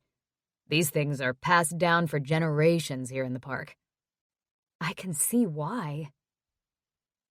There are 3 bedrooms, like I promised. He grins. You can have the master bedroom. No, you take it. Your family. There's only 1 bathroom, unfortunately. We'll survive. He wheels my suitcase into a small bedroom with lots more wood paneling. A pretty quilt covers the bed, and a bookcase holds tons of books. I love it. The sofas in the living room all make out into beds, so this place can hold a lot of people when needed. I run my hand over the white dresser and admire the framed photograph of a sunset over the lake on the wall. That must be Clear Lake, I say, nodding. Yeah, I took that years ago. Oh, really? I look closer. It's beautiful. Thanks. Now I notice there are a lot of nature photos which are all probably Jax's. I'm sure you want to take a lot of pictures while you're here. Yeah, I hope so. If you want to wash up and unpack a bit, go ahead. I'll open things up and meet you out on the deck. I use the bathroom and change into a pair of cropped leggings and a loose tank top. I eye the bed longingly. After traveling all day, I'd love to stretch out there, but I'll go see if Jax needs any help. When I walk out onto the deck in my flip-flops, he hands me a glass of wine. I smile with delight. Thank you. Then I spy a lounge chair. Jax has already arranged cushions on all the furniture, bless him. I head straight to it, adjust the back so it's reclining, and flop down onto it. I let out a gusty sigh. Okay, I'm in heaven.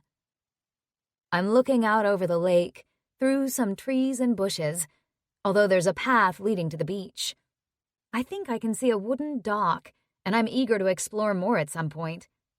Right now, I'm content to lie back with my wine and enjoy the view. Jax takes a seat, a beer in hand. Yeah, this is pretty nice. Totally different from California. And yet, kind of the same, too. Nature and water and peace. It's beautiful. I breathe in the air, cool and scented with fir trees. I loved spending summers here. Riley and I had friends here, and we'd ride our bikes all over and get in trouble. I smile at that. What kind of trouble? Nothing illegal. We caught minnows. Once, I stuffed one down a friend's shorts. I laugh. Caught crayfish. We'd build little ponds to keep them in along with the minnows. Raced our bikes, tipped each other out of canoes, bought bags of candy at the store. That sounds so wholesome. Tomorrow, I'll chop some wood for the fireplace, and we'll need to pick up food. You're going to chop wood?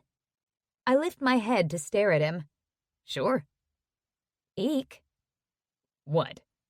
Don't cut your foot off. That would end your hockey career. He laughs. I'll be careful. He's changed, too, into a pair of shorts and a t-shirt. He crosses one ankle over the other knee in a relaxed pose, gazing out over the lake also. His face is peaceful, his mouth curved into a slight smile. He's a beautiful man. Physically, of course. I've admired his hard-packed abs, strong shoulders, and muscular thighs and butt. His face is lean and sculpted, with thick eyebrows, carved lips, and cobalt eyes that all the winds seem to have. I always knew he was fun and charming, popular with everyone. But now, I've had glimpses at what's beneath all that. And I think he doesn't let on how much he feels things, because he feels them so deeply. He's caring and thoughtful and intelligent, and that just makes him even more attractive. I shouldn't be attracted to him. I'm hyper-aware of him sitting near me. The only sounds are the rustling of the aspens, birds chirping, a squirrel squawking crazily in a tree. It's so hard not to reach out and touch him. I grip my wine glass with both hands and stare determinedly forward. I hope you won't get bored here, Jack says. I roll my head toward him. We just got here. I mean, after a while. It's pretty quiet here. We won't be partying or shopping or having spa days. Geez, is that what you think of me? Parties and spas and shopping sprees? No, that's not what I meant. But you said yourself you're a city girl. It's beautiful here. I won't be bored. Don't worry about me. Just do what you want to do. I don't need babysitting. You're hardly a baby, he mutters. I'm not sure what he means by that. He almost sounds angry. I let a few moments pass and then say, I missed sleeping with you the last few nights. Jax chokes on his beer. Jesus, Molly. I laugh. You know I mean sleeping as in sleeping, not boinking. He coughs again. But if I wanted him to say he missed me too, he doesn't. Damn. What am I doing? I swallow a sigh. Jax gets up and ambles inside, returning with another beer and the bottle of wine. He refills my glass.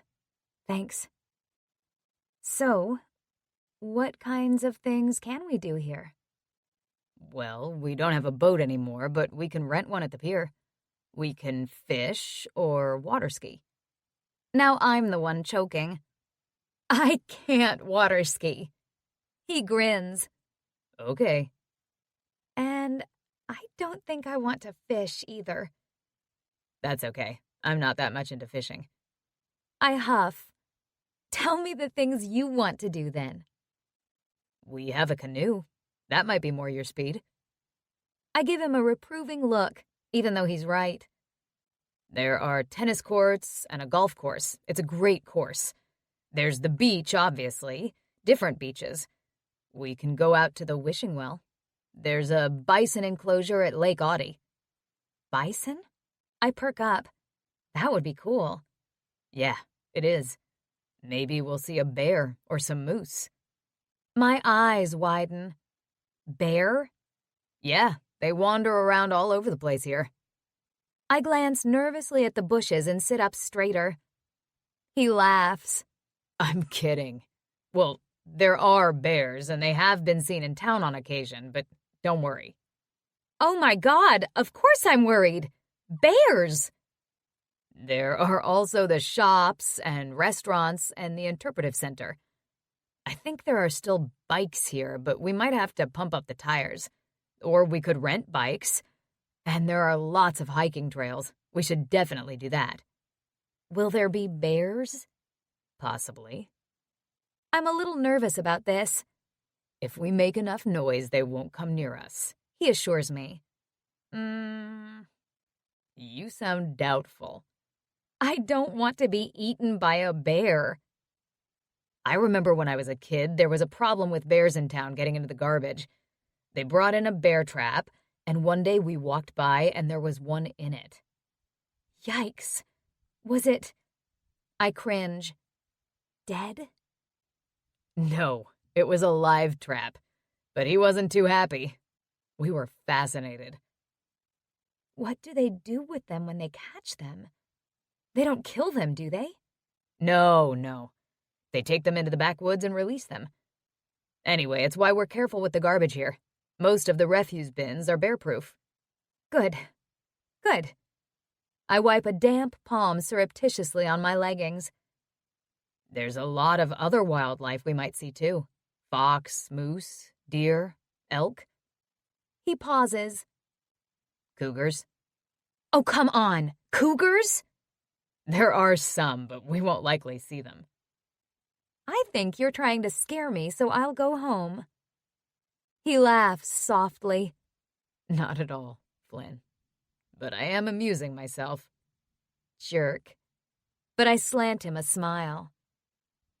We sit out on the deck until the sun goes down, which is really late here because we're farther north. It's lovely. The air still warm and soft and freshly scented. But soon after darkness falls, the mosquitoes arrive. Jesus! I slap at my arm. I'm being attacked! Uh-oh. Let's go in then. Aren't they biting you? No, they never bother me. Well, that's totally not fair. Inside, the windows are open to air out the cottage, but the screens keep the bugs out. I settle onto the couch. There's enough wood here for a fire, Jax says. I'll get one going. That would be nice.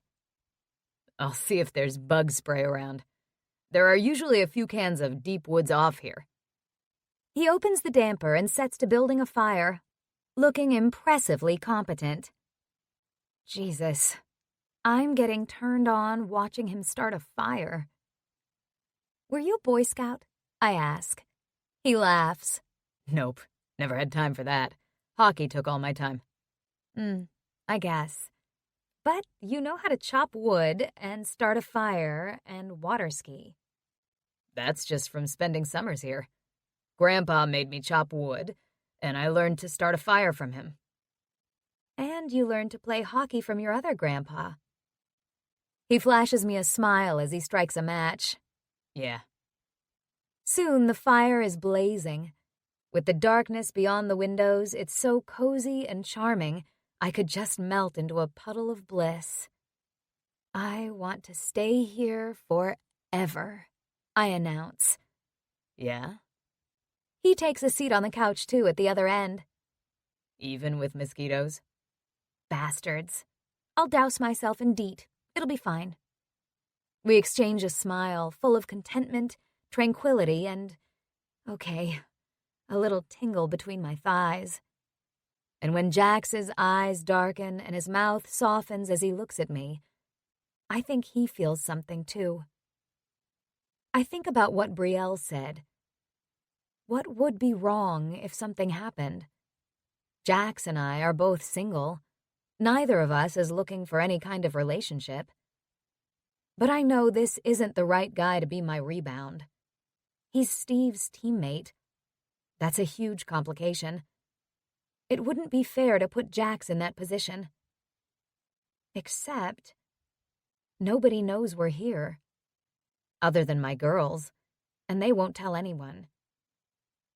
Heat starts low inside me and spreads through me until I feel like I'm glowing like the fire.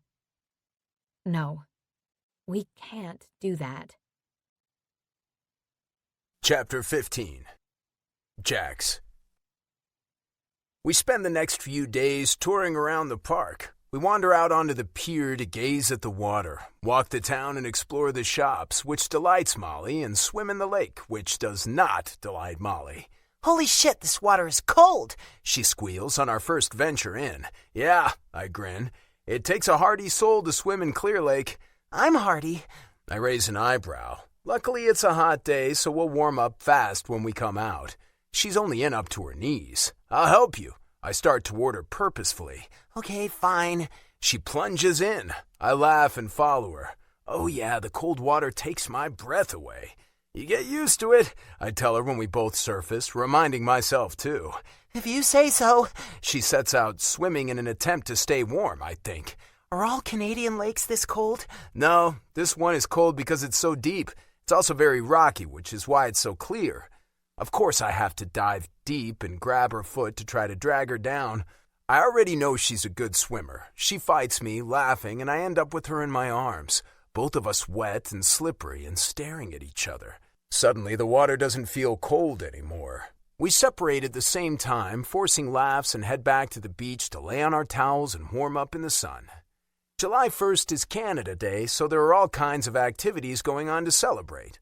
We listen to music at the bandstand, dancing in the crowd, bare feet on the grass, then sit on a blanket near the beach to watch the fireworks set off on the end of the pier explode into color and light over the dark lake.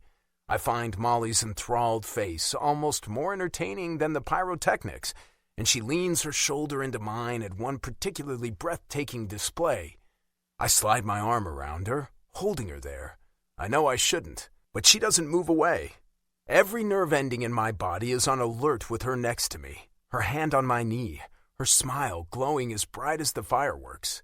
I want to lower her to the grass and kiss the breath out of her beneath the sparkling sky. And when they're done, we gather up our stuff, and as we trudge across the lawn in the dark, I hold her hand so as not to lose her in the crowd. Back at the cottage, we go to our separate rooms. It's getting harder and harder to do that. She told me she missed sleeping with me. Christ, I miss it too, except I want so much more than just sleeping with her. It's becoming torturous, and I almost regret inviting her to come here with me, except that if I hadn't, she wouldn't be here, and well, it's tough to regret being with Molly. She's like sunshine and glowing flames and starlight. I love how happy she is about everything I show her, full of questions and appreciation for the history and the beauty of this place that's so special to me. It's not new or fancy, but it's comfortable and familiar. Tomorrow, I have something special planned, if the weather cooperates. And it does. We're going out later, I tell her after dinner the next evening, so don't fall asleep. She tilts her head and gives me side-eye. You told me no late-night parties. Haha, it's sort of a party. Dress warm and bring the bug spray. I'm curious. We're watching TV thanks to the satellite I installed on the roof a few years ago. I check a sports news channel because as of yesterday, the free agency period began. Holy shit! I stare at the TV and the news that two of my teammates, Olaf Pilkvist and Gabe Gandy, who are unrestricted free agents, have signed big contracts with other teams. What? Molly understands how it works, and we discuss it. We knew the team couldn't keep all of us because of the cap, but they let Pilker and Gander go. I shake my head. That's good news for you, right? Maybe. I'd like to think so. But that definitely frees up cap space. Gander is one of my best buddies on the team.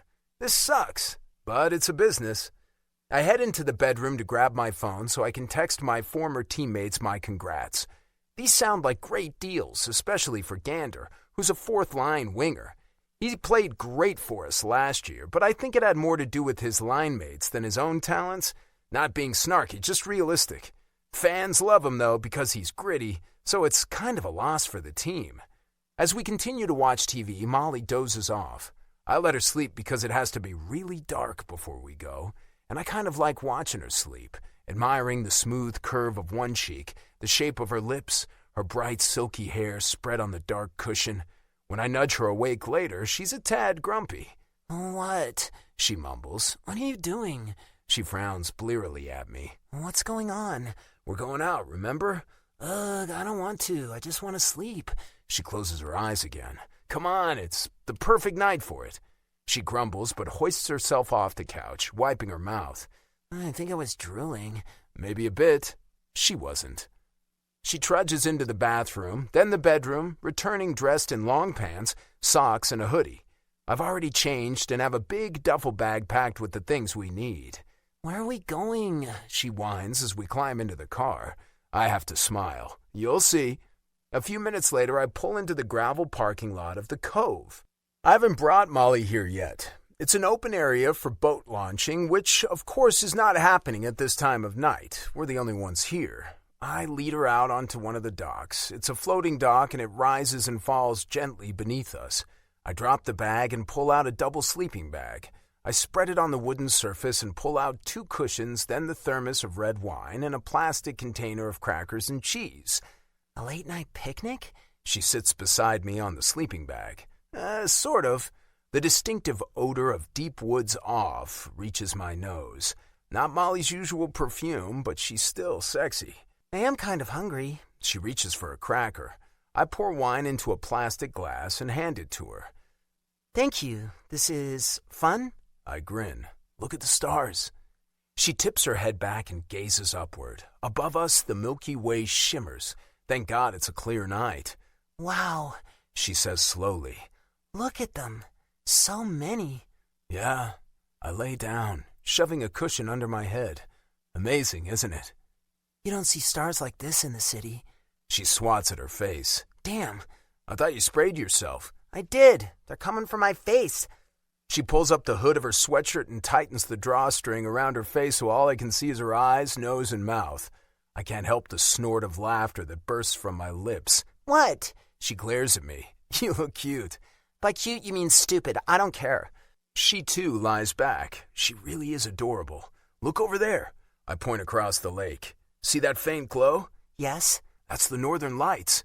That's kind of disappointing. Just wait. Hopefully it'll get better. The pale gray haze just above the far shoreline of the lake shimmers and shifts. I saw a falling star. Molly points. I have to make a wish. My heart squeezes and I smile. What did you wish for? I can't tell you that. It has to be a secret. Then a faint green line appears along one edge of the gray haze. Look now. Oh. Molly's wide-eyed. The green intensifies, moving and changing shape, so slowly and faintly. This is amazing, Molly whispers to the dark sky.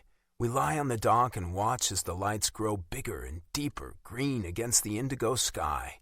It's like magic, Molly murmurs, like snow.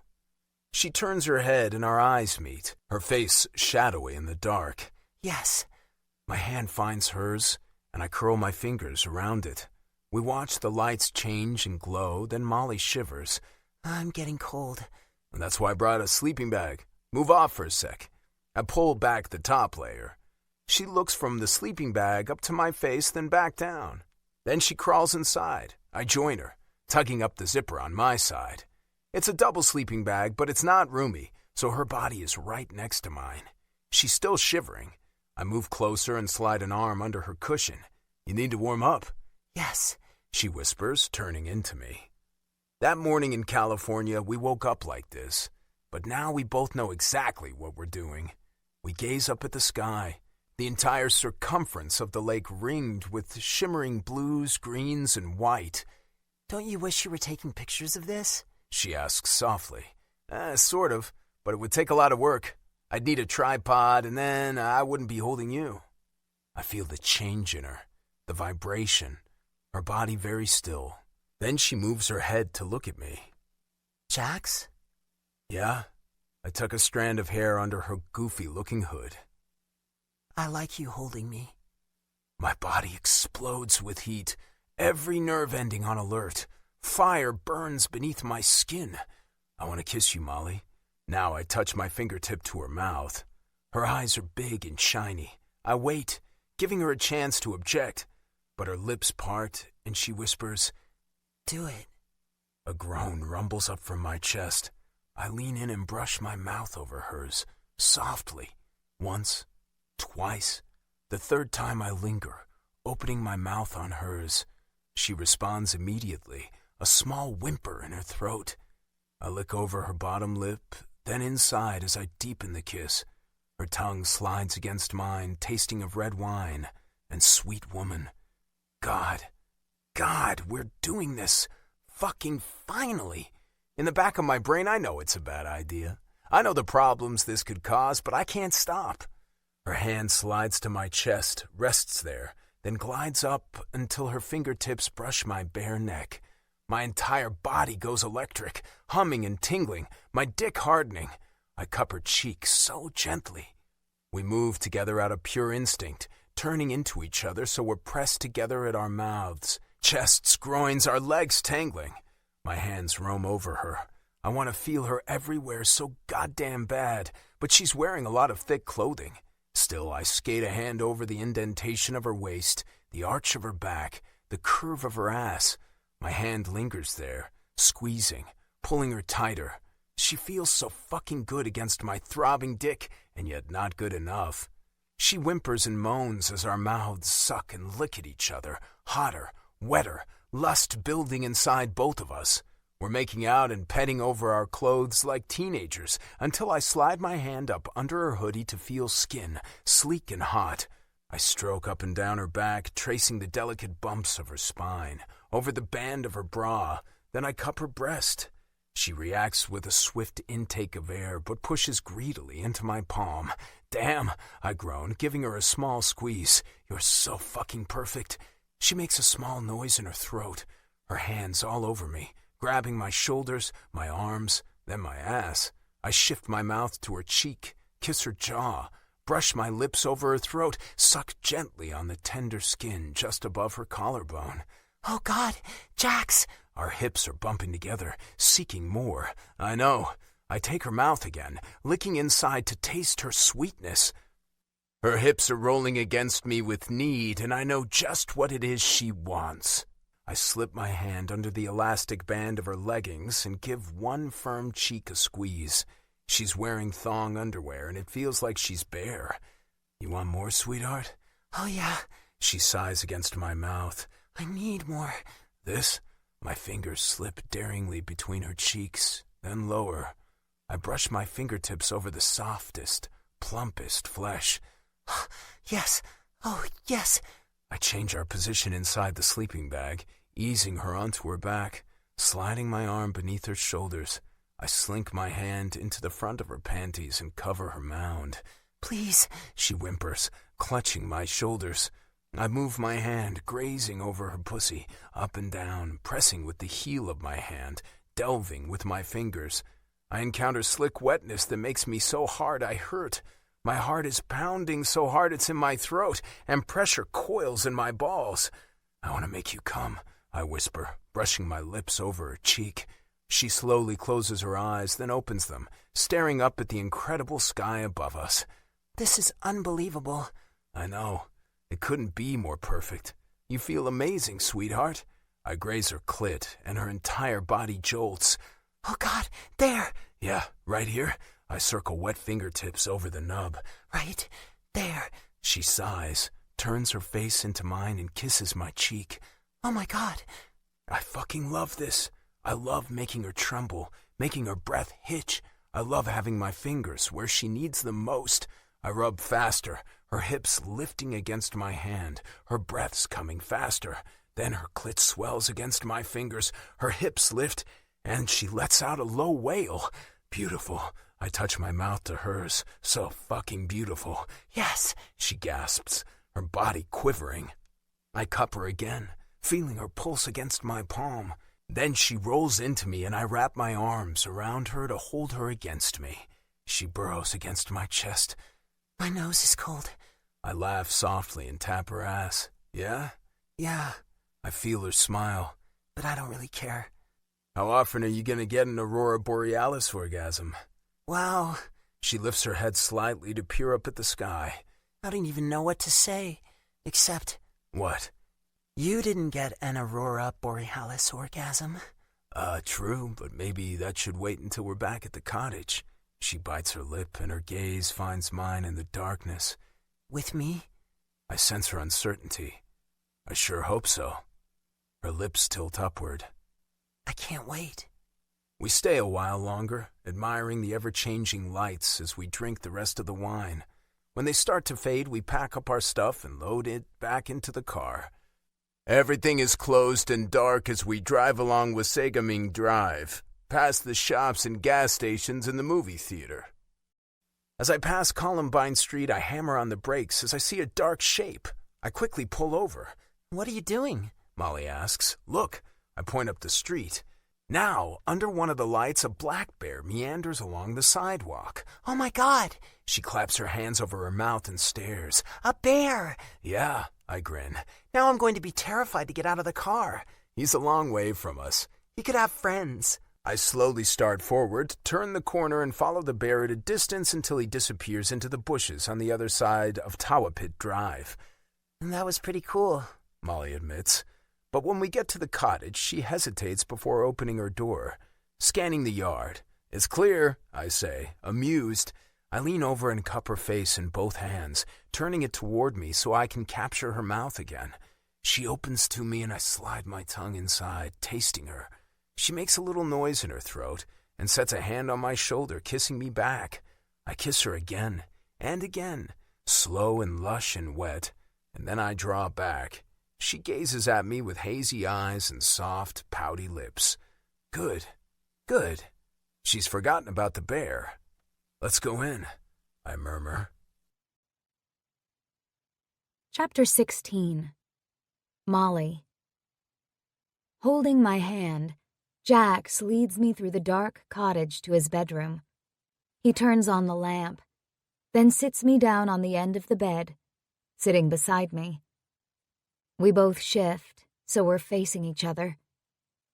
Not saying a word, we study each other in the warm light. I love his face, the strong nose and jaw, thick eyebrows, and sculpted lips. He lifts a hand and touches my face, then leans in to kiss me. Our mouths cling together, lift apart, then join again in slow, sexy kisses. I set one hand on his shoulder, the other on the side of his neck, and he catches my bottom lip in his teeth in a naughty bite. Then he smooths the pad of his thumb over my lip. One languid sensation melts into another, dissolving my spine, gathering low in my core. His hands slide down and around to cup my ass as we kiss over and over. I caress his neck and slide my hand into his thick hair. Then he draws away from my mouth, not far, our foreheads touching as he drops his gaze to the zipper of my hoodie. Slowly, he draws it down, lifting his eyes to meet mine again. Nose to nose, I give a tiny nod. He pushes it off my shoulders, leaving me in a t-shirt. He meets my eyes again as he cups one of my breasts. Oh, yeah, he groans. So perfect. I'm aware that my breasts are small, painfully aware of it after seeing pictures of Claire. But I love having them touched, especially my nipples. So I'm just going to go with it and let myself enjoy this. He tugs the shirt over my head and off, and I reach behind my back to unfasten my bra. Then I'm sitting next to him, topless, the air in the room brushing over my nipples and tightening them even more. He smiles, meets my eyes, and covers both breasts with his hands, gently squeezing and shaping them. I smile back at him, sensations sliding through me, flames licking over me. Then he grabs the back of my neck and brings me closer for another kiss. This one hotter, rougher. My hands are all over him, squeezing his big biceps, smoothing over his chest, curling around his shoulders. Still kissing me, he eases me down, my back to the mattress. I bend my legs to bring my feet up onto the bed. His mouth moves on mine, his hand beneath my head, his tongue sliding in and out of my mouth erotically. I'm going up in flames, my breasts full, my nipples straining and aching to be touched again, and I whimper. He lowers his head and kisses one nipple. Oh, God. Pleasure zings through me, my body electrified. Opening his mouth, his tongue swirls over the stiff peak.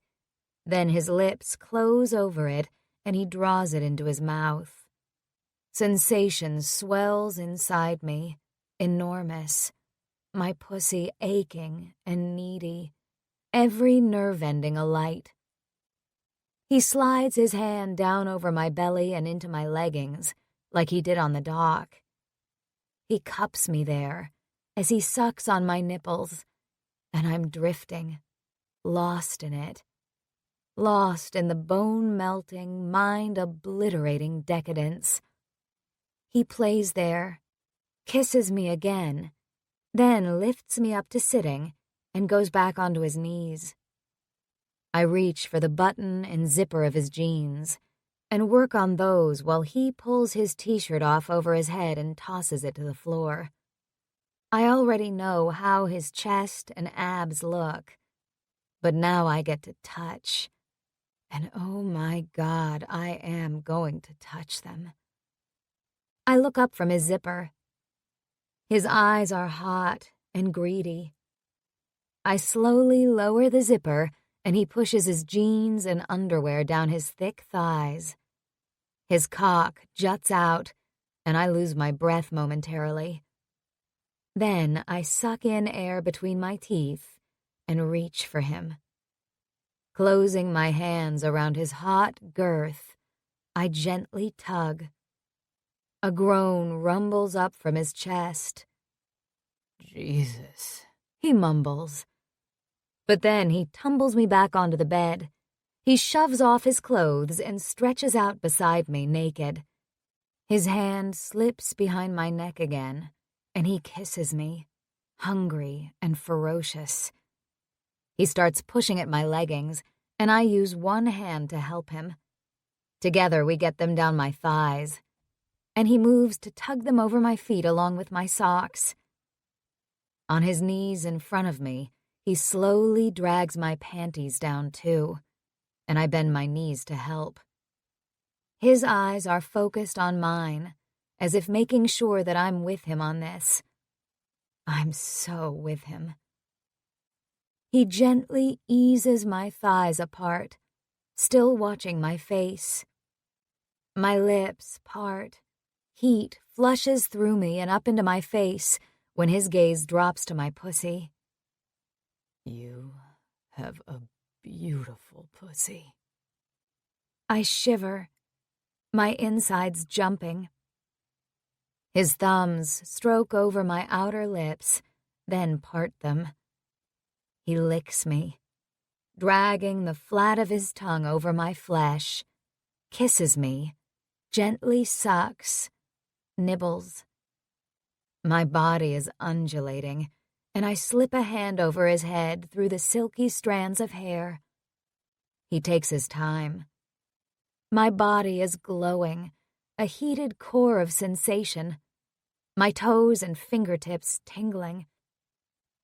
He rises up, his fingers still inside me, and leans over me to kiss me.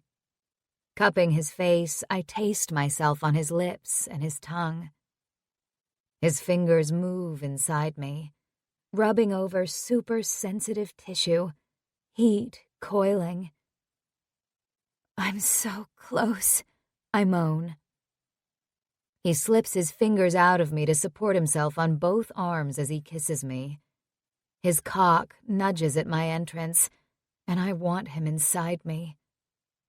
My hands gliding over his hot skin, I whisper, "Condom."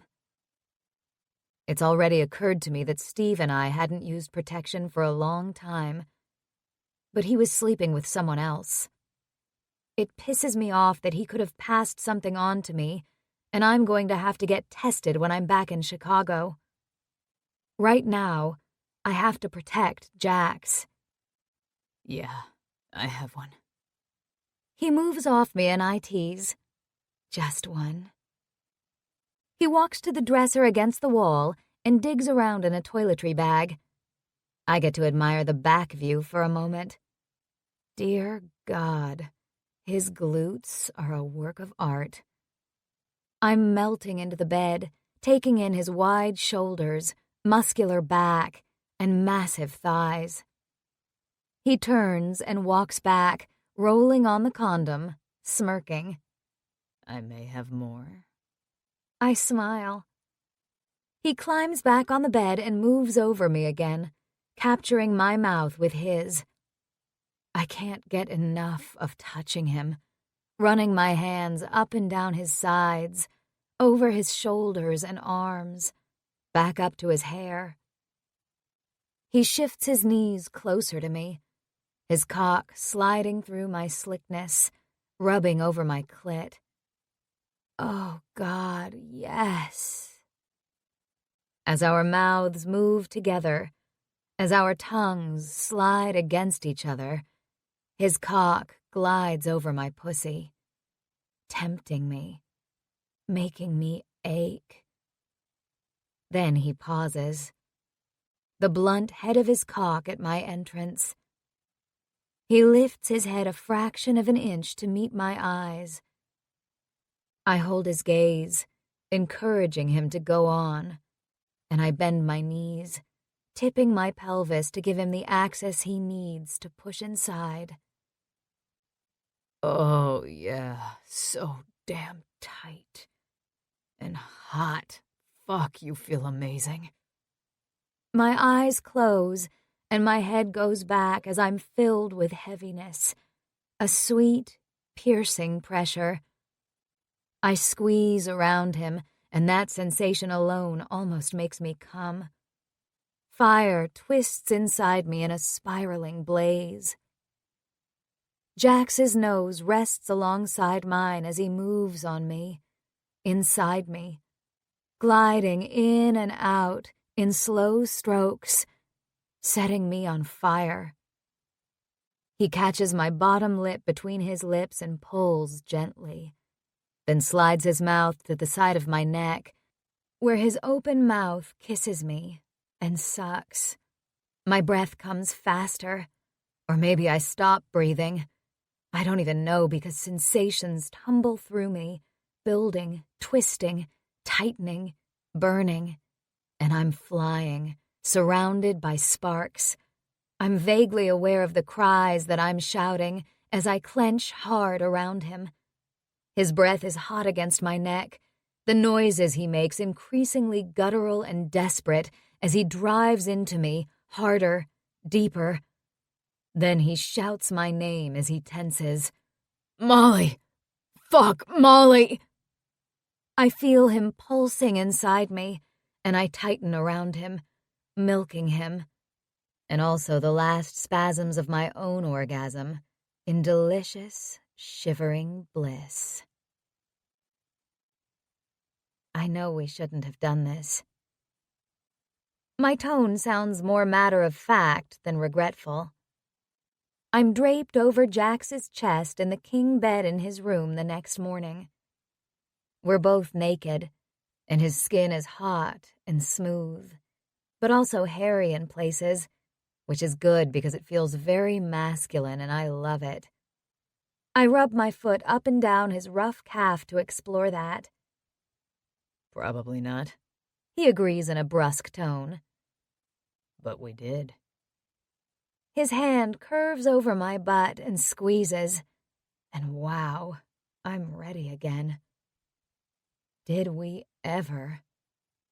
After the Aurora Borealis orgasm, we had sex 3 times, and I came every time. Jax made sure of that. It makes me want to kiss him again. Everywhere. Again. I don't think I can stop. After a brief pause, he says, "Me either." Can we agree, though, about what this is? He closes his eyes, the corners of his mouth tightening. Then he opens them and nods. There's no such thing as a long-term relationship. I know. And I'm not looking for that either, anymore. So we're on the same page. Can we agree that this will end when we go back to Chicago? He swallows. Yeah, that would be best. My heart feels like a lump in my chest, but this is what I want. Okay. While we're here, we're good, but this will end when we go home. And you have my word that Steve will never know about this. Jax's jaw tightens. But I will. I suck on my bottom lip. Is that a problem? You know Steve and I aren't together, and we never will be now. And if he took Claire with him on our honeymoon, then obviously he wouldn't care about us. Jax draws in a long breath through his nose, and his chest rises, then falls beneath me. You're right. I'm sorry. I hold his gaze. I really, really didn't want to cause problems for you. Oh, you caused a problem for me. A big, hard problem. His hips lift, and I feel his erection. His eyes gleam. Oh, that kind of problem I can take care of.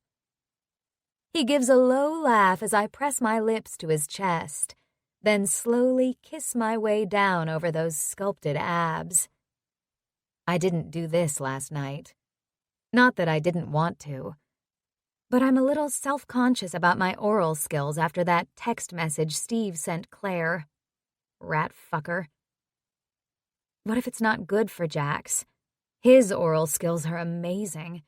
His fingers are as talented as his tongue. And his cock. Oh my God. I press my lips to the tender skin of his lower belly, just above the dark curls at his groin. They're trim and tidy, and that's freaking hot. I shift lower on the bed between his legs, and he parts them obligingly. Then I kiss the neat hair, pausing to breathe in his musky male scent. It's so good. He groans, and his hand slides into my hair. Molly. Is this okay? I peer up at him, my mouth a breath away from his straining cock. Fuck yeah. I'm dying.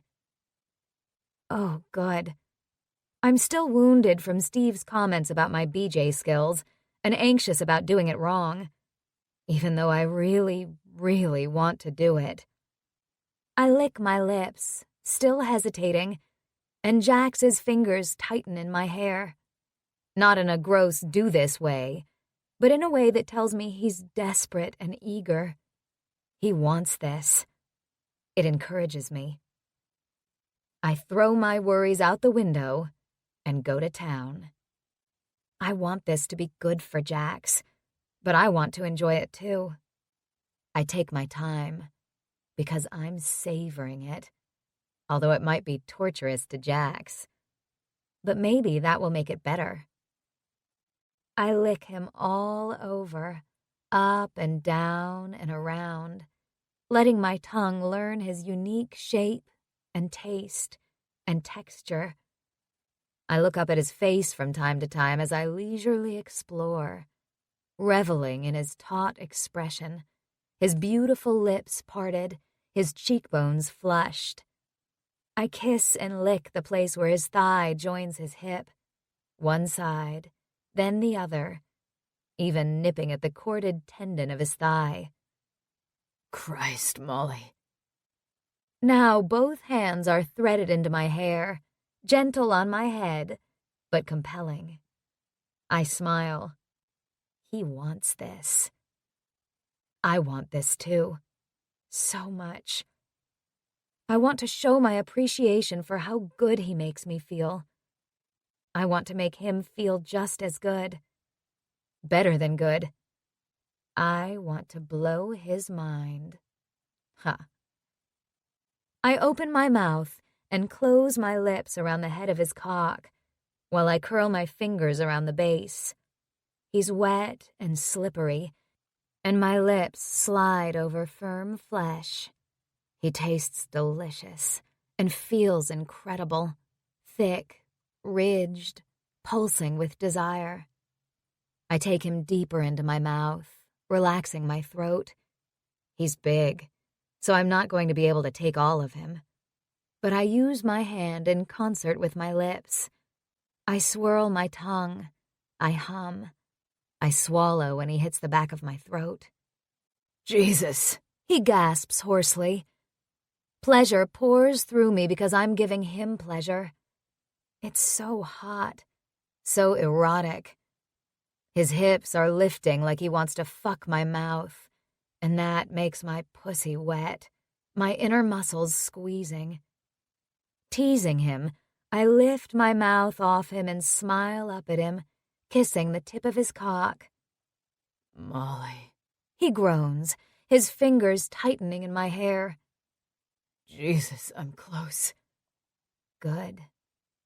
I go back down, bobbing my head, my lips a tight, wet ring around him. His hips elevate again, following my rhythm, guttural noises falling from his mouth. I'm buzzing with arousal, heat rushing through my veins, my pussy hot and wet.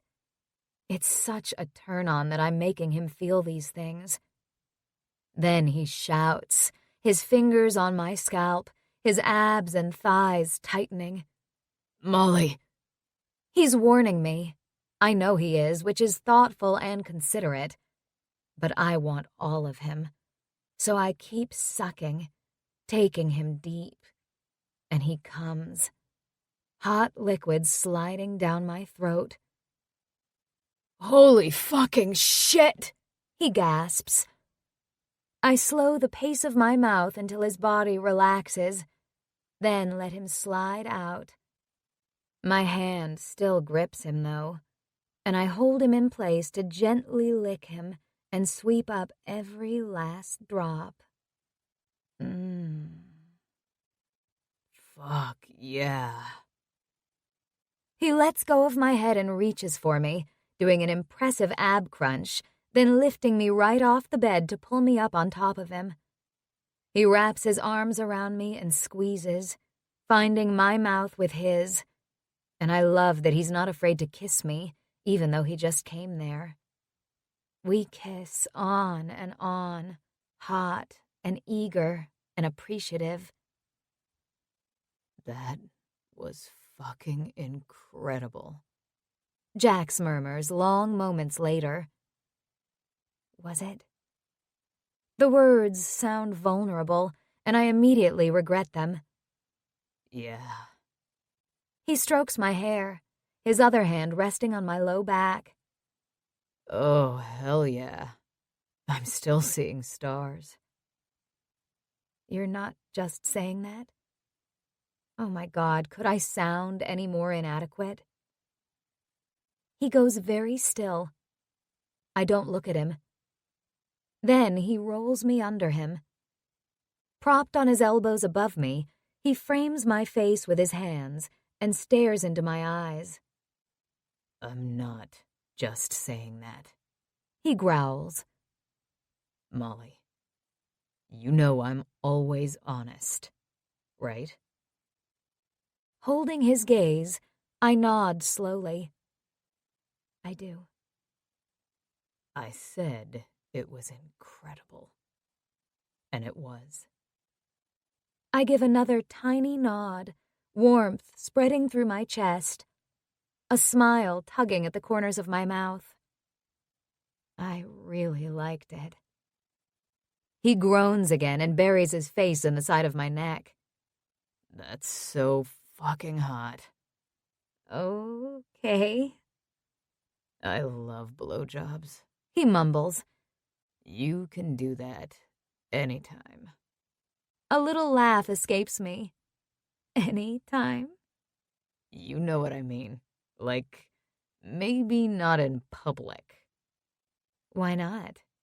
You made me come in public.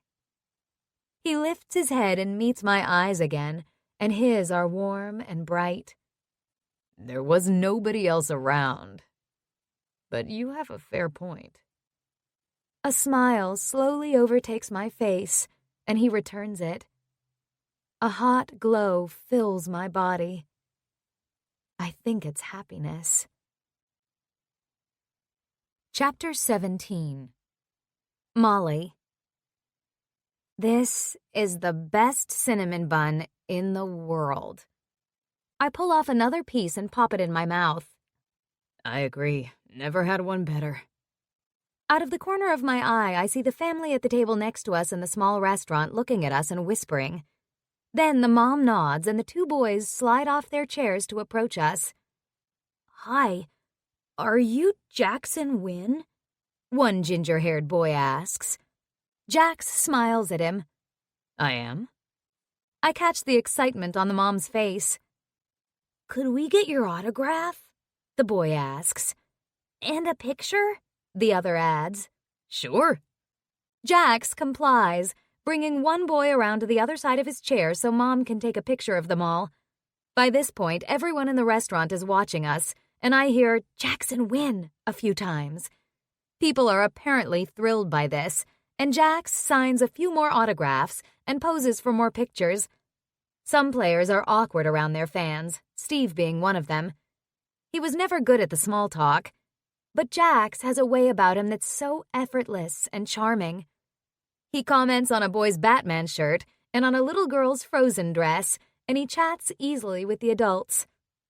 Well, that was interesting, I say, as we walk down the sidewalk leaving the restaurant. You're pretty popular around here. Yeah, I guess. I elbow him. You guess. I grew up here. They're not far from here. We walked here for brunch, so we leisurely retrace our steps along Tewapit Drive. It's super hot and muggy today, the air close and heavy, the sky overcast. Feels like a thunderstorm coming, Jax says. Maybe this is a good night to go to a movie. That would be fun. We've walked past the log cabin theater a few times, but I'm curious to see inside. It starts raining just as we arrive back at the cottage, but the drops feel cool and fresh, so I don't mind. I laugh and turn my face to the sky, my arms extended. Oh my God, the rain smells so good. It's a great day to sit on the screened porch, rain pattering gently down onto the trees and grass. I'm reading when Jax gets a call from his agent. He goes inside to talk, and I can hear his voice, but not exactly what's being said. When Jax returns to the porch, the expression on his face tells me it wasn't a good conversation. Still no contract? I ask hesitantly. No. He sits next to me and rubs the back of his neck. I don't totally understand what's so difficult about it. Are you way far apart in what you want compared to what the team is offering? Yeah, it's complicated as hell. They have to worry about the salary cap and signing the players they for sure want to keep. Duper and Army's contracts are up this year, and those guys are looking for huge dollars. The team is going to want to sign them for sure, so then guys like me end up waiting. And we don't know if they'll be able to afford to sign me too, for what I want. Paul says not to panic. There are a lot of players in the league in this situation. It seems like nobody wants to do deals and be the first to sign someone and then set the market for everyone else. Okay, I get that. Yeah. He makes a face. There's nothing wrong with trying to get the most money you can. I add, it's a business, right? Exactly. We need to make as much as we can while we can, because our careers are short. I nod. Jax is young, but he has a point. It'll work out, I say confidently, rubbing a hand over his chest. You're a good player. Thanks. He smiles and pulls me closer for a kiss. Within minutes, his hands are under my shirt and in my shorts, and we make out for a while in the damp air, then move into the bedroom for slow, sweet afternoon nookie. There's something so lovely about having endless time, rain falling outside, and silvery daylight that provides enough illumination to see Jax in all his wonder. He kisses me everywhere, lifting and shifting me as he wants with his powerful muscles, caressing me and licking me and fucking me until I'm weak and boneless and blissed out. I found this old game of Trivial Pursuit.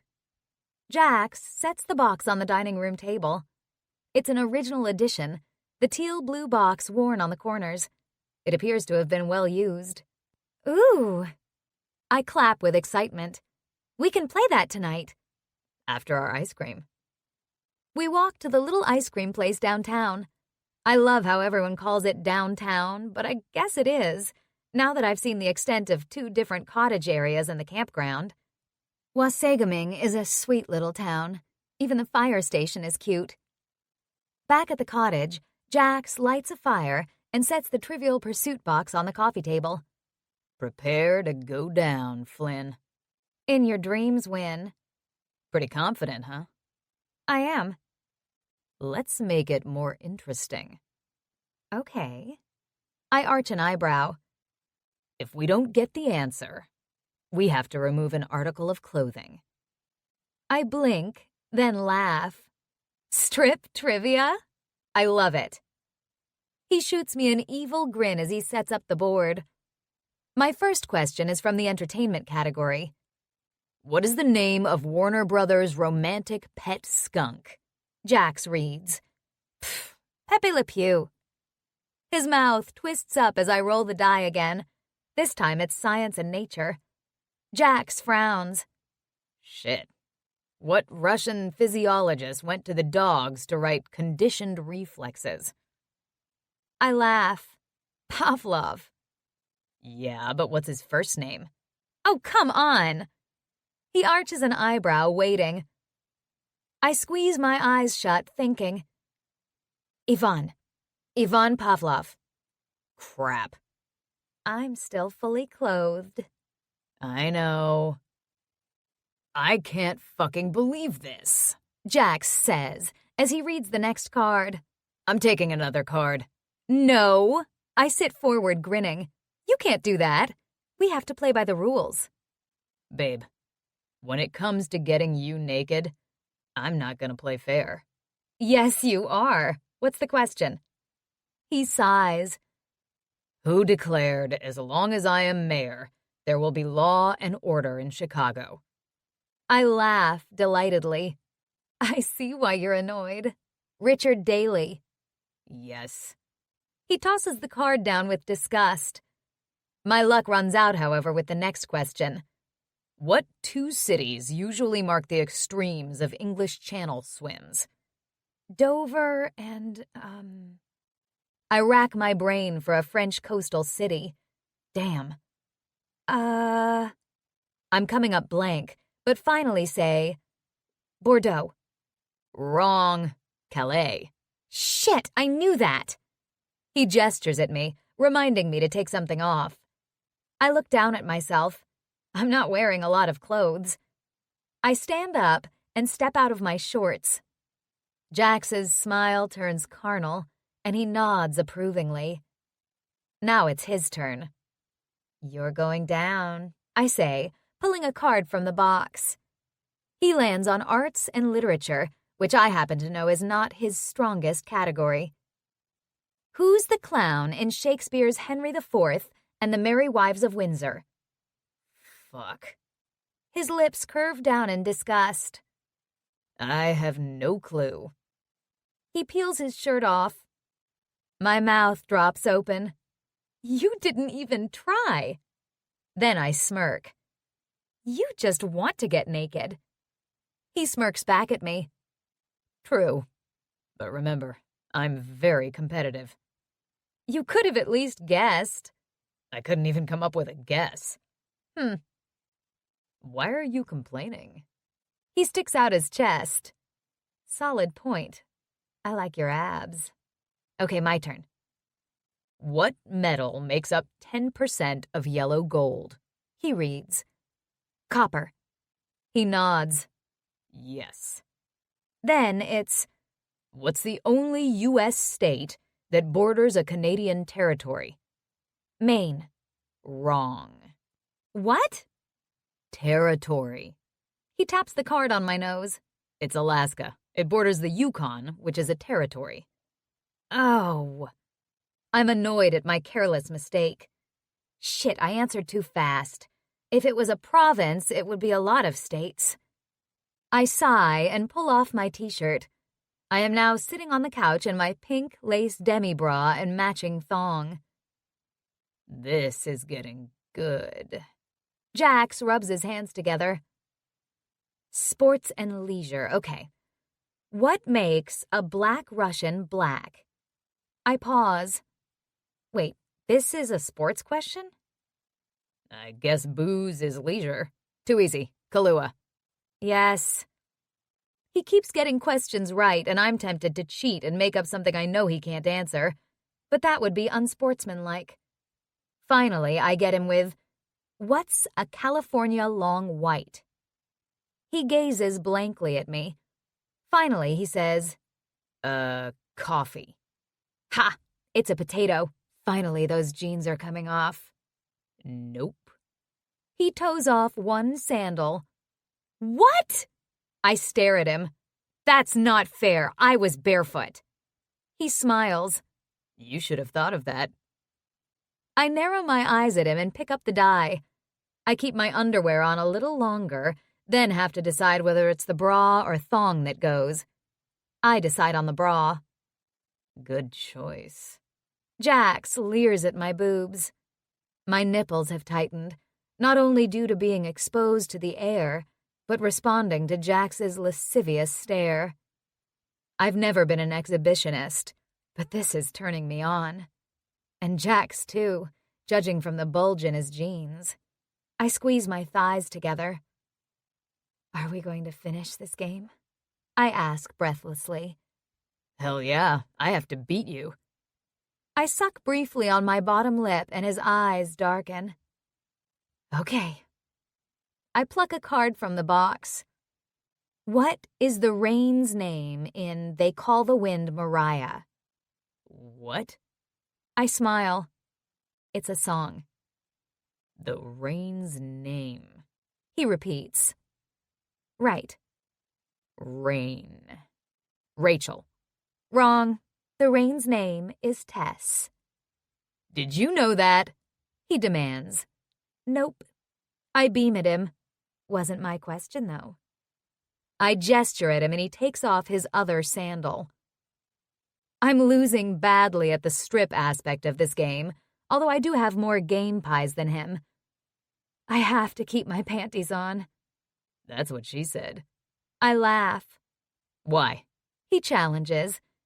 Can't you think when you're naked? I can think, but it's about sex. Is there a sex edition of Trivial Pursuit? I have no idea. There should be. You were a star that night at the bar in California for Carnal Knowledge. Well, I have to lose my panties for the game to continue far enough for him to get naked. And soon he's sitting there in his boxer briefs, me naked, and I ask, who won the 1942 Nobel Peace Prize? His forehead creases up and his eyes narrow. 1942. I'd say Albert Schweitzer. Wrong. Nobody won it that year. Huh? It was during World War II. I think they didn't give any peace prizes during the war. Shit. I wave my hand for him to stand up and strip. With a grin, he does so, although looking at him wearing nothing but boxer briefs is not a hardship. I actually lick my lips at seeing him nearly naked now. He's hard, and it's beautiful. His whole body is beautiful. All those sleek muscles now lying under tanned skin after our 2 trips. I've seen him naked, and I've seen him in board shorts, so this isn't a surprise. But it's unexpectedly erotic, sitting in the living room in front of the fire, both of us unclothed. Are you sure we're going to finish this game? I ask, my voice husky. Forget the game. He drops to his knees in front of me and hauls my ass forward. Chapter 18. Jax. Molly lets out a little squeal as I yank her closer to me, but her thighs fall apart, revealing that sweet, sweet pussy to me. The fire flickers behind me, illuminating her, and I study her for a few seconds, enjoying the view. She's pink and plump and wet. I set my palms on her inner thighs and lean in to taste her with a long, slow lick. She moans, her hands going flat on the couch cushions. I lick her again and again, gliding my tongue over slick lips, up and down, probing deeper, then pressing gentle kisses all over her pussy, sucking her soft flesh into my mouth. Her body quivers in response to my touch, and she makes needy, whimpery noises.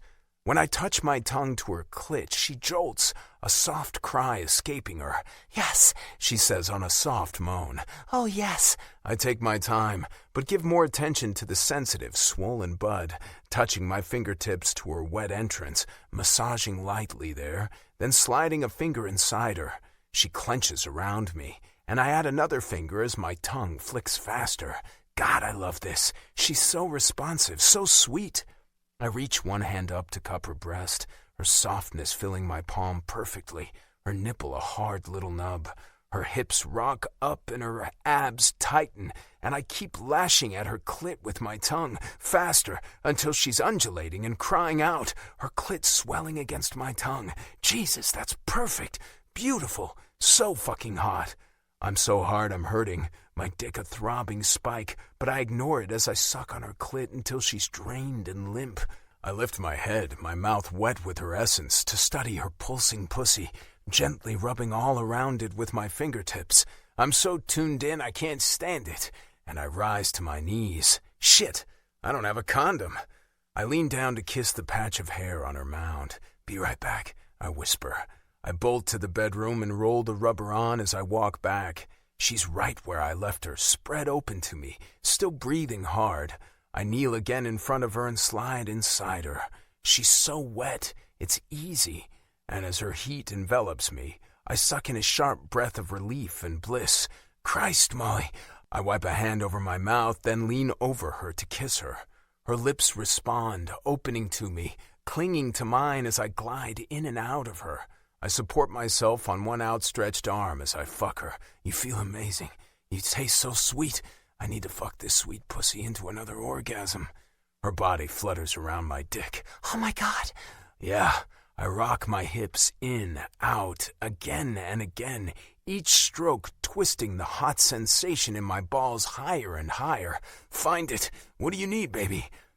She slips her hand down to her clit and comes again after only a few rubs, wailing, the most satisfying sound clenching around me, and I let my orgasm roar over me, exploding at my center, flashing up my spine. My balls squeeze, and my cock swells and pulses.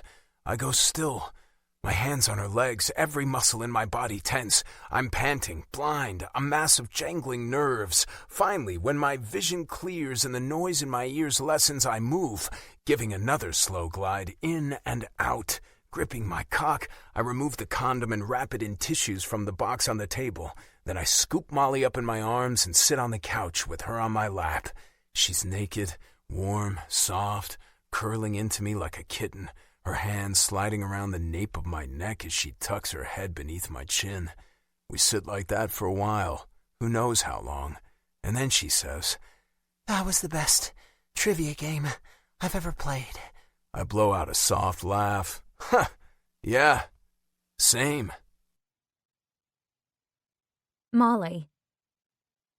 The third weekend we're there, I'm sitting on the deck with coffee in the morning when a man walks around the corner of the cottage. I nearly spill my coffee, I'm so startled. "Hi," he says. "How are you?" "I'm, good." I stand, only a little embarrassed that I'm wearing a huge pair of Jax's plaid flannel pants and a hoodie. "I'm Oliver McDonald." He jerks his head. "We have the cottage next door." "Oh, nice to meet you. I'm Molly." "Are you... I heard Jax is here." "Yes. He just walked to the store for milk. He should be back any minute." "Oh, cool. We kind of grew up together here when he used to come and spend summers with Mr. and Mrs. Thompson." "I've heard a lot about those summers." I smile, my chest warming. Jax loves it here. "It's great that he still comes back. My wife and I live in Toronto now, but we try to come back every summer too, and usually we meet up with Jax." I hear the door of the porch open and close and footsteps in the cottage. "Jax!" I call through the screen door. "There's someone here to see you." Jax appears and a broad grin breaks out over his face. "Big Mac!" He slides open the door, steps out, and they do a bro handshake hug combo. "How the hell are you?" "Great, man, you?" "Good. You here for the week?" "Yeah, the whole family's here this weekend, but Sophia and I are staying next week too." "Oh, hey, this is Molly," Jax says. "We met," Oliver says with a smile. "I didn't know you had a girlfriend." Jax's voice trails off. There's a brief, awkward silence as our eyes meet. "You're from Chicago?" Oliver asks me. "Yes." I nod vigorously. "Your first time here then?" Oliver asks. "How do you like it?" "I love it. Jax has been touring me around and sharing all his memories with me. Was it you whose bathing suit he shoved a minnow into?" Oliver barks out a laugh. "Yeah, that was me, asshole. Anyway, come over tonight for a drink and say hi to Mom and Dad. Abby's here too, my sister," he adds for my benefit. "We just may do that." Jax follows Oliver around the cottage, and I can hear their voices before Oliver hikes through the bushes separating the two cottages. Jax reappears, still smiling. "Well, that was awkward," I say. He grimaces. "Whatever, just go along with it. It's easier than explaining everything." I guess so. Unless Oliver keeps up on hockey gossip and knows that I'm the one who jilted Steve Shevchuk at the altar. We do go next door later, carrying our drinks with us. Jax pauses outside our cottage door. Oliver's sister Abby is going to be there." I blink. "And?" "She always had a little crush on me. Maybe you could stick close?" I purse my lips. "Oh, come on. That was how many years ago? You think you're such a stud she's still going to be after you?" He shrugs. "It could happen." I laugh. "Sure, big guy." I pat his back as he starts through the bushes toward the next-door cottage. Everyone is out on the deck, and Jax is greeted like a long-lost son by Mr. and Mrs. McDonald. I watch Oliver's sister Abby greet Jax with a clinging hug that's not at all sisterly, and she regards me with chilly eyes as Jax introduces us. Damn it, he was right. Okay, I can do this. I slide my arm into his and press my body against him, eliciting raised eyebrows from Abby. Ha, I'll just sit in Jax's lap all night if I have to. Abby ignores me and asks questions about Riley and how she's doing, and Jax is happy to brag about his little sister. Oliver's wife Sophia is pregnant. 6 months, I learn as we chat. I hear a lot of reminiscences including a hilarious story about Jax and Oliver capturing crayfish in the lake and putting them on the counter under a plate for Mrs. McDonald to find. I damn near peed myself, she says, laughing. They looked like giant bugs, and I ran out of the kitchen screaming, and the boys were howling. I nearly died too, Abby says. I came in asking what the heck is going on, and I saw those things crawling across the counter. Oh my God. I laugh and smile lovingly up into Jax's eyes. Troublemaker. He smiles back down at me. Good times. Are you still a prankster in the dressing room? Oliver asks. I like a good practical joke on occasion, Jax says. Like the time you hit Mark Dupuis with a face full of shaving cream while he was being interviewed on TV? I ask. Oliver laughs. I saw that. Captain Codger? Mrs. McDonald asks with amusement. How did he take it? He's not as serious as he used to be, Jax says. Jax always did like to have fun, Mrs. McDonald tells me, and the girls followed him everywhere. I don't doubt it, I say with a smirk. I love how easily Jax fits in with these people, and the fact that he's kept in touch with a friend from his childhood. I'm not loving Abby's aloof attitude toward me, but whatever. We go out for dinner with Oliver and Sophia one night the next week, which is fun. They're a nice couple. They're excited about their first child, and Jax seems super happy for them too, asking questions about how Sophia is feeling and how much time she'll have off work. Apparently, she and Oliver are both accountants. When she says she'll have a year off, I nearly fall off my chair. That's amazing, I say. I haven't looked into maternity leave in detail, but I have friends and coworkers who have babies, and they sure didn't get a year off. We discuss mat leave in Canada compared to the United States. That morphs into a discussion about politics, which could be a field of landmines. But luckily, Jax and I have similar views to Oliver and Sophia, so it's an amicable discussion. It's fun talking about these things with like-minded people, and also getting to know Jax's opinions. We've never talked about this stuff, and my admiration for him grows.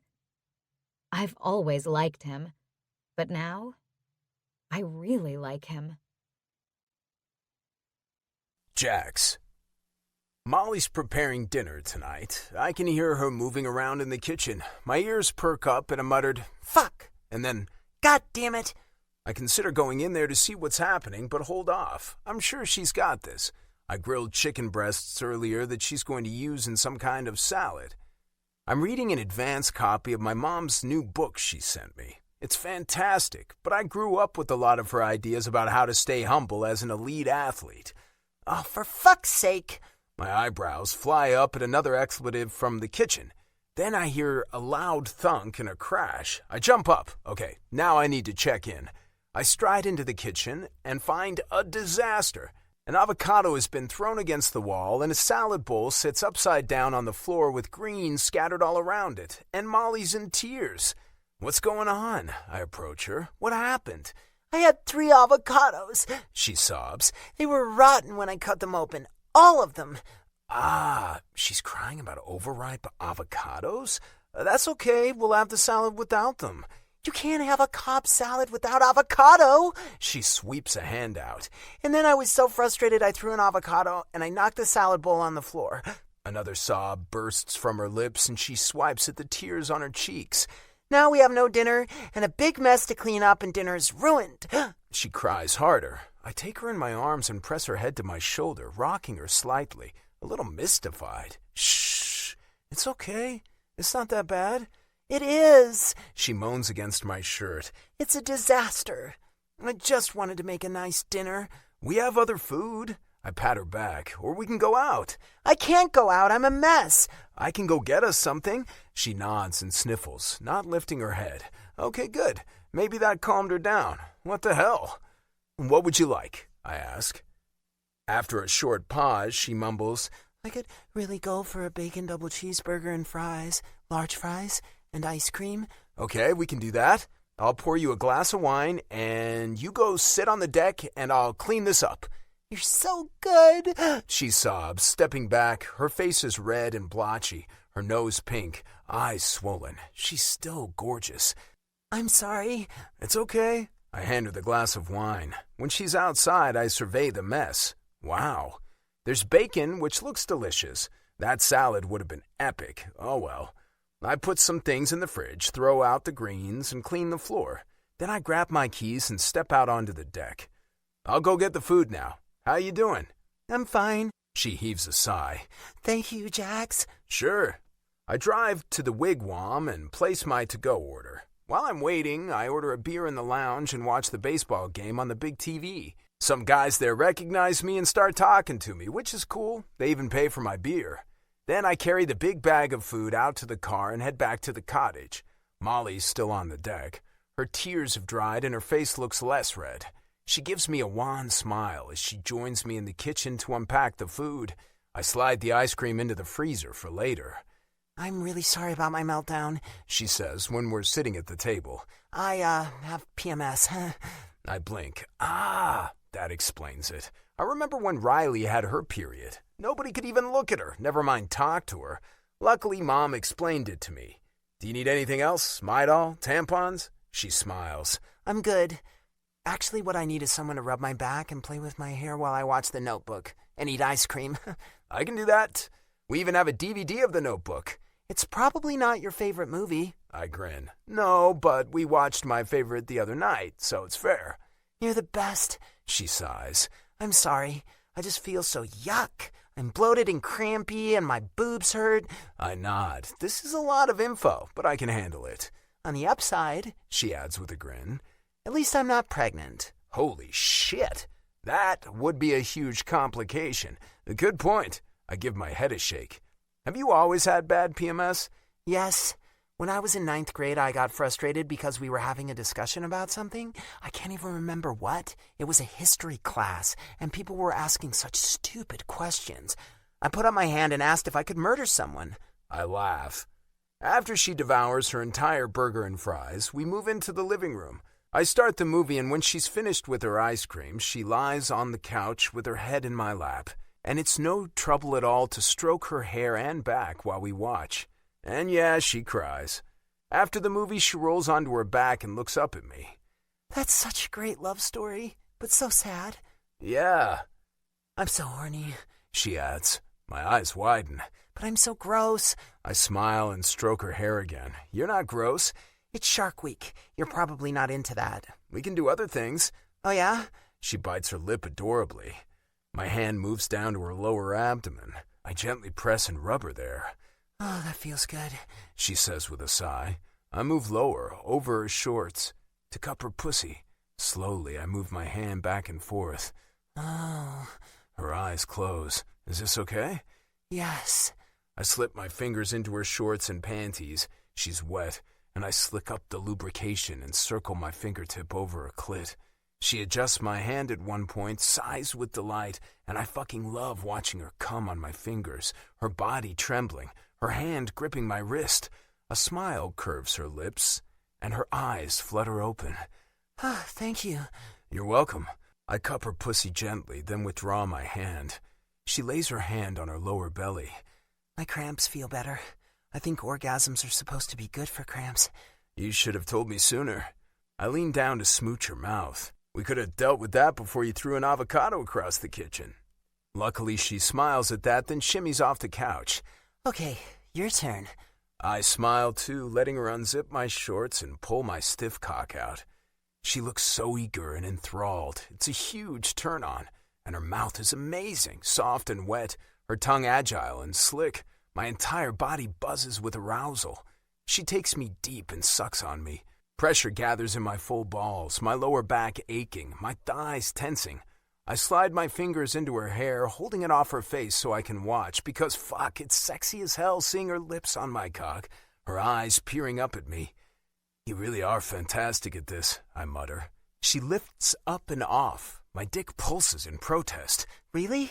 Really, please, don't stop. She smiles and resumes her amazing blowjob, her tongue smooth and supple, licking over the head of my cock, around me, all the way down to the base and back up, then her tight lips sliding up and down in tandem with her fist. My consciousness narrows to that tiny slice of reality, her on her knees in front of me, her mouth on my cock. My skin prickles, tension building inside me, then torquing as sensation explodes through my nerves in a blinding surge of ecstasy. My chest heaves as I try to gather air into my lungs. I cup her face with both hands when she lifts off me. I can't breathe, can barely see, but my gaze focuses on the sexy, satisfied smile on her lips, and it's all I need in this world because hell yeah, I love blowjobs. But I also love that she loves it, and that she knows she blew my fucking mind. Chapter 19. Molly. We've been here 4 weeks, I say to Jax, as we finish the hamburgers that Jax grilled on the barbecue. Yeah.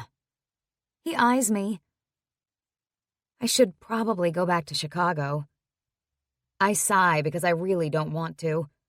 I've been keeping in touch with my friends and family, and I know that after he got back from Europe, Steve went home to visit his parents in upstate New York, so there was no need to rush back to see him. There's no reason I need to be there, but I feel like I shouldn't spend the whole summer hiding out with Jax. I guess I need to face reality. I can drive you back to Winnipeg if you want, so you can fly home. That's a 3-hour drive, and you'd have to turn around and come back. He shrugs. It's not that big a deal. But Mom and my grandparents are coming next weekend. You could drive back to Winnipeg with them Sunday if you want to fly home. Oh, I consider that. That makes sense, I guess. But are you sure you're okay with me being here when they come? They're going to ask questions. His jaw tightens. We'll tell them the truth. We're friends. Friends who fuck. Friends who know how each other taste. Who know how it feels when he's inside me. 1 more week. Well, 10 days. I watch Jax lean back in the chair on the deck. He stares out at the lake, his expression impassive. My spidey senses tingle, and I feel like he's not happy about me leaving either. But we agreed. We agreed this would end when we're back in Chicago. I can't hide out here forever. I'm freaking out. I admit I'm freaking out. The sound of a car door closing outside makes me jump. They're here. Jax's mom and grandparents are coming today, and I've had a ball of anxiety knotted in my stomach all day. I don't know why. I guess I'm worried what they're going to think of me being here. I swallow and press a hand to my belly as Jax strides out across the porch and throws open the door. Hey, you're here! We're here. We made it. A light feminine voice calls. Come give me a hug.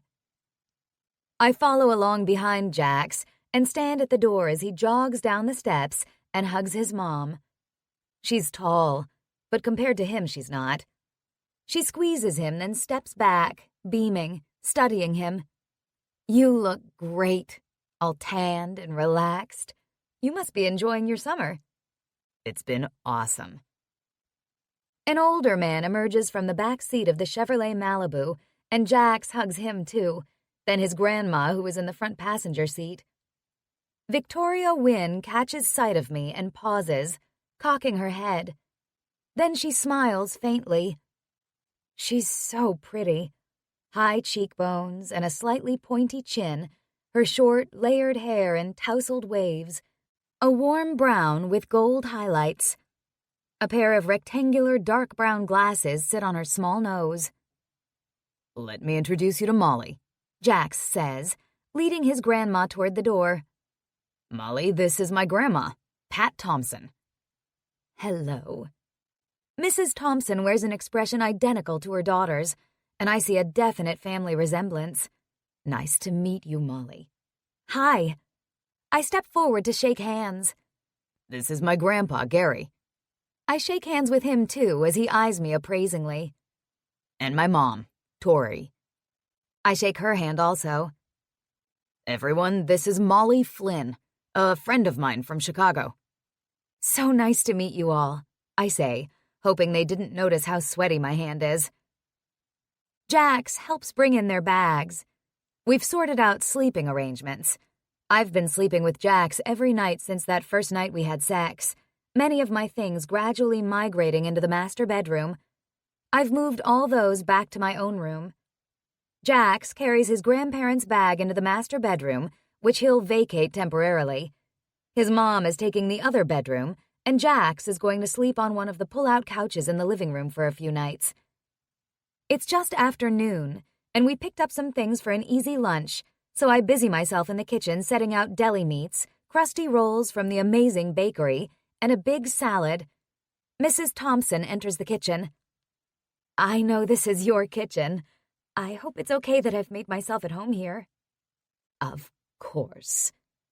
Her smile is warm, but her eyes still gleam with curiosity. Have you been here the whole summer, or are you just visiting for the weekend? I came with Jax back at the end of June. Oh, lovely. I'm just putting out some lunch. I don't know if you've eaten? No, we haven't. That speed demon Tori wouldn't even stop for ice cream in Neepawa. She was so excited to get here and see Jax. Mrs. Thompson opens the fridge and pulls out a bottle of mustard. Oh, I see you have some fancy mustards. Yes, we picked those up at one of the stores. They're apparently made in Winnipeg. I really like the honey horseradish one. She picks them up as well and carries them over to the dining table. I don't know what that means. Does she disapprove of fancy mustard? Or maybe it's me she disapproves of. I bring everything else to the table as Jax chats with his grandpa and mom.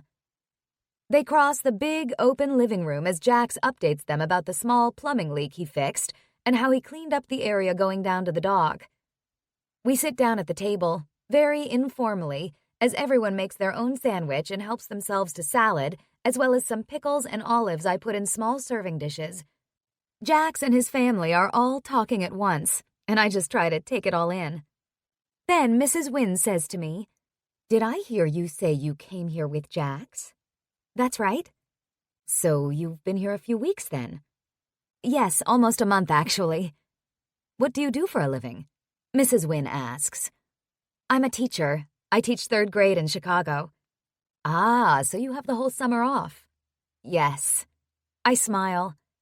And it's been so nice. I really appreciate the opportunity to stay here.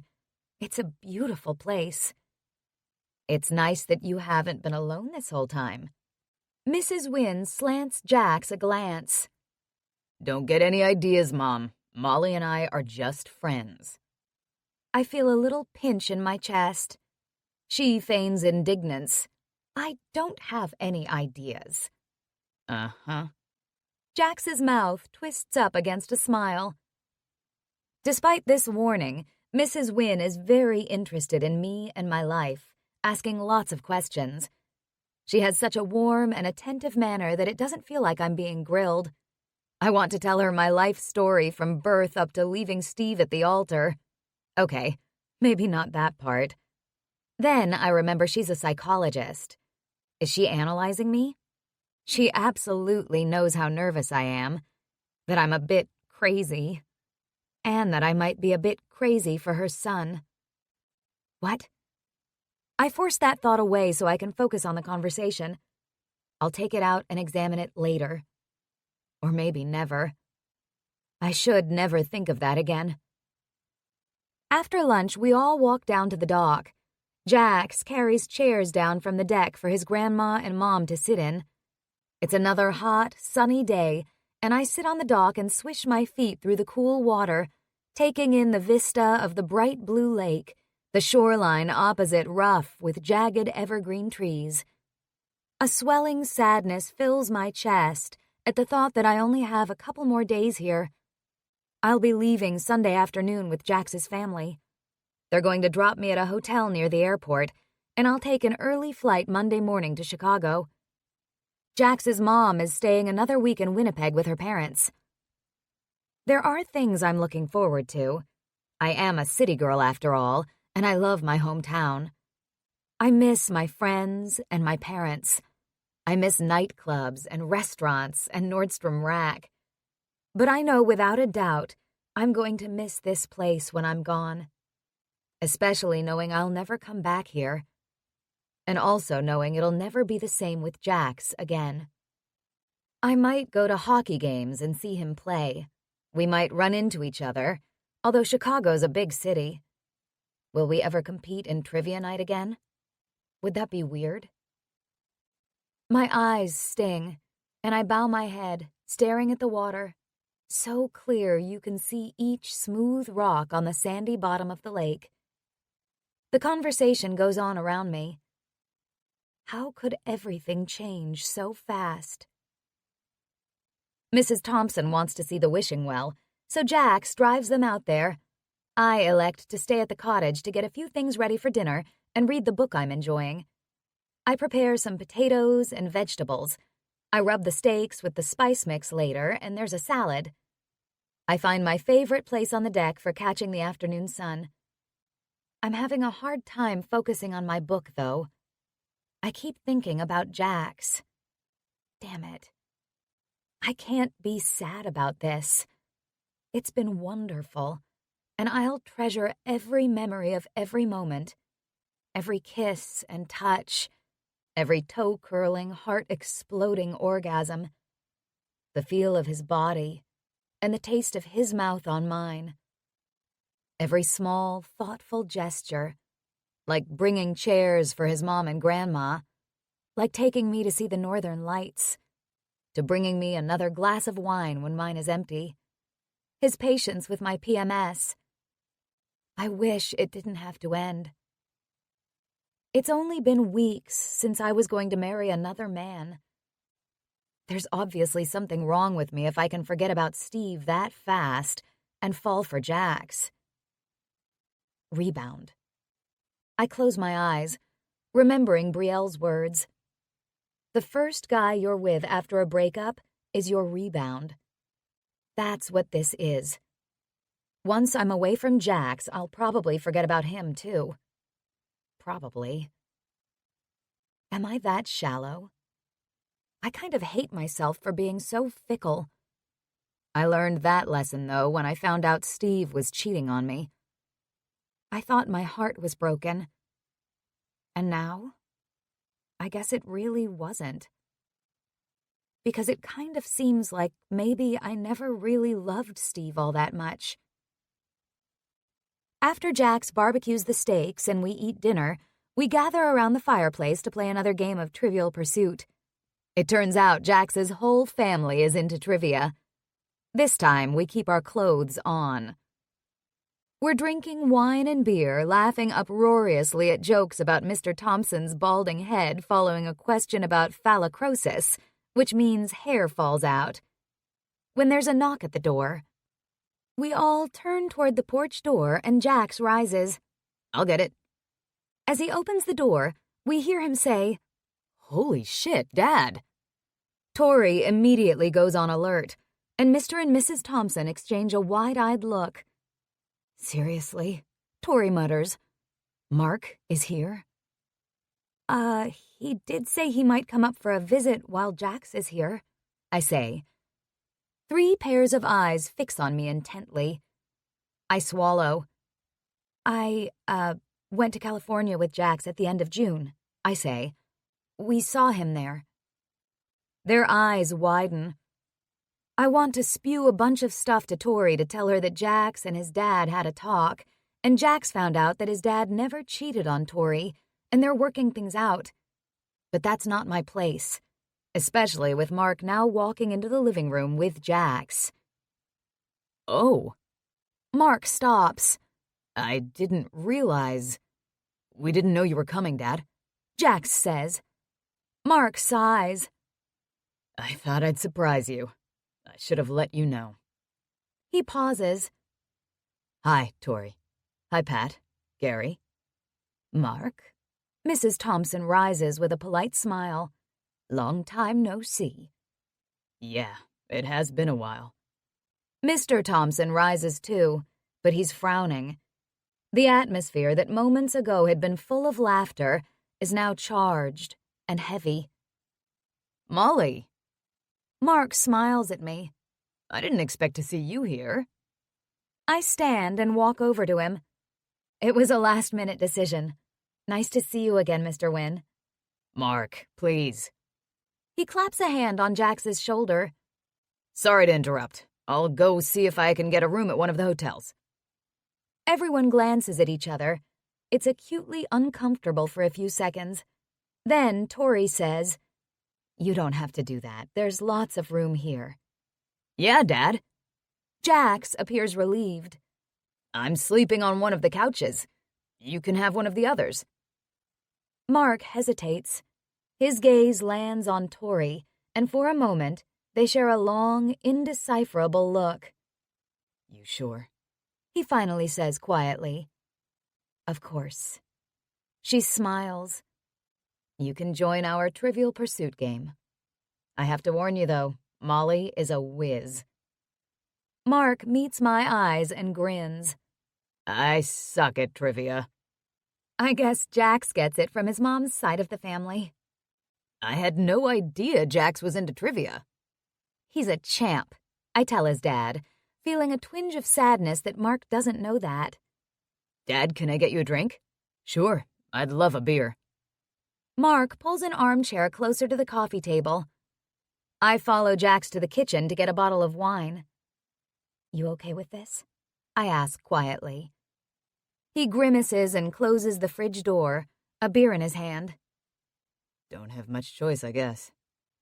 We pause, face to face, so close we're almost touching. He smiles down at me. Family, huh? You definitely have a lot of it. I smile back at him, my insides melting at the affection in his eyes. They're all great, though. One corner of his mouth lifts. They're okay.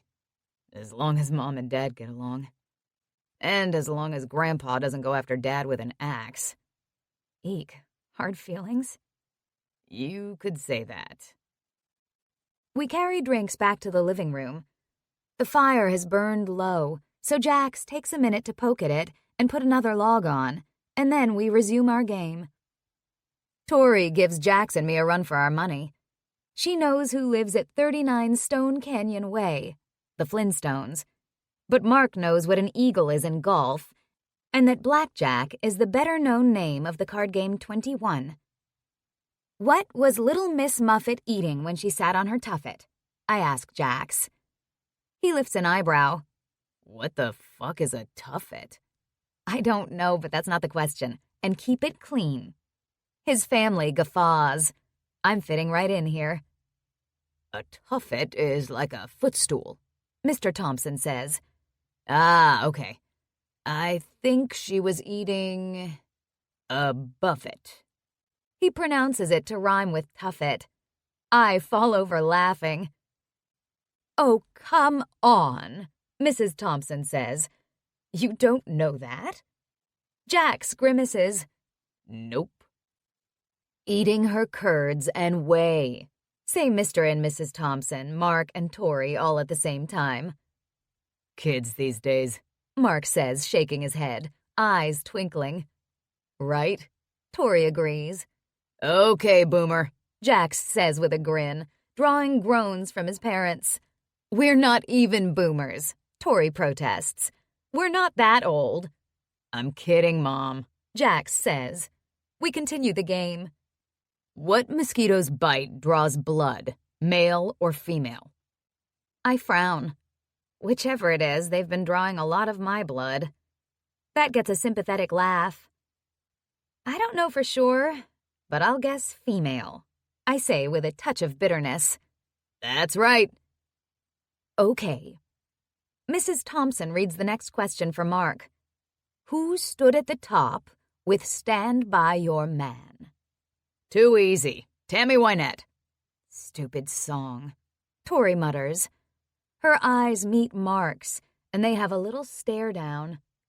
Story of our marriage. What the? Mark stops himself, his jaw tense. How the hell can that be when you didn't stand by me? I did so.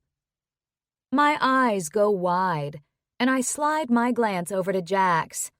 His face has reddened. The atmosphere in the room has become loaded. Sorry, Tori says with a big, fake smile. She waves her hands. Got sidetracked there. Keep going. Finally, Jax ends up with the last question for the win. I read the card and roll my eyes. Oh my God, how do you get so lucky with your questions? It's not luck, he says with a fake modest smile.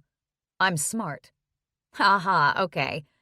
What hockey player was Sports Illustrated's Sportsman of the Year for 1970? He smirks. Then he wrinkles his nose, thinking. I cock my head. Not sure, smarty pants? Bobby Orr. I sigh. Right. You win. Attaboy. Tori pats his shoulder. No wonder you two are so good at those trivia nights you go to.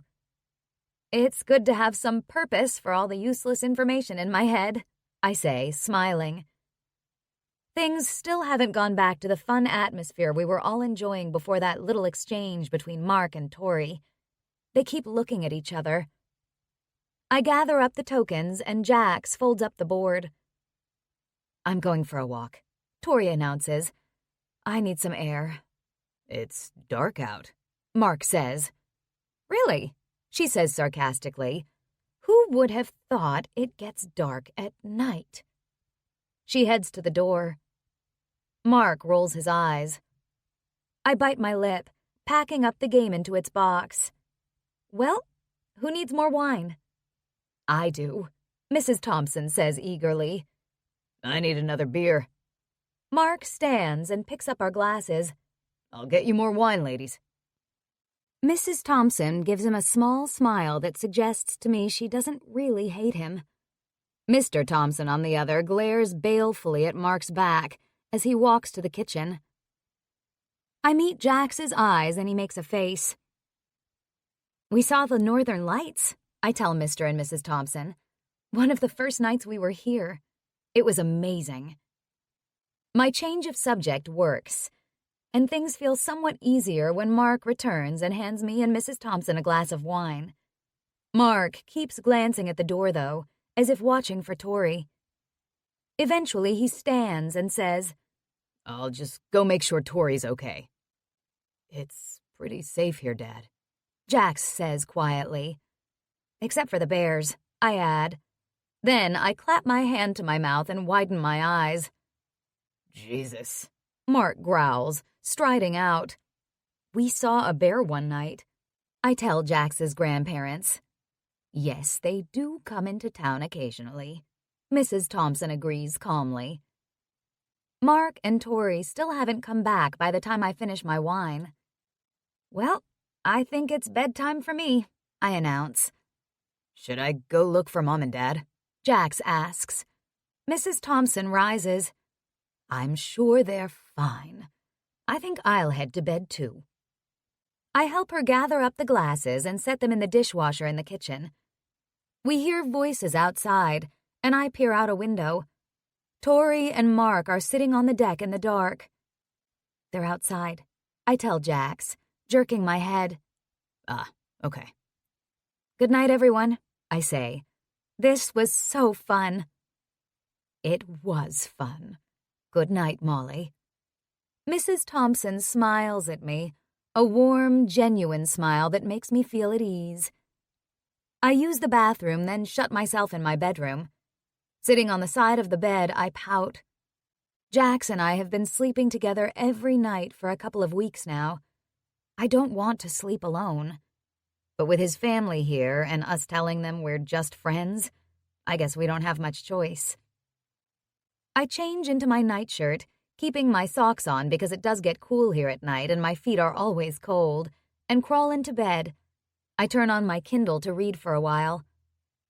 But I can't focus on the story I'm reading. I keep thinking about Jax. I keep thinking about how kind he is, how he's been my rock and my knight in shining armor. I could have saved myself. I mean, I did save myself.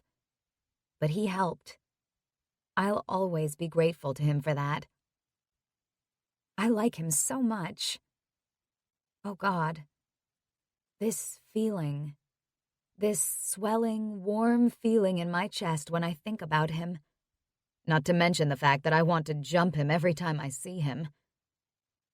This feels like more than liking him. It feels like love. I've been in love before, and not that long ago. I was crazy about Steve, and yet, there's something about this that's different. I feel like Jax and I fit together. There were ways Steve and I didn't fit together. He didn't like dancing, cooking, reading. Nothing wrong with people who don't like those things, and I don't think you have to like all the same things to be well-suited. But Jax and I always seem to be in sync. When it's time to sit together quietly and read, when it's time to get up and go for a hike, we do some alone things, like he goes for a long solo run every morning, heads to the gym in Onanol to work out, while I sit on the dock and gaze at the lake or do some yoga. But he good-naturedly tagged along as I explored the cute little gift shops, and I had no problem following him while he hiked around taking photographs at Deep Bay. The bedroom door opens quietly, and Jax slips in. My heart bumps, and I smile. He closes the door quietly, takes a couple of steps, and stretches out on the bed next to me.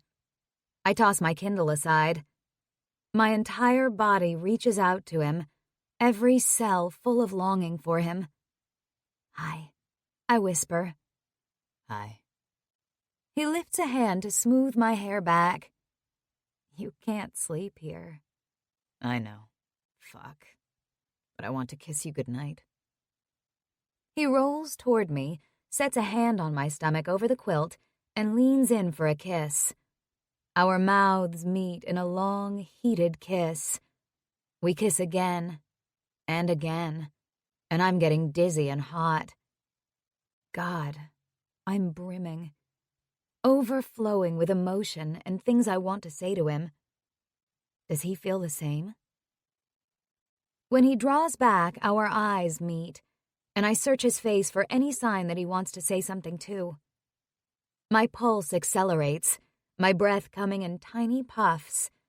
The air pulses around us, and I wait, moments piling on moments as he cups my face, his thumb rubbing over my bottom lip. "You're beautiful, Molly." My face heats, and my heart beats faster. "I wish you could stay." "Me too," he groans. He kisses my forehead and rolls off the bed. "Good night, little trivia whiz." He slips noiselessly from the room. I close my eyes, my throat tightening and my lungs constricting.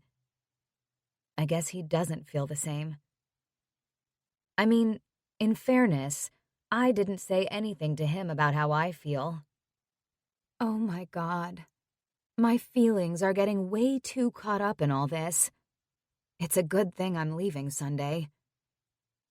I turn off the light and roll so my face is pressed into the pillow. Chapter 20. Jax. Mom, Grandma, and Grandpa are planning to leave around 4 o'clock. I'm acutely aware of every passing hour on Sunday and the fact that Molly is leaving with them. This makes me unaccountably angry. Not at her. I'm not sure what I'm angry at, to be honest. I know I have to get her alone before she leaves. The last couple of days have been fun with the family, but torture not sleeping with Molly. In a short time, I've gotten accustomed to having her in my bed, to having her every night, every morning, sometimes afternoons. So after lunch on Sunday, I announced that Molly and I are going for a walk. I ignore the looks exchanged between my parents and grandparents. We walk to the main beach and out onto the pier. At the end, we sit on the bench and look out over the lake. The sky is overcast and the lake is more gray than blue today with white caps. The air is heavy and sultry with the promise of a thunderstorm. I want to say something, but I don't have a fucking clue what to say. Jax? Yeah? You've given me so much this summer. She sighs. Like what? Experiences? Seeing dolphins and whales in the ocean, bison, a moose? Driving back from Lake Audie where the bison enclosure is, we saw a huge moose standing near a creek. Seeing the northern lights? An orgasm under the northern lights? She laughs. Yes, that was spectacular. So much beauty and fun. You were supposed to go to Europe. Fuck. Why did I bring up the honeymoon? Yeah. She pauses. Steve didn't even want to go to Europe. Why not? Because people don't speak English there. My eyebrows shoot up. Well, I think some do, but yeah, isn't that part of the experience? Exactly. No offense, but the more you tell me, the more it seems like you and Steve weren't all that compatible. She wrinkles her nose. Yeah, he doesn't even like trivia. See? She appears to sink into thought. I clear my throat. Anyway, you've given me a lot too. She turns to me. No, I haven't. Yeah, you have. The impetus to fix things with my dad. You listen to me go on and on about my contract. I pause. I can't really talk to many people about that. She nods. Blowjobs. I burst out laughing. Yeah, fantastic blowjobs. And lots of fun. I had a great summer. I'm glad. I did too. Our eyes meet. I feel my heart beat through my whole body. My breath quickens and my hands tingle with the need to touch her, hold her, keep her. We agreed this is when it would end. She's going back to Chicago. I don't believe in long-term relationships. I have this crazy fear that if I was ever in a relationship, I'd repeat my father's mistake. So I avoid relationships and commitment. And even if I did, if I thought I could take the chance that I could actually be faithful to one woman, she's my teammate's ex. The bro code says that's something you just can't do. I think about Baxter, who I played with in Philly, who had an affair with another guy's wife. I think about the turmoil that caused for the whole team. If it gets out that Molly and I had an affair, I'm fucking doomed. I can kiss that contract goodbye. It was a great summer, though. The best. I almost laugh remembering how I tried to talk Molly out of coming to California with me. And then how much fun it was having her there, and how much better she made me feel about my family. I see my own feelings reflected in Molly's eyes. The same gratitude, happiness yet sorrow. The same longing. We share a smile, a slow, sorrowful smile. I lean in and she turns up her face so I can cover her mouth with mine. My lips cling to hers in an achingly tender kiss, and my heart nearly beats out of my chest. It has to be this way, she whispers. Right? It takes me a few seconds to get the word out. Right. We plod back to the cottage holding hands, not saying anything. When we get there, Grandma and Grandpa are sitting on the deck.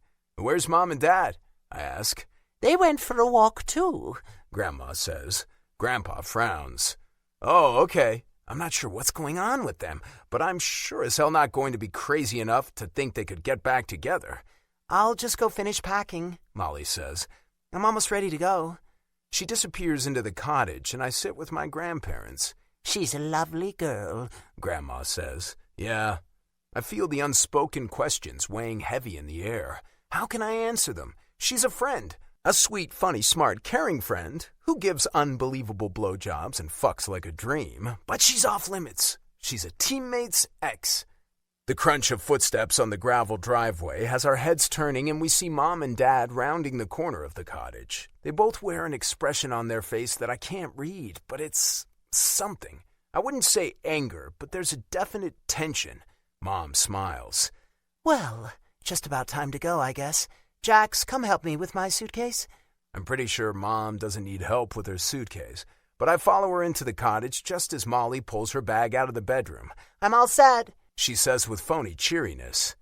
Okay, we'll head out in a few minutes, Mom says. In her bedroom, she waits until she hears the sliding doors onto the deck close, meaning we're alone in the cottage. Your dad says you two had a good talk in California. Oh, yeah. She holds my gaze steadily. You thought Dad cheated on me? Yeah. Why did you think that? I overheard you talking to Betsy once. You said you felt betrayed. She closes her eyes, nodding slowly. I did feel betrayed, but not because he cheated on me with another woman. I felt betrayed that our marriage didn't turn out like I expected. I felt betrayed by the fact that he was always working, traveling, never around to deal with family stuff. His career took precedence and mine got put on hold. That was why I felt that way. I swallow. Why didn't you ever say anything, Jax? You didn't talk about what happened, and I didn't want to bring up something that would upset you. All these years, you believed that, though. She closes her eyes, the corners of her mouth turning down. Oh, I'm so sorry, Jackson. We didn't want to burden you and Riley with our problems, but maybe we should have said more. She sighs and opens her eyes. I'm glad that you two talked. Molly made me do it, I say jokingly. Mom has the best poker face.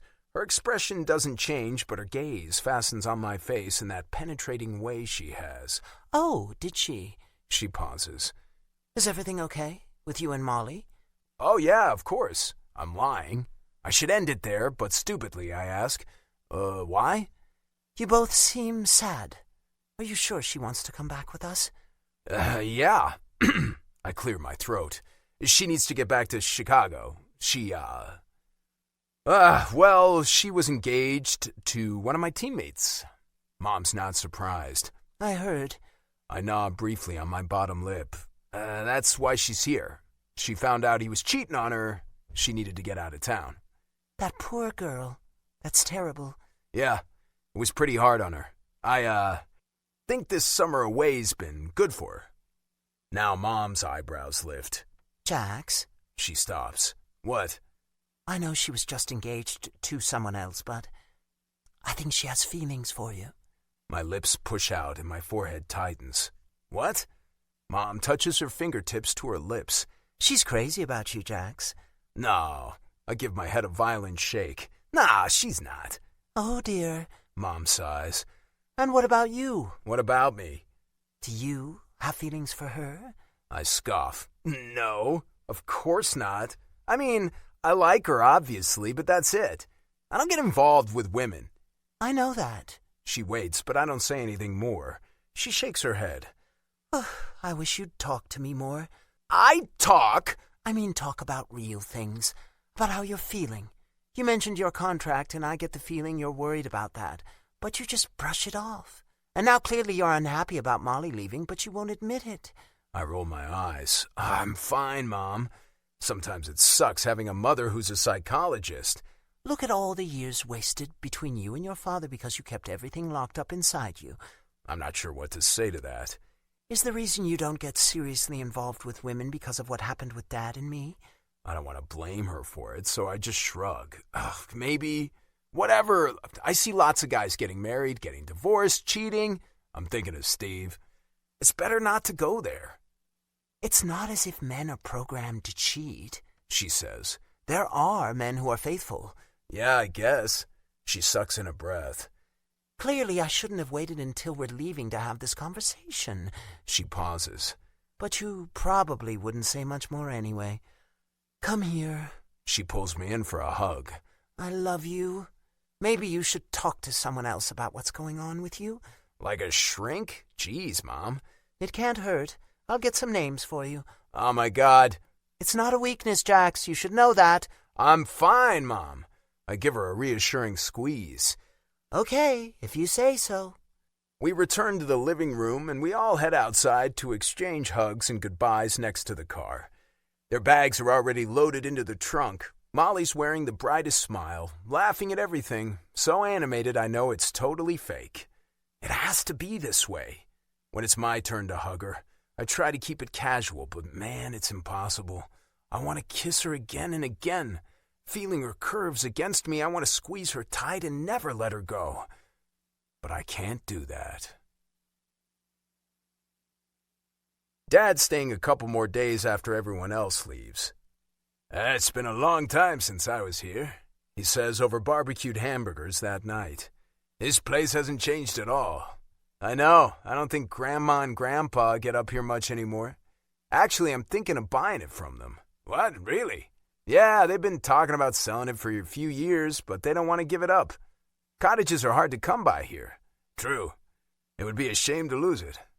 I've been coming here every summer the last few years. I like how quiet it is. I can hike and take pictures, and sometimes some of my buddies come for a week or two, so I'd hate to lose it. I think I can afford it, but I'm kind of waiting on my contract. Probably not a good idea to spend a few $100,000 on something until that's settled. Yeah, that's smart. Then I could put a bit of money into updating things, maybe new furniture. I bought the barbecue last summer. I nod at the stainless steel beauty I picked up in Brandon and put together up here.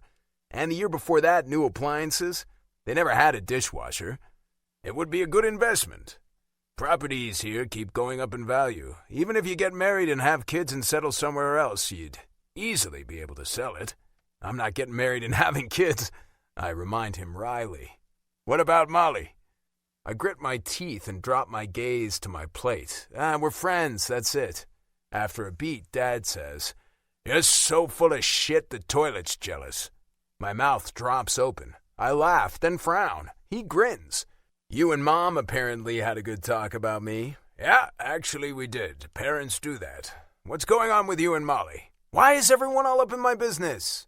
I set down my burger and reach for my beer. Jesus, this entire family keeps asking me, what about Molly? I keep telling everyone, we're just friends, so just drop it, okay? I take a big swig of lager. Dad blinks in surprise, then gives a terse nod. "Sure. Okay." We eat in heavy silence for a few minutes, and I take a few deep breaths. Then I change the subject and ask Dad about his coaching plans for the coming season. After dinner, I wander down to the dock on my own. I sit and dip my feet into the water. My chest feels hollow and my body weary. I can't believe how bummed I am that Molly's gone. It's ridiculous. We agreed that this was going to end. We both know why. I don't even believe in love. So I don't get why I feel like my right arm has been hacked off. I close my eyes. Whatever these feelings are, this is all for the best. Even if it is love, I know it's only temporary. Marriage is for suckers. Long-term relationships don't really exist. I've seen it with my own parents, not to mention friends and teammates. Relationships are hard enough, never mind in the hockey world where you're on the road half the season and women are always hanging around and your career has to come first. With Molly, I kept having weird visions, though. Glimpses of being with her in the future, years down the road, being faithful to her and worshiping her and cherishing her like she deserves. Her trusting me. I can't believe how much those images made me want that. With a deep, almost painful hunger. Except, I don't believe I'm capable of those things. Chapter 21. Molly. I've moved back into my apartment. My parents helped out with the move and also bought me a new couch because my old one was atrocious and I trashed it when I moved in with Steve. I've picked up more stuff from Steve's place and made a few trips to IKEA for things, and I'm happy with how it all looks. I messaged Steve and told him we can talk when he gets back to town. I haven't heard from him since the trip to Europe, so I guess he's accepted that we're done, after the flurry of frantic and pissed-off messages and voicemails. I've come across a few Instagram posts from his trip home, but he's not on social media much. Now he's back, and we're going to meet for lunch. I was so angry at him when I found out he was cheating. I was heartbroken. I was also dreading talking to him because I knew it was going to hurt. Now? We have to do it, but I'm so far past it at this point I barely care. I do question how much I really loved him if I got over him that quickly. Maybe it was for the best that I found out he was cheating, especially that I found out before the wedding. I found a meme on Instagram that says not all storms come to disrupt your life. Some come to clear your path. So I'm staying positive and considering this event to be a good thing in my life. I don't know what my future will be, but I know I'll be okay. Even if I am really sad that spending so much time with an amazing man and coming to care for him all happened with the wrong guy at the wrong time. If only Jax didn't play hockey with Steve. If only I hadn't just jilted my fiancé.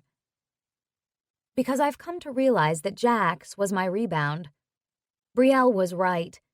The first guy I care about after my engagement ending is not going to be my next long-term relationship. It just doesn't work like that. I walk into the Good Egg, a little diner not too far from my apartment in Andersonville. They serve breakfast and lunch. Steve is already there, seated in a booth along the wall. Regret settles in my stomach like a lump. This is all so sad. I make my way over. It's awkward. He stands. Neither of us know whether to shake hands or hug or punch each other, so I slide into the booth opposite him without doing any of those. You look great, Steve says, taking his seat again. all tanned and relaxed. You sound surprised. Did you think I was pining away for you? His face flushes. No? I sigh. I don't know where to start. Neither do I.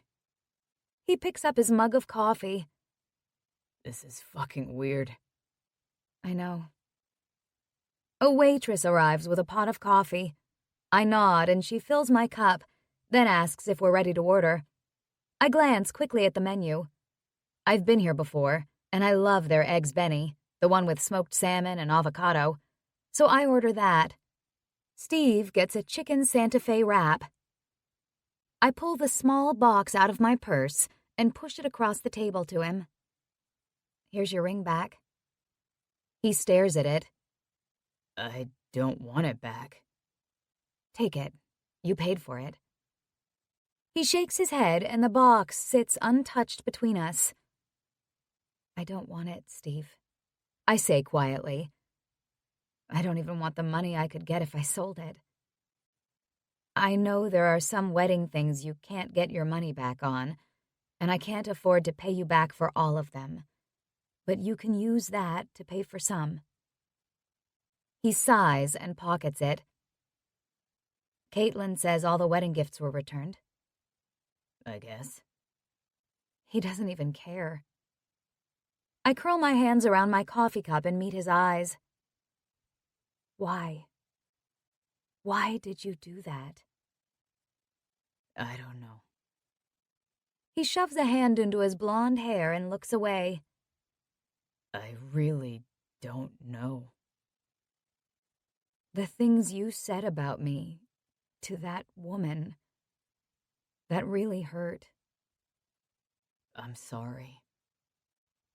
He meets my eyes, and I see genuine remorse there. I swallow. Well, thanks for that. I pause.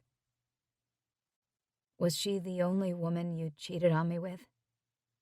I watch his response. Yes. Really?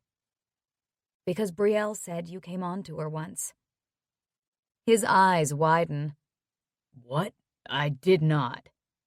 I tilt my head, hold his gaze, say nothing. I might have flirted a little, He says. but it didn't mean anything. I nod sadly. And Claire? Who is she? Are you still together? His lips tighten and his throat works. Yeah. I nod again. I guess I'm not surprised. It hurts, but not as much as I might have thought. What were you thinking? I shake my head. We were getting married. What were you thinking? I wasn't thinking, okay? He rolls his eyes. I don't know. I guess I was freaking out about getting married or something. Oh my God. I pull in a long breath through my nose. Do you love her? He lifts one shoulder. I don't know. Poor Claire. Did you take her to Europe? Wait. Where the hell were you all summer? Where did you disappear to? That's not an answer. Damn deflection. Nice try, though. Fine. Yeah, I did. Why not? You were gone and clearly didn't want to go. I paid for the trip. It makes me so sad that I wanted to marry this man. He's not a bad man. Okay, cheating isn't exactly honorable, but he's not mean or abusive. But he's not Jax. I bow my head briefly. Was it her who sent me those screenshots? I ask. I've been wondering. He shifts in his chair. I asked her, and she said it wasn't. Who else could it have been? I don't know. He looks away. I changed the password on my phone. I narrow my eyes at him. If she did that... I stop. Whatever.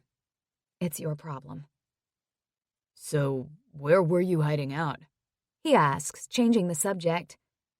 I know you weren't with Grace or your other friends. No, it doesn't matter who I was with or where I was. I just wanted to get away from Chicago for a while. Our lunches arrive and we stop talking for a few minutes. Waiting for the waitress to refill our cups and leave, I pick up my knife and fork. When she's gone, I ask, "Why wasn't I enough for you?" I hate asking this. It's the question I asked myself over and over again since the day I found out he cheated on me. I hate sounding so pathetic, but I still want to know. He shakes his head. Molly. No, really. I want to know. It's not that. Look, I haven't been in that many relationships. I didn't think it was that big a deal. I blink. I still haven't cut into my eggs Benny. What? Not that big a deal? Cheating? You went out with other guys all the time. My eyes fly open and my fork clatters to the table. What? I did not.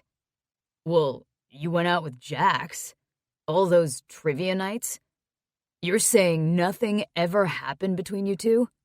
Or other guys you met? My jaw hangs loosely. Are you kidding me? He waits. Nothing ever happened. I never cheated on you. That's crazy. Why would you think that? I don't know. He shrugs and doesn't meet my eyes. Like I said, I kind of thought maybe fidelity was flexible. Oh my God. I didn't think it was a problem going out with a friend. I certainly didn't believe that fidelity was flexible. I'm trying to understand, but it's hard for me. Cheating is a hard limit for me. Isn't it for most people? Maybe not. You should have told me, I whisper. If only you'd told me. Yeah, I guess I should have. I don't think I'm, mature enough for marriage. Clearly not. I've been thinking about it a lot. I still don't understand why I did it. I wanted something. He pauses. I don't even know what I wanted. But it wasn't about you, Molly. His tone is softer. I don't want you to think that. It was never about you.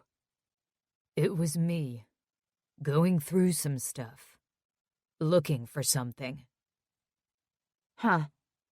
I appreciate him saying it. But the thing is, I already know that. I figured it out for myself. Maybe sometime while I was lying around the pool in California, or while I was pretending that everything was fine while I raged inside, or while Jax was looking at me like I was precious, laughing at my jokes and taking care of me like I mattered. This whole experience may have kicked my confidence in the teeth, but in the end, I'm okay. I'm really okay. I wish you'd talked to me. I try to eat some of my lunch, but once again I've lost my appetite. I'm sorry. You were pissed about the wedding. He frowns. Yeah. Jesus, Molly, that was humiliating. You deserved it, I say calmly. He makes a rough noise and I don't know if he's disgusted or agreeing with me, or both. I ask how his parents are doing. We talk about what he did at home and how he's been skating with some of the guys who are back in town. "Who's here?" I ask casually. "Well, Duper and Army, of course. Jax, Bomber, Benny." I nod. I feel a piercing little pain in my heart. Jax is in town.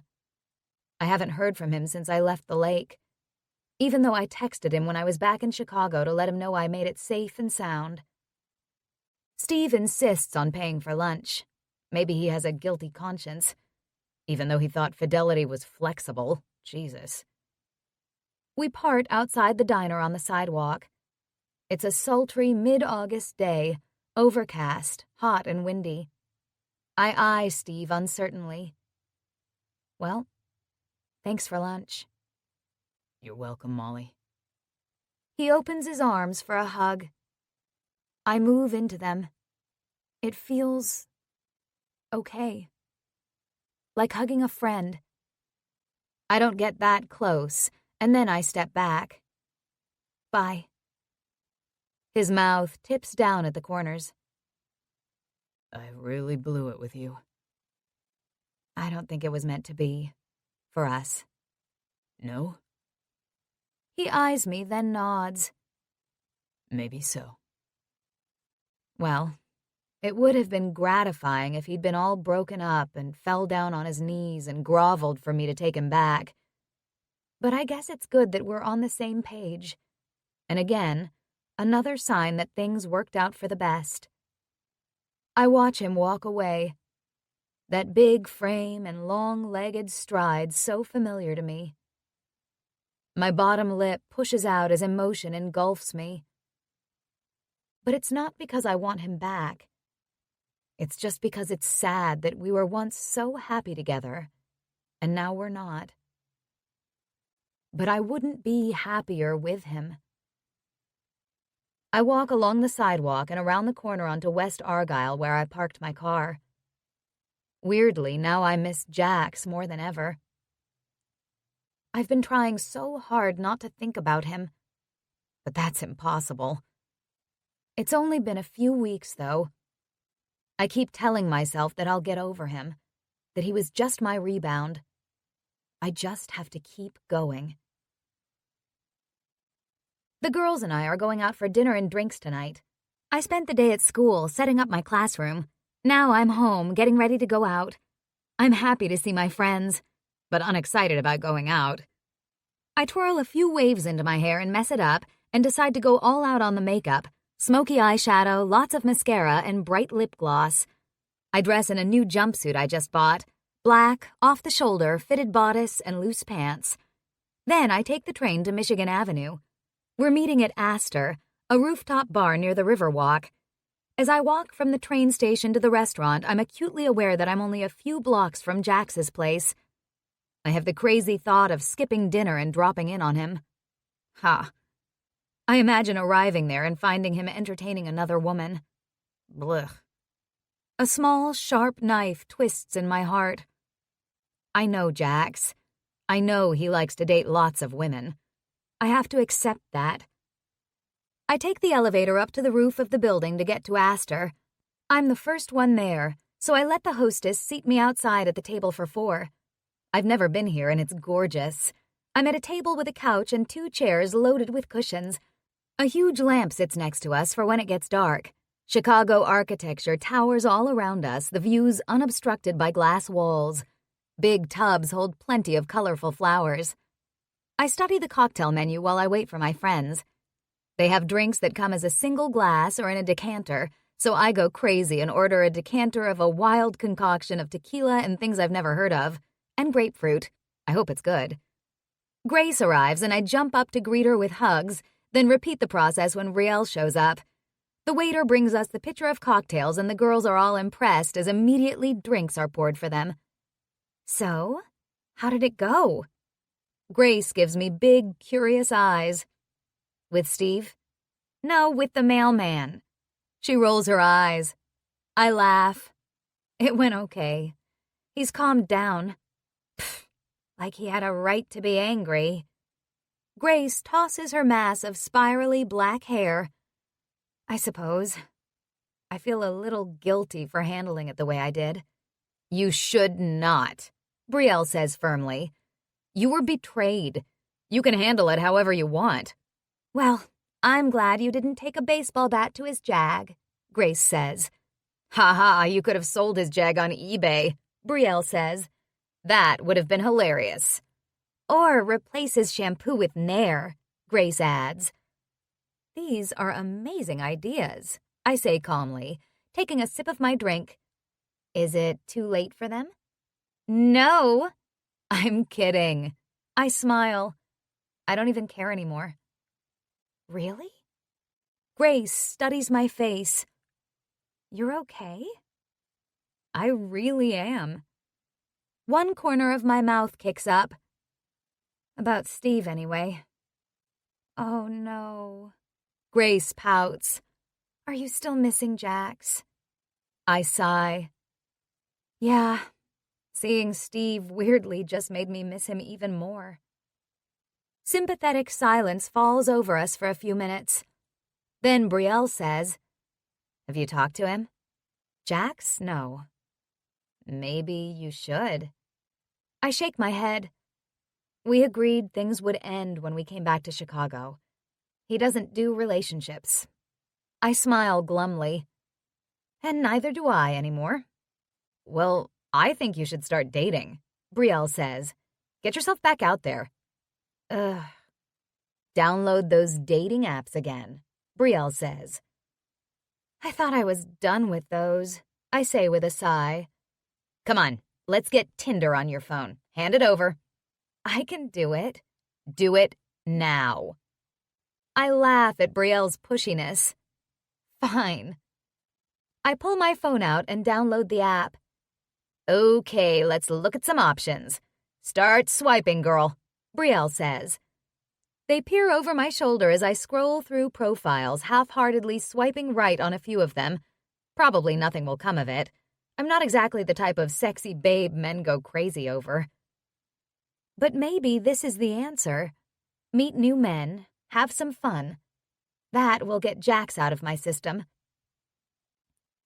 Why are you so sure it's a rebound relationship? Brielle asks about Jax. You said it would be. The first relationship after a breakup is a rebound. I said that? Huh. She frowns. Well, I mean, chances are good it's a rebound, but it doesn't have to be. I was just reading about this the other day. Rebound relationships? I lift my eyebrows. It was an advice column. The guy was asking if he's a rebound. The advice columnist told him, wait, let me pull it up. She swipes her own phone to find the column. It's a rebound if she's still bitter about her ex, if she wants to make him jealous, if she's fixated on her ex in general, if she's totally in love with you for no reason, if you have lots of sex. I grin. Well, that's the only one that applies. I'm jealous, Brielle says. Jax is so freaking hot. Okay, I'm definitely not fixated on Steve. I don't even care anymore. And I don't care about Jax for no reason. I always liked him, and I got to know him better, and he's such a great guy. Just a little repressed. Sexually? Grace frowns. No, God, no. Emotionally. That's not a good thing, she replies, lifting her hands. I know. If he would just open up a bit more about his feelings, he'd be better off. His family's a bit overwhelming, though, and I know he was hurt by his parents' divorce, so I can kind of see why he's like that. Maybe it's not a rebound, Grace points out.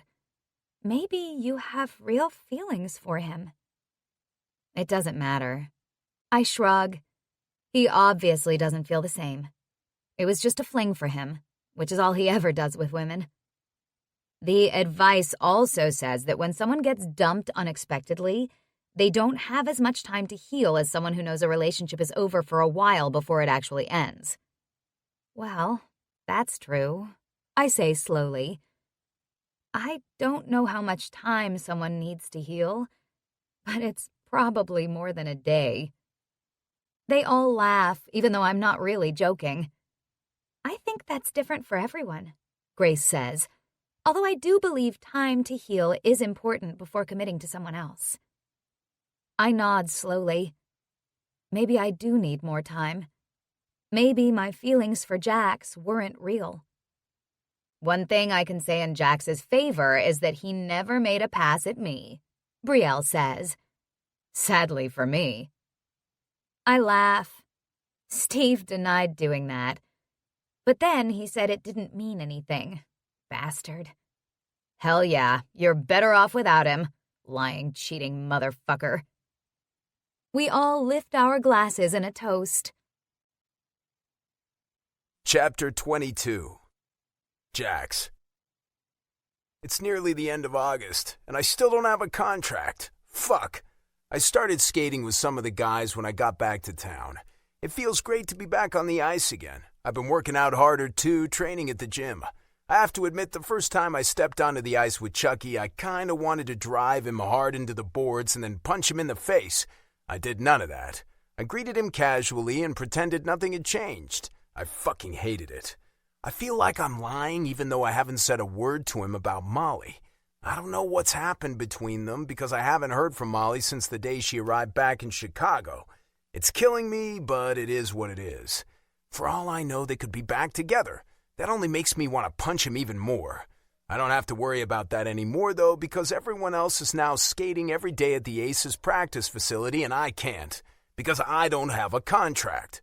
It's less than 3 weeks until training camp starts, and I'm still at the community rink, basically on my own. It's really bugging me, even though Paul keeps assuring me it's fine. I'm trying not to get snarky with him, not to blame him for the delays. This happens every year to a few players, and even if I have to miss training camp, it's not the end of the world. I'm not so sure about that. I'm working hard, but it's great to have other elite-level players around to push you to work harder and do better. It would be tough coming in without having that kind of preparation and time with the team. And I want to be with the team, not practicing all by myself. This sucks ass. I've had calls from the media, and I know Paul has too. Not to mention Ian Yarish, the team GM. I keep telling them what Paul told me to say, that I'm not worried. I know it will get done, blah, blah, blah. Obviously, you'd prefer that a deal got done before training camp? The reporter asked. Well, yeah, that's the plan. We never want to miss training camp, so that's our goal, yeah, but nothing to panic about yet. These things just take some time. But I am worried. I trust Paul. I know he's working on it, but still. Are you or the team waiting for someone like Charbonneau to make a deal? The reporter asked, referring to another free agent in New York who still hasn't signed. I refused to comment on that, and so did Paul, but it's definitely a factor. The dude on TSN announced the other night that the team and I aren't even close on contract negotiations, apparently confirmed by Paul. Another sports reporter announced that other teams have reached out to the Aces about a possible trade. I don't want a fucking trade. I want a long-term deal here in Chicago. That's what we've been pushing for. I want 6 years. Would I take 5? Probably. 4? I don't know. So far, they've only offered 3 and not enough money. I already knew about this from Paul, so it wasn't a shock, but I hate that this shit is making the news. I feel like I have no one to talk to about this. The guys with contracts are practicing together. I still see them, but I'm leery of saying anything that could get out when Paul has drilled into me how important it is to keep our negotiations private. Mom and Dad have both called, so I've told them what's happening, but I keep up the positive facade I present to the media so they don't know how much I'm freaking out. Tonight I'm going out for dinner with Paul to get an update on their meeting today. I'm not optimistic that the news will be good. We're meeting at a steakhouse near my place, so I walk there and meet him at the restaurant. This place is upscale and expensive, but not stuffy, and the food is great. We're at a table for 2 in the dimly lit restaurant when, for some reason, I lift my head as the hostess shows a couple to a table across the room. It's Molly. And who the fuck is that she's with? I frown. I don't know the guy. His suit looks expensive. I'd say he's about 10 years older than Molly and me. Jesus. Jax? I look blankly at Paul. Did you hear me? No, sorry. Paul repeats his question about what it would take to get me to sign a 4-year deal. I don't know. Paul rolls his eyes, then follows my gaze across the room. What's going on? See someone you know? Yeah, sort of. Ex-girlfriend? I huff an unamused laugh. Sort of. Molly, apparently sensing my attention, turns and looks straight at me. I don't react, just hold her gaze. Her eyes widen and she visibly flinches back. Then she lifts a hand in a tiny wave. I lift my hand too, smiling wryly. She turns her attention back to the toolbox she's with. Is she on a fucking date? Jax, I give my head a shake and try to focus on my conversation with Paul and my delicious 28-day dry-aged bone-in ribeye. I'm hyper-aware of Molly just across the room, though. After she left the lake, I was a sad panda. I kept a happy face on until Dad left and I was alone. And then I was really alone. I've been at the lake by myself before and I don't mind it, but this year it was a definite downer. I ended up coming home sooner than I planned, which didn't actually help because then I knew I was in the same city as Molly and still couldn't see her. And now she's here, a few feet away from me, looking beautiful and sexy, her hair its usual mess of waves brushing her shoulders, smiling at another man. Fuck. I order another whiskey since I'm walking home and also since I don't have a fucking contract. Getting hammered suddenly seems like a great idea. Paul and I are done with our dinners and are finishing off our drinks when Molly gets up and walks toward what I assume are the restrooms. My heart leaps in my chest. I watch her companion. He pulls out his phone and starts looking at it, but he's not making a move to leave the table. I give it a few minutes, then right in the middle of one of Paul's sentences I stand. "Excuse me," I say abruptly. "I'll be right back." I set my napkin on the seat of my chair and walk the same way Molly did. The hallway to the restrooms is narrow with low lighting, the walls painted black with gold sconces and gold-framed pictures on the walls. But I don't enter the men's room. Nope. I hang out in the hall hoping nobody comes along and thinks I'm some kind of creeper. My timing is perfect, though. Molly emerges from the bathroom with shiny lips and a small purse in her hand. She stops dead at seeing me, her lips parting. "Hi." Hi. She gives me a tremulous smile. How are you?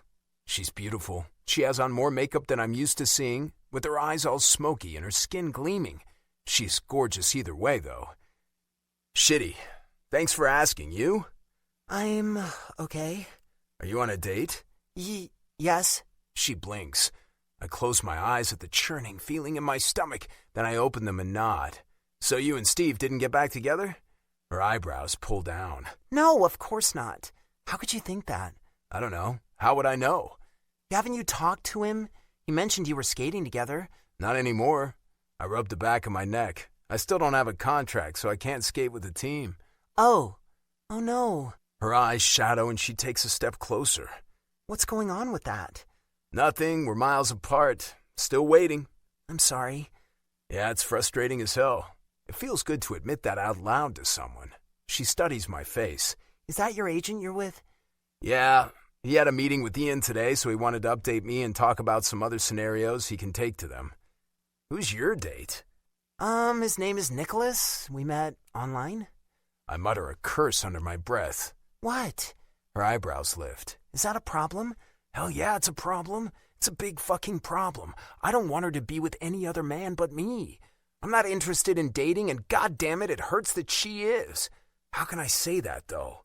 She seems to be waiting for me to say something. The noises of the restaurant, clinking cutlery and glasses, voices, music, fade away, and we're standing alone in this dark, narrow space in a bubble of our own personal space. "Molly," she nods. "I miss you." Her bottom lip quivers. I miss you too, she whispers, her fingers tightening on the little purse. Shit. Neither of us move. My body aches for her, though. My hands want to reach out for her.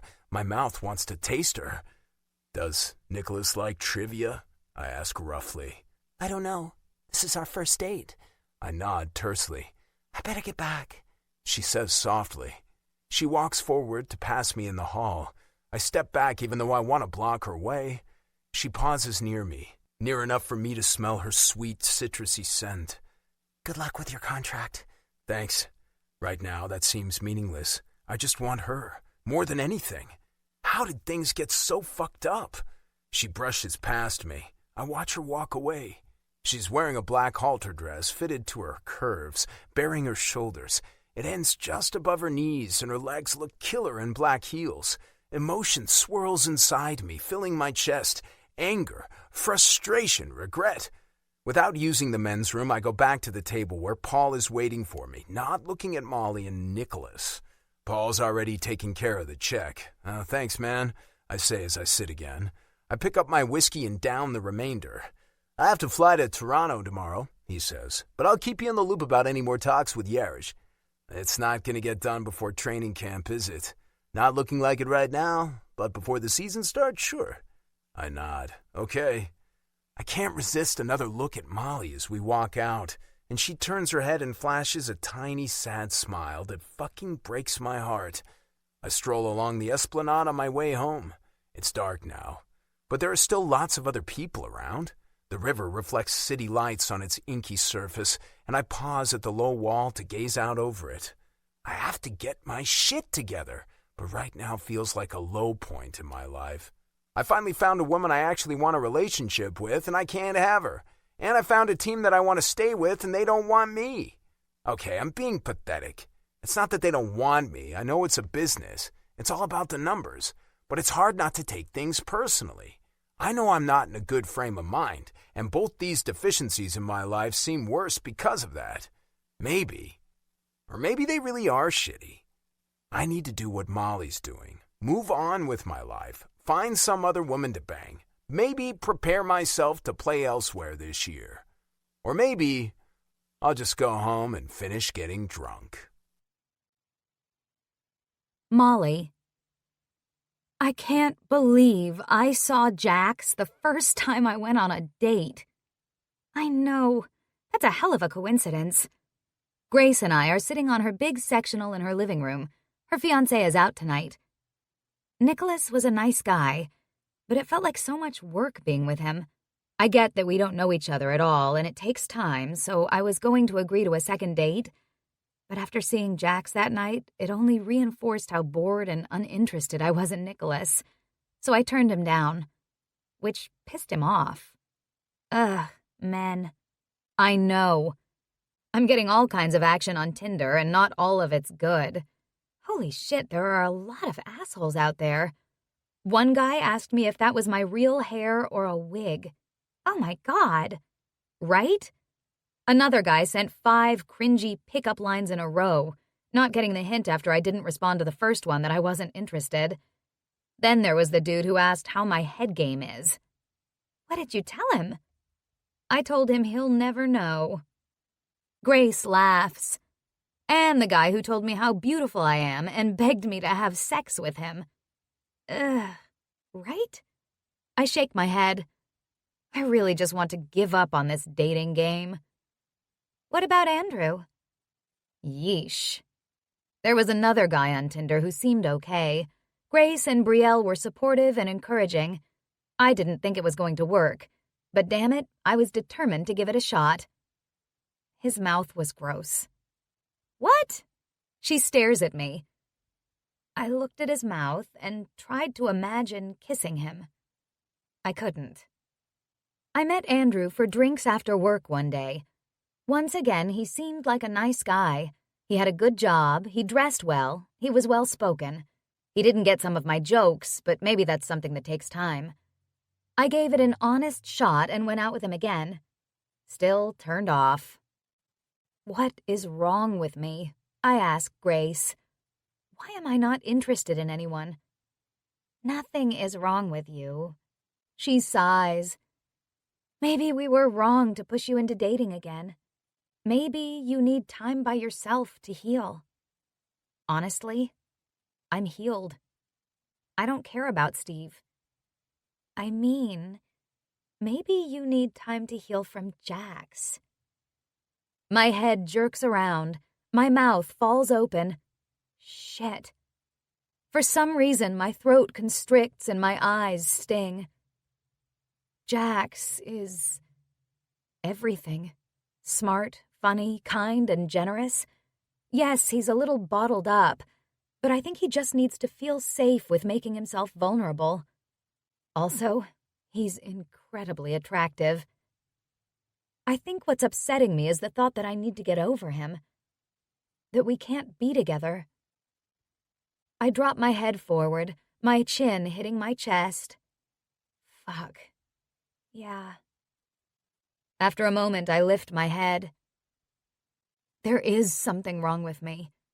Steve didn't care enough to be faithful or honest. Jax just wanted a sexy fling. I fell for him, but he didn't fall for me. It's me. I'm not good enough. Molly, that is not true.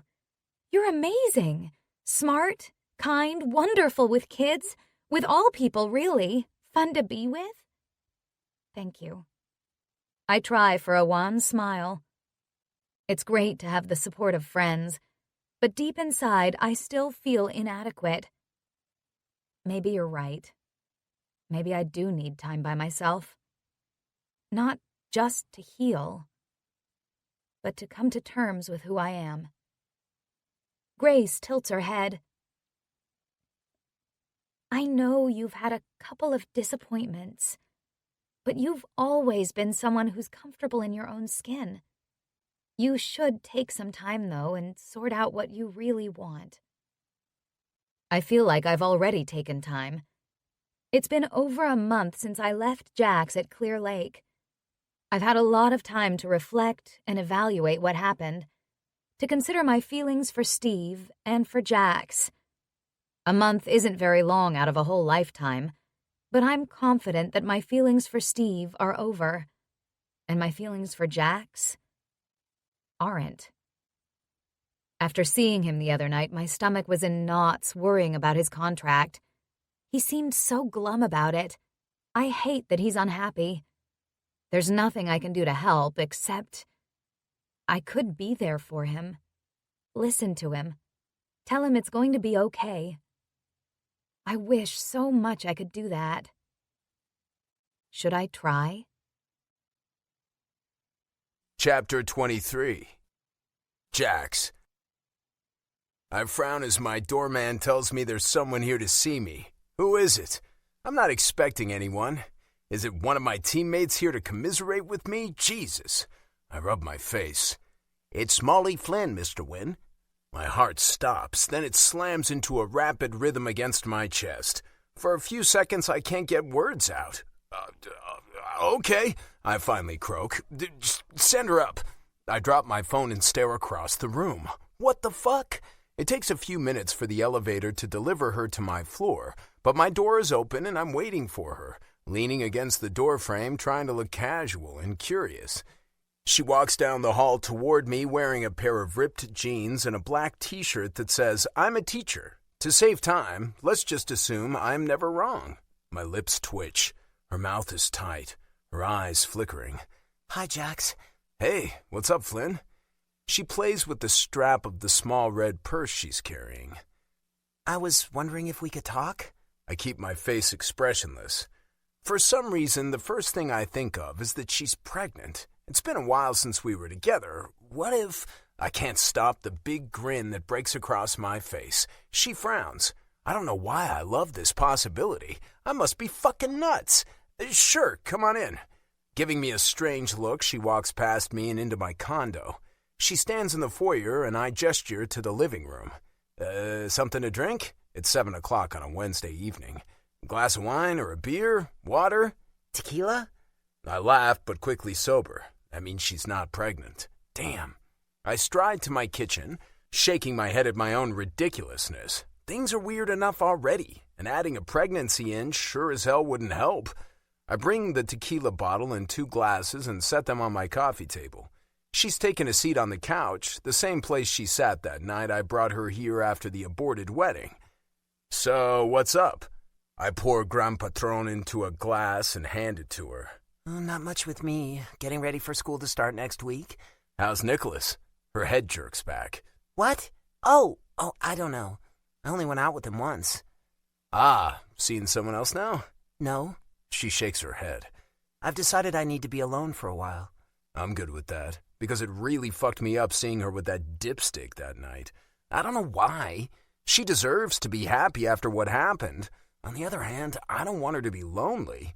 I gulp my own tequila. So what brings you here? I wanted to see how things are going with you. With the contract? I sigh. Nothing. The team hasn't even wanted to talk.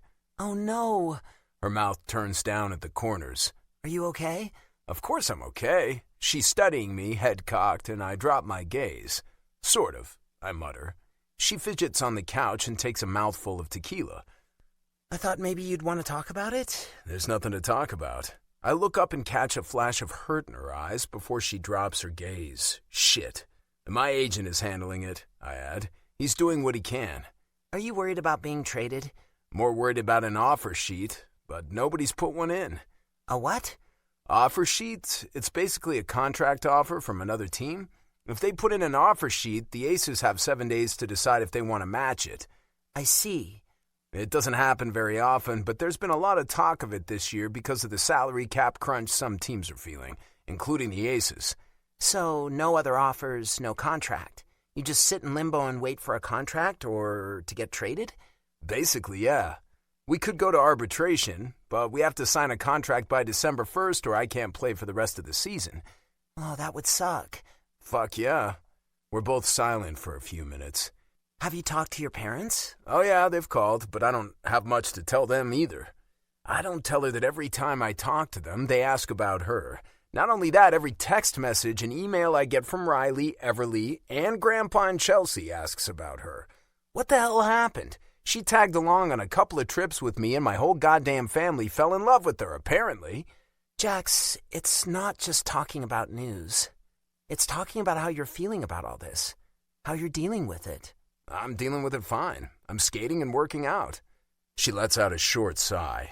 We sit silently for a moment. I want to ask her a million questions about her classroom and how she's doing and if she's played trivia, and she finishes her tequila and sets the glass down. Well, I'll go. She stands. Shit, I don't want her to leave. I like having her here, even if we're not saying anything. My mouth goes dry and I jump to my feet. Wait! She pauses. I don't know what to say. I don't want to tell her that I feel lost, weak, scared. I don't know what my future holds, and I fucking hate it. I've kept up the carefree, lighthearted front for the media and for my family. I can keep it up for her. After a moment, she turns and walks out. I follow her to the door, a bitter taste in my mouth. Don't worry about me, I say lightly. It'll all be fine. She turns to face me, her pretty eyes shadowed, her mouth soft. I know that, she says quietly. But I'm not so sure you do. Then she leaves. I let the door fall closed with a click, staring at it. I return to the couch and the bottle of tequila. Sure, I'll have another. Fuck, I'm an asshole. Molly came here to talk to me and listen to me, and I shut her down because I don't want to look weak or vulnerable. I've always thought it was a strength that I could hide my emotions.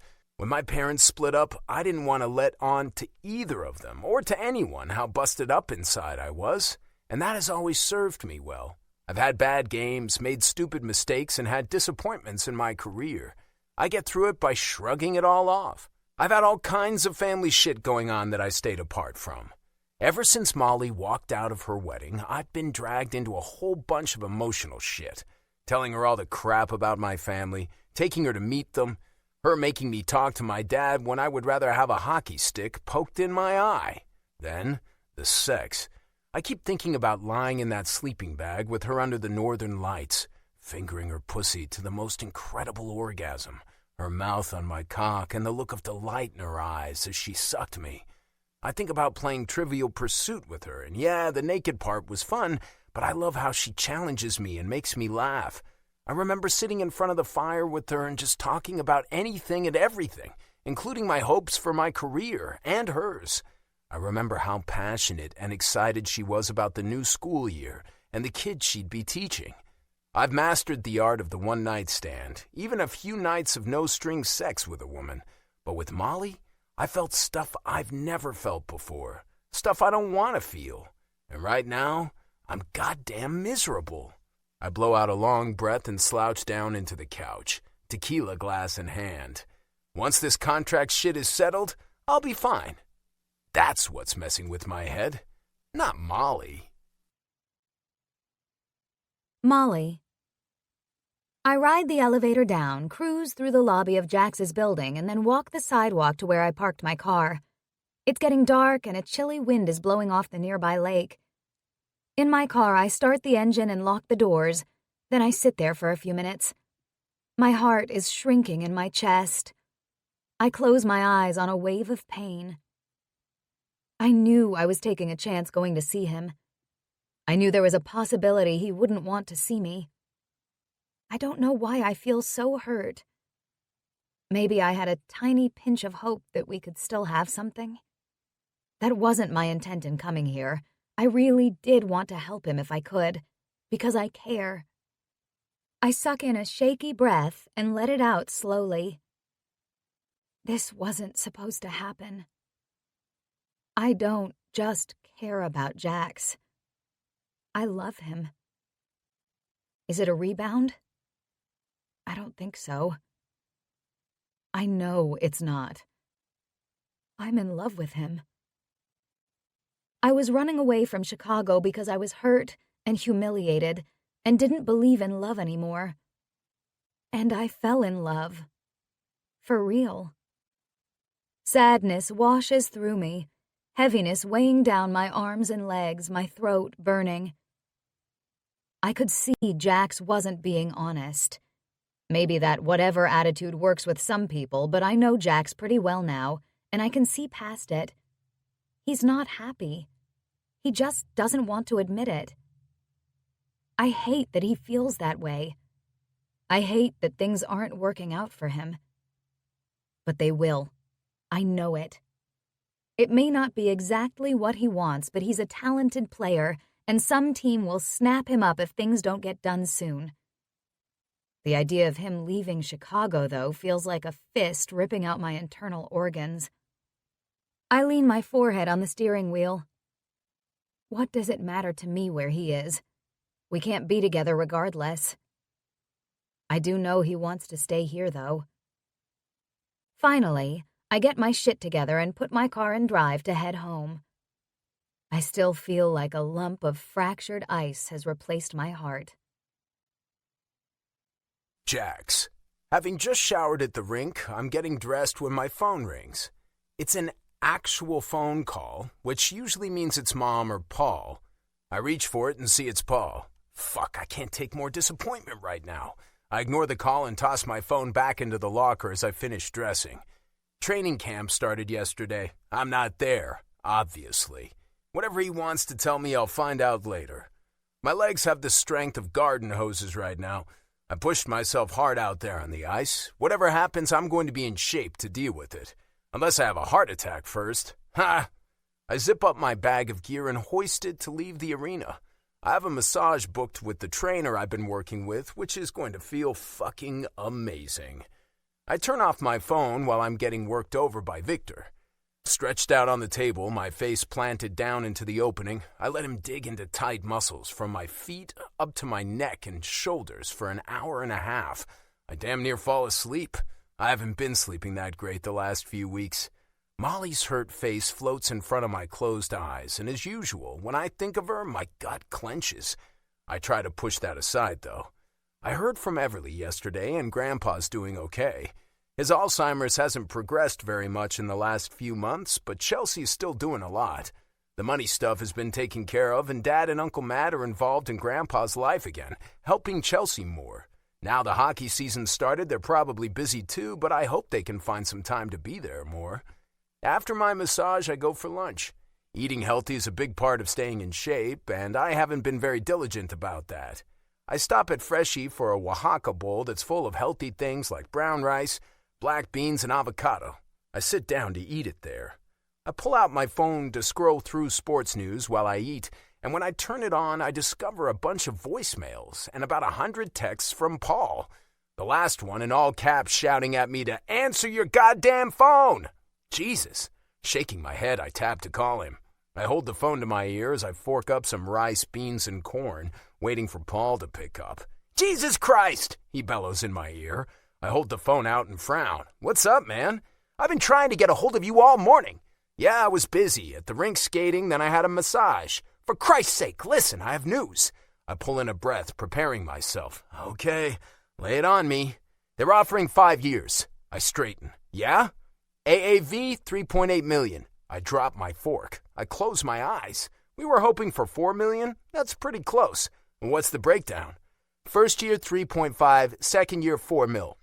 He continues to outline the rest of the contract. My heart is hammering. All the tension in my muscles releases, and I nearly fall off the stool. Okay, let's get together and go over the details. Can you meet now? Sure, I'm just eating lunch. Where are you? I tell him. Okay, not what I had in mind. Meet me at Maxime's. I guess a place like that has a little more privacy for business discussions. I haven't even eaten my bowl, but I can bring it with me. I'm a freaking millionaire, but I don't want to waste my $10 lunch. I laugh out loud as I pack it up and exit the restaurant. I jump into my SUV and drive to the place Paul suggested. He's already there with a bunch of papers in front of him. He stands and shakes my hand, giving me a big grin. Congratulations! Fuck! I grip his hand. Not signed yet, right? I think it's a good offer. The money and the length of the contract are important, but there are a lot of other things that go into it. Whether it's a one-way or two-way contract, bonuses, buyouts, movement clauses, restricted activity clauses, the payment schedule, ticket, travel, housing, vehicle allowances, and obligations like media, autograph, and promotional appearances. It takes us a good while to go through everything. Paul knew what I wanted, so there isn't anything I have an issue with. I have questions on a few things, which he explains. In the end, I'm satisfied. Okay, I sit back in my chair. I managed to eat a steak salad while we reviewed things. Let's do it. Great, he smiles. If we can get this signed, you can join training camp, provided you pass the physical. I'll pass, I vow. I've been working my ass off, waiting for this day. When I leave the restaurant, I'm surprisingly calm. This is fantastic news, and I should be jumping up and clicking my heels. It's fair money. I'd like to make $10 million a year, but that's not realistic for me. But I knew I was worth more than 3. I want to tell Molly. I'm driving home, and I want to slam on the brakes, turn around, and find her. I don't even know how to find her. I know she lives in Andersonville, but I don't know her address. I've never been there. It's late afternoon, and she's probably done teaching. I should tell my parents first. That's what I should do. I stop at a store and pick up beer because nothing says celebration more than a good shock top. When I'm home, I sit down on my couch with my phone. I want to tell my teammates, but I should wait until everything is signed and the team can announce it. But I have to tell Molly. I send her a quick text message. Good news. We worked out a deal. Going to sign the contract tomorrow. Her response comes right away. Oh, that's so good. I'm so happy for you. Congratulations. Thanks. I stare at my phone in the message thread for a few minutes, smiling. Then I sigh. I call Dad first, then Mom. I swear them both to secrecy until it's made public. They're both happy and relieved, full of congratulations. Then I sit in my living room with my beer, all by myself. I look around the room. I take in the spectacular view out the floor-to-ceiling windows. The place is dead quiet. I'm celebrating, but why do I feel so empty? This is what I've wanted all year. We got it done before the start of the regular season. Why am I not happier? Chapter 24. Molly. The last place I want to go is the Chicago Aces Fan Festival. I'd rather go to the running of the bulls in Pamplona. Okay, maybe not. But how can I say no to my 2 little nephews who I adore? I'm looking after them this weekend because my brother Travis and his wife Erin have gone to New York. It's a business trip for Travis, and Erin tagged along so they could spend the weekend there, and they won't be back until Sunday night. So I have 2 little ankle biters who love hockey, begging me to take them to the Fan Fest.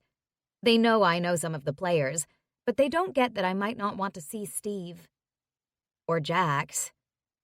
Maybe we won't see them. The players will be signing autographs, but not all at the same time, so if we're lucky, we can avoid them. The event is held outside the Aces practice facility. It's a warm September day, bright and sunny, and the place is crowded with people. I refused to wear my Aces jersey with Steve's name and number on it, but I am wearing an Aces t-shirt, black with silver and white logo. Cam and Josh are both wearing their little jerseys, and they're practically spinning. They're so excited to see some of their favorite players. The scent of hot dogs fills the air as we make our way through crowds. Of course, I buy the guys hot dogs and lemonades. They get to play ball hockey with the team mascot, Blade, who's a giant basset hound wearing a brown leather bomber jacket, a scarf, and goggles on his head. I watch, smiling and laughing. But I'm on edge, constantly glancing around so if I see Steve or Jax, I can duck into a hiding spot. and abandon my nephews, sure. After the ball hockey, Blade obligingly poses for photos with Cam and Josh. As I turn to move on to another event, Cam spots Steve. "Steve!" he calls. Steve's head turns and he spots us. His eyes widen at seeing me, then narrow. He looks pissed. What the hell? Is he angry that I'm here? I have a right to be here. I'm still an Aces fan. Steve forces a smile at seeing the kids. He's met them many times, of course. They don't know what happened at the wedding since they weren't there, luckily, and they're happy to see him. "Hi, guys," he says, pausing. "How are you?" "Good. We just played ball hockey with Blade." "Cool." Steve raises his eyes to me and says curtly, "Hi, Molly. I can't believe you're here." "Why not?" I frown. I'm a fan, too. "I mean, I just saw a picture of you." "What?" I'm confused. "We need to talk." I shake my head, trying to figure out what's going on. Obviously, this isn't a good time. "Oh, hell yeah, it is." "Hey, language," I mutter. "Blade!" Steve calls to the mascot. Blade turns and lumbers toward us, a big dog smile on his enormous face. "Can you take these two guys and get them t-shirts?" Blade claps his hands and holds them out to the boys. "No," I start to protest. "They'll be fine, right, Blade?" Blade nods his big head. "Bring them over to the autograph table after," Steve says. "What are you doing?" I demand under my breath. "Come this way. I need to sign autographs in a few minutes." He pauses. "With Jax." My heart bumps. Steve takes hold of my upper arm and pulls me along with him. We go behind the table where a couple of players are signing autographs for a line of fans. Jax is there. Great. Perfect. "Win?" Steve snaps at him, jerking his head. "Come here." Jax's head swivels and he takes in me and Steve together. His jaw tightens and his shoulders tense, but his face stays remarkably expressionless. "What's up?" he asks, ambling forward. Steve moves us behind a tent set up beside the autograph table. He pulls out his phone. "Just tell me." He unlocks it and swipes a few times, then holds it up for us to see. "What the hell is this?" I peer at his phone and see a photograph of Jax and me at Clear Lake. We're standing on the beach, arms around each other, smiling up at each other. I freeze. I feel like darkness descends over the festival and only Jax, Steve, and I are standing here in a quiet bubble. I look at Jax. He looks at me. What the hell do we do now? My throat has gone dry and I swallow. I turn my gaze back to Steve. This is who you were with all summer? He demands. Well, there's no point in lying about it. I don't like lying anyway, but he's holding proof in his hands. I look at Jax, trying to convey my regret. He gives a tiny, resigned nod. Yes, I say to Steve. I don't offer any other explanation or info. What more does he need to know? His face reddening, Steve shakes his head and turns to Jax. What the fuck, man? Jax holds up his hands. You two weren't together anymore. I know, but Jesus Christ, we were engaged. She dumped me at the altar. What did you do, go after her? No, Jax says quietly, lifting his chin. She asked me to help. She wanted to get away from the wedding, and she wanted to get out of town.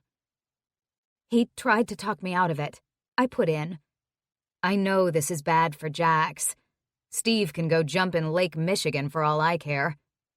He encouraged me to stay and talk to you and maybe go for counseling. Really. Counseling? Steve's eyebrows fly up and his face gets even redder. What the fuck? I was trying to help. You call this help?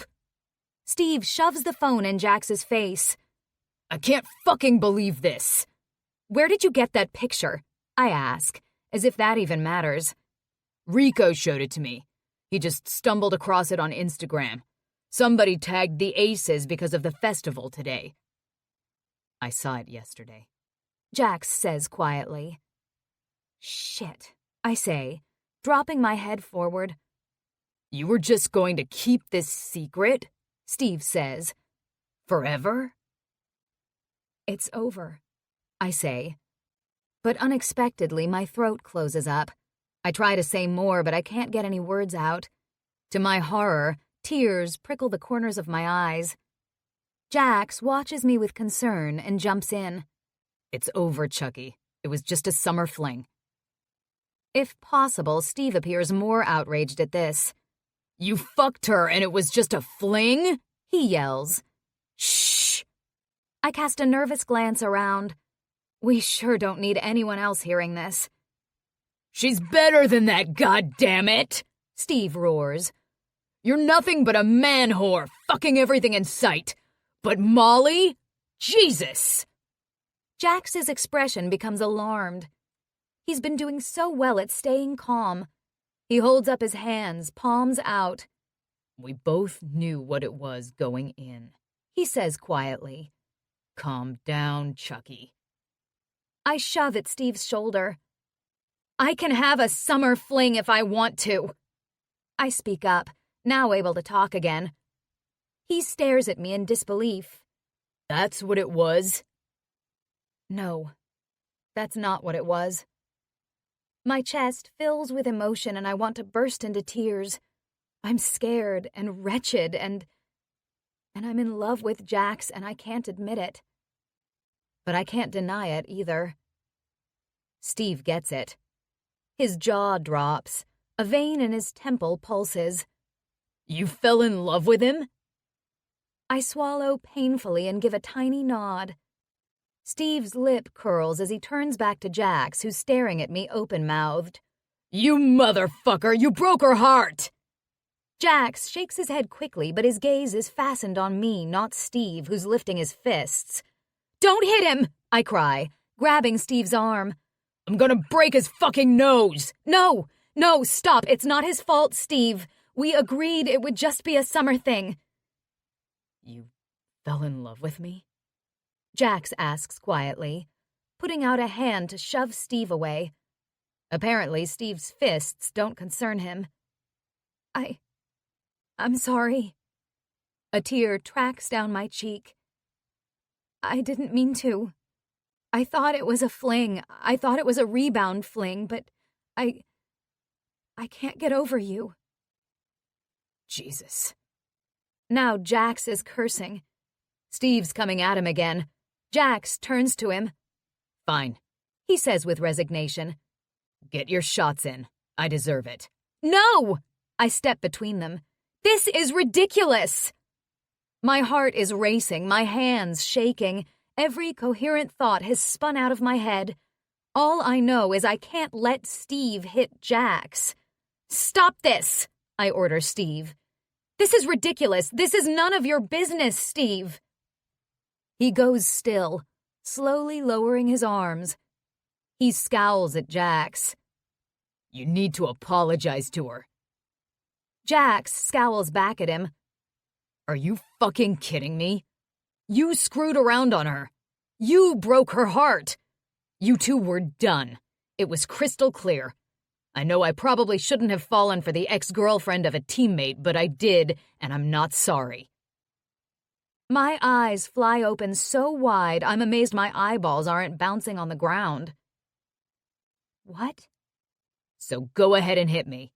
He prods Steve. Steve stares at him, his eyebrows pulled down low over his eyes. You fell for her? Jax lifts his chin and clearly says, Yeah. Steve looks at me.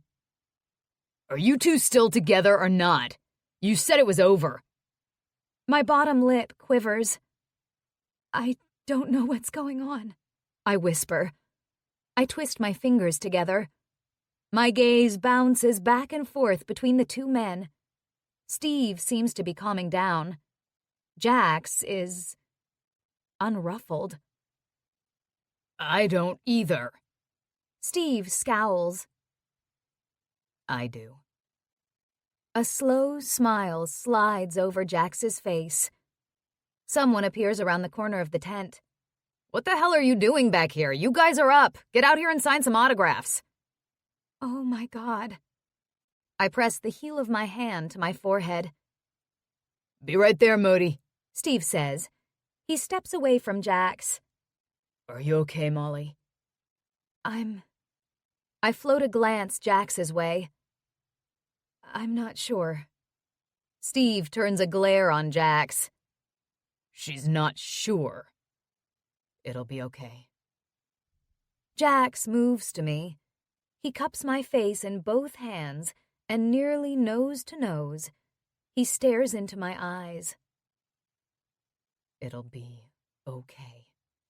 Got that? I nod slowly, mesmerized by the affection and heat I see in his dark eyes. He presses his lips to my forehead in a long, tender kiss, then draws back. We'll talk when I'm done. Okay?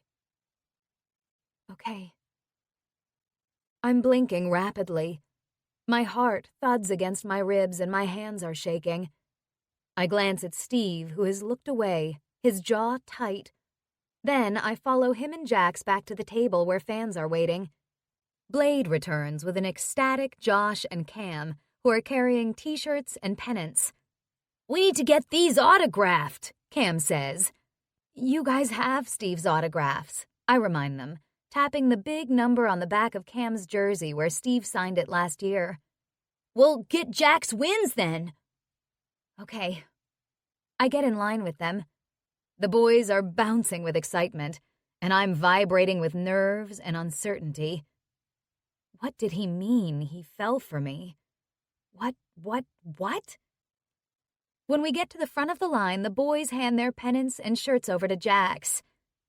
These are my nephews, I tell him. I set a hand on Cam's head. This is Cam, and this is Josh. Good to meet you guys. You too, they both nearly shout. You're a great right-winger. Thanks, guys. I can't wait till your first game, Josh says. Yeah, same. Jax grins. The start of the season is exciting. I'm glad you're playing, Josh says, aware that Jax almost missed training camp. Me too. Jax's smile turns wry. He meets my eyes over the heads of the boys. Once again, our gazes hold. I'm a buzzing ball of nerves and confusion. I don't know what's happening. Steve's signing a jersey for another fan and he glances up. He gives me a wry smile and a nod. I'm done here in 20 minutes, Jax says. Can you stay? The boys look up at me. We're staying longer than 20 minutes, right, Aunt Molly? Yeah. We haven't actually seen much of the festival yet. There's also an open scrimmage we could go watch with about half the players trying out for the team this year. We'll be here for a while. I'll text you when I'm done, Jax says. Steve's mouth twists up overhearing this, then relaxes. You two have some stuff to sort out, apparently. I'm so freaking grateful to Steve for not making this 100 times worse than it already is, although I don't condone his threat to break Jax's nose. I shoot him a grateful smile as I shepherd the boys away so the people behind us can get autographs. We pass a face painting session and the boys want the Aces logo painted on their faces, so we do that. Then Cam and Josh want mini donuts, and how can I say no to that when I love mini donuts myself? We're munching on those as we enter the practice facility to watch the scrimmage. We've just found our seats when my phone buzzes. I pull it out of the crossbody purse I'm wearing. It's Jax. Where are you? Watching the scrimmage. I'll find you. I don't know if this is a good idea with my nephews here. What are we really going to be able to talk about? I can't sit still, shifting on the hard bench in the stands, my muscles quivery and twitchy. I see him enter the rink area looking around. I lift a hand, and he spots us and heads our way. There's room for him on the bench if we shift over, so I nudge Josh and Cam to move down. They're big-eyed as Jax bumps fists with them. There's a buzz of excitement around us as everyone realizes who he is. "Mini donuts," Jax says. "My fave." Cam wordlessly hands him the paper bag, and Jax takes one solemnly. "Thanks, man." I'm shivering, both because of the cold in the arena and my nerves. I've barely had time to process what's happening. Why did I say what I did? Why didn't I lie? Why did Jax say that? I don't understand any of this. "So," he says in a low voice near my ear. "We're busted." I clap a hand over my mouth to stop my startled laugh. I guess so, yeah. "Sorry about that." Why are you apologizing? You didn't do it. I should be apologizing to you. You're the one who has to work in an, awkward situation. "Seems like Steve is more pissed about me hurting you than about us being together." I suck on my bottom lip and turn my eyes up to him. That's what it seemed like. Steve's already shown he's not in love with me anymore. But it seems like maybe he still cares. That's nice. "When do you get rid of the tadpoles?" He murmurs near my ear. Their parents get back around 6 tonight. I guess 7-ish by the time they get home from the airport. "Can I come see you after that?" I swallow. Okay. "I need your fucking address." Thankfully, he's talking in a quiet voice on the side opposite to where Cam and Josh are sitting. Why do you sound angry about that? "Because I don't even know where you fucking live. I should know that." Oh. I give him my address, and he enters it into his phone. He says goodbye to the boys and leaves, everyone around us watching all of this take place. What is even happening? Chapter 25. Jax. What the fuck just happened? I try to smile and focus on the fans as I sign autographs and make small talk, aware of Chucky next to me doing the same. I thought Chucky was gonna deck me, and I was ready to take it like a man, but maybe I should be thanking him. Haha. All I know is when Molly said she fell in love with me, I was done. Done. Finished. Dead. My heart cracked at what she said. I can't bear that I hurt her. I didn't know. Okay, maybe I did. I sign another jersey and pose for a photograph, smile in place. I knew it was hard for us both to say goodbye at the end of her stay. I knew I was a miserable bastard after she left. I guess I didn't realize how hard it was for her. Then she was crying and apologizing for falling for me, and fuck, that's not right. She said she can't get over me. Christ, what have I done? I think I fucked up big time. All I know is I can't lose Molly again. She's what's been missing in my life. She's why I haven't been interested in seeing other women. She's why signing this contract hasn't felt that celebratory. I need her to celebrate with. I need her to communicate with. I need her for every damn thing. I'm still not sure what happened there with Steve getting pissed at me for hurting her when he's the one who broke her heart. When Modi finally tells us we're done, we push back our chairs and stand. I meet Chucky's eyes and jerk my head to the back of the tents where we were earlier. We need to talk. He narrows his eyes, lifts his chin, and follows me. Behind the tent, I turn to face him, my shoulders hunched. But I hold his gaze steadily when I say, I'm in love with Molly. I got that, he says quietly. I'm sorry, man. I know it's weird and awkward, and I never meant for it to happen. I suck air into my lungs. We both agreed we'd just have fun over the summer, but it turned into more. For her, too, apparently. He's remarkably calm, although there's a vein pulsing in his forehead. I swallow. I have to find out if she really feels the same. I still hold his gaze. He stares at me, and I start to think he's going to try to hit me again. Then he says, I get it. We have to play together. I don't want things to be weird and awkward. I repeat lamely. Oh, it's gonna be weird and awkward. My gut tenses. Then Chucky sighs. We'll get over it. Go do what you have to. Just, don't be an idiot. Like me. Shared understanding vibrates between us.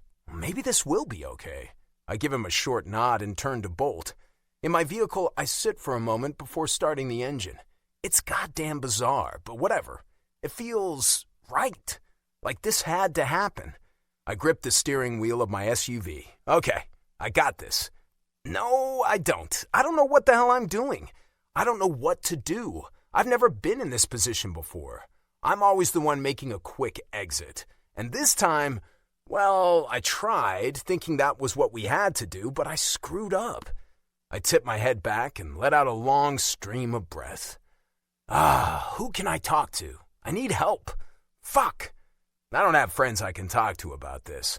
I mean, Rico and Hart are my two best buddies still left on the team, now that Gander is gone, but I don't share all my deepest secret crap with them. That's not me. I haven't said a word to them about Molly, out of fear it would get back to Chucky.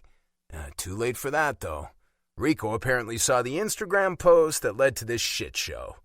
I remember my mom lamenting that I don't talk to her, and Molly commenting about all the time I'd lost with my dad because of not talking about what happened. Shit. Welp, if Mom wants me to talk to her, she's about to get an earful. I put my SUV in gear and leave the parking lot. I wait for my mom to say, "I knew it," or "I told you so." Luckily she doesn't, because I don't really want to have my stupidity rubbed in my face. My mom's pretty great. "Remember what I said at the lake?" she asks in a calm voice. That I don't talk to you enough? Well, that too. But I told you men aren't programmed to cheat. There are many reasons that they do, but it's always a choice. Right. I rub my face. I get that, but I'm afraid I'll screw up. I want to believe in love. I want to believe in happily ever after. After this summer, I guess my eyes were opened. I thought Chelsea married Grandpa for his money. Turns out they really love each other. I thought Dad cheated on you. Turns out he didn't. I want to believe I can be faithful to one woman for the rest of my life. Well, that's not good enough for Molly. What? My jaw slackens and my gut goes hollow. I stare across the room. You can't go to her hoping you can be faithful. You have to know it. You have to know that every day you'll make that choice not to cheat. Every day, Jax. You have to believe in yourself. I close my eyes. Is she worth it? Mom asks quietly. I nod slowly, even though Mom can't see me. My eyes burn. I think about Molly, about how much I've missed her, how much I need her, how empty my life has felt since she left.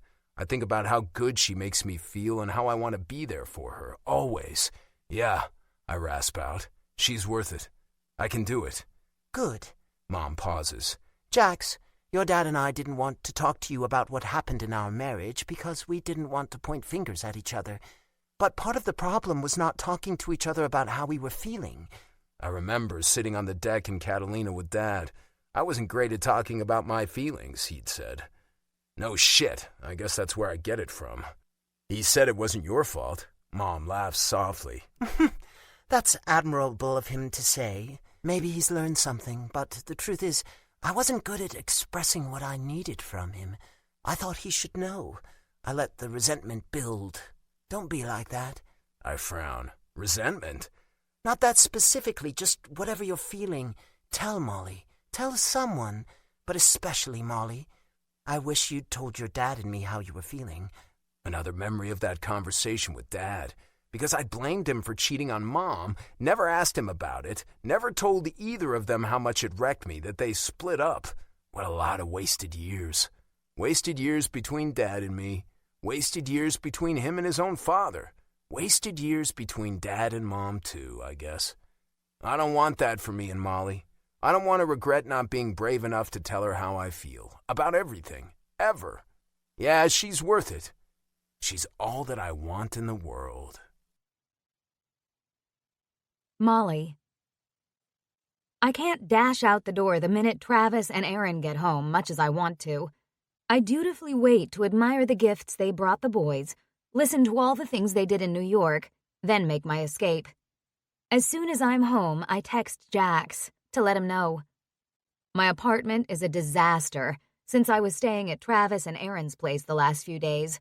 I left dishes in the sink, clothes piled on the chair in my bedroom, and a basket of laundry in the hall. I have more laundry to add to it now, and I need to get ready for work tomorrow. I start in the kitchen, frantically loading the dishwasher and scrubbing a pot that's been soaking for days. Gross. I scrub out the sink and wipe down the counters, then pick up the laundry basket and carry it into the bedroom. I maniacally sort through the clothes on the chair, tossing some into the laundry basket, others onto the bed to be hung up. Do I have something to wear to work tomorrow? I find an outfit and swiftly hang the rest in my closet. And never mind my apartment. I look like a wreck. I'm still in my Aces t-shirt and jeans. I felt hot when I was cleaning the kitchen, so I scooped my hair up into a ponytail without even looking in a mirror. My hands smell like bleach cleaner. Ugh. I run to the bathroom to get cleaned up. I'm still rubbing my favorite pink grapefruit lotion into my hands when the apartment buzzer sounds. I let Jax in and pace until he knocks at the door. My apartment is on the second floor, so that doesn't take long. My heart hammers in my throat when I open the door. Hi. Hi. His smile is so gorgeous. I've missed it so much. Come in. My hands are shaking as I close the door. He walks into my living room. My apartment is old, in a 3-story brownstone, but I like it. Nice, he says, taking in the old hardwood floors, the bay window overlooking the street, the wide, white-painted baseboard and door trim. Thanks. I'm dying. Would you like something to drink? No, I'm good. I move past him and take a seat on the couch that sits in front of the bay windows. Have a seat. He sits next to me, but with a bit of distance between us. He's holding a small cardboard box in his hand that I only now notice. What's that? He looks down. It's a trivia game. I tilt my head, a smile tugging my lips. Seriously? You want to play trivia? Yeah. He meets my eyes and his are glinting. He sets the box on my coffee table and opens it. I can't believe this. I'm about to have a stroke and he wants to play trivia. He picks up a card. Okay. What arouses men more than any other scent in the world? Your choices are A, lavender, B, lilies, C, wood smoke, D, beer. I choke on a laugh. The scent of beer is arousing? He grins. Is that your answer? No. I'll say lavender. Correct. He sets the card down, picks up another, and hands it to me. Your turn. Wait. How does this game work? Just follow along. Smiling, I say, okay. I read the card. What arouses Jax more than any other scent in the world? I blink and look up at him. You? Yes. I keep reading his choices. A, Molly's grapefruit perfume. I pause. What is this? B, Molly's grapefruit lotion. C, Molly's grapefruit body wash. D, Molly. My insides soften and warm as I meet his eyes. All of the above, he says softly. I swipe a hand under my nose. I think I see where this is going, and it's amazing. He picks up a card. What chemical is responsible for making my heart race when I see you? A, dopamine, B, norepinephrine, C, adrenaline. My throat is squeezing up. Adrenaline. That's right. Your heart races when you see me? Yes. He holds my gaze steadily. Me too, I whisper. After a protracted silence, he says in a gruff voice, Your turn. Oh, right. I take the card he hands me. Which bonding chemical is released in my brain when you make me orgasm? I lower the card. Where did you get this game? Never mind that. I keep reading. A, estrogen. B, oxytocin. C, vasopressin. Oxytocin. Yes. Jax is next. What are my favorite parts of Molly? A, smile. B, butt, C, breasts, D, legs. My eyes widen. He has commented a lot that he likes my ass. Never mind. It's all of the above. Your turn. I choke on a laugh, shaking my head. Okay. What is the best sex position for me to have an orgasm in? I look up. Me as in me? Yes, you. I clear my throat. A, missionary. B, girl on top. C, doggy style. D, the bridge. I look up. I don't even know what the bridge is. We'll work on that. The answer is C, doggy style. That's right. My cheeks heat up as I lay down the card. What makes Molly the most lovable? A, her sense of humor. B, her belief that everything will be okay. C, her PMS. D, her love of hamburgers. E, her generosity. F, her incredible trivia knowledge. He pauses. Although being a know-it-all can be a little annoying at times. Hey! His lips twitch. In life, it's important to know when to stop arguing with people. And let them be wrong. I finish. He barks out a laugh, shakes his head, then continues reading. G, her sexpertise. H, her... Stop! I press my hands to my mouth, trying not to laugh. You're crazy. That's not the answer. Oh my God. Okay, fine. The correct answer is all of the above. My bottom lip quivers. Jax. Your turn. Shaking my head, I pick up a card. Why is Jax an idiot when it comes to relationships? I roll my eyes. A, he's just an idiot. B, he's a coward. C, both A and B. I pause and add my own answer. D, he's not a coward, and he's not an idiot. That's my answer. He grins, but ruefully.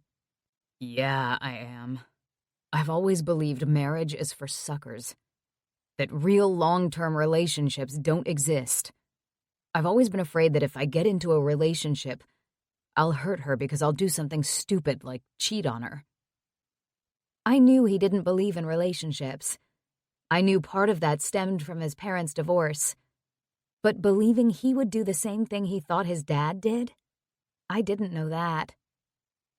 Do you still believe all those things? No. He meets my eyes and holds them with a steady, open gaze. That was the idiot part. Then there's the cowardly part. I blink at him. I talked to my mom earlier. He lowers our clasped hands to his thighs. I needed advice. I've never felt like this before. I've never screwed up like this before. I didn't know what to do about it. My mom always used to tell us that if you make a mistake, the first thing to do is admit it. Then learn from it, and don't do it again. Good advice, she murmurs. I don't want to make that mistake again. Not talking about things. He bends his head. I've never been good about talking about my feelings. I know. He lifts his head, his lips twitching. Yeah, you told me that. I missed years with my dad because I didn't want to talk about it. After he left, I pretended everything was fine. I was strong. I could handle my dad leaving, no problem. I kept telling everyone I wasn't worried about my contract, but talking to you about that helped. The way you listen and don't judge. You never made me feel weak. I swallow, my heart rising to lodge in my throat. You're not weak. It's not weak to have feelings. He nods. That's what Mom told me. Keeping myself closed off that way just deprived me of connecting with other people. Kept people distant. Even my parents. He pauses. Even you. My bottom lip wobbles. It left me all alone. He rasps out, his fingers tightening on mine. When I signed the contract, I didn't have anyone to share the good stuff with. And that's important too. Yes. I blink rapidly, my eyelashes damp. I want you in my life. So I have to be brave enough to tell you how I really feel, even if it scares the hell out of me. And I'm not scared anymore. I will be faithful to you, Molly. I know it. I don't want anyone else. And I will never hurt you. We share a slow, heated smile, warmth blooming inside me and spreading from my chest outward. He reaches out and picks up another card. Who typically says I love you first? Men, women, or both equally? When he looks up from the card, I gaze at him. I open my mouth at the same time he does, and we both say, I love you. Then we burst out laughing.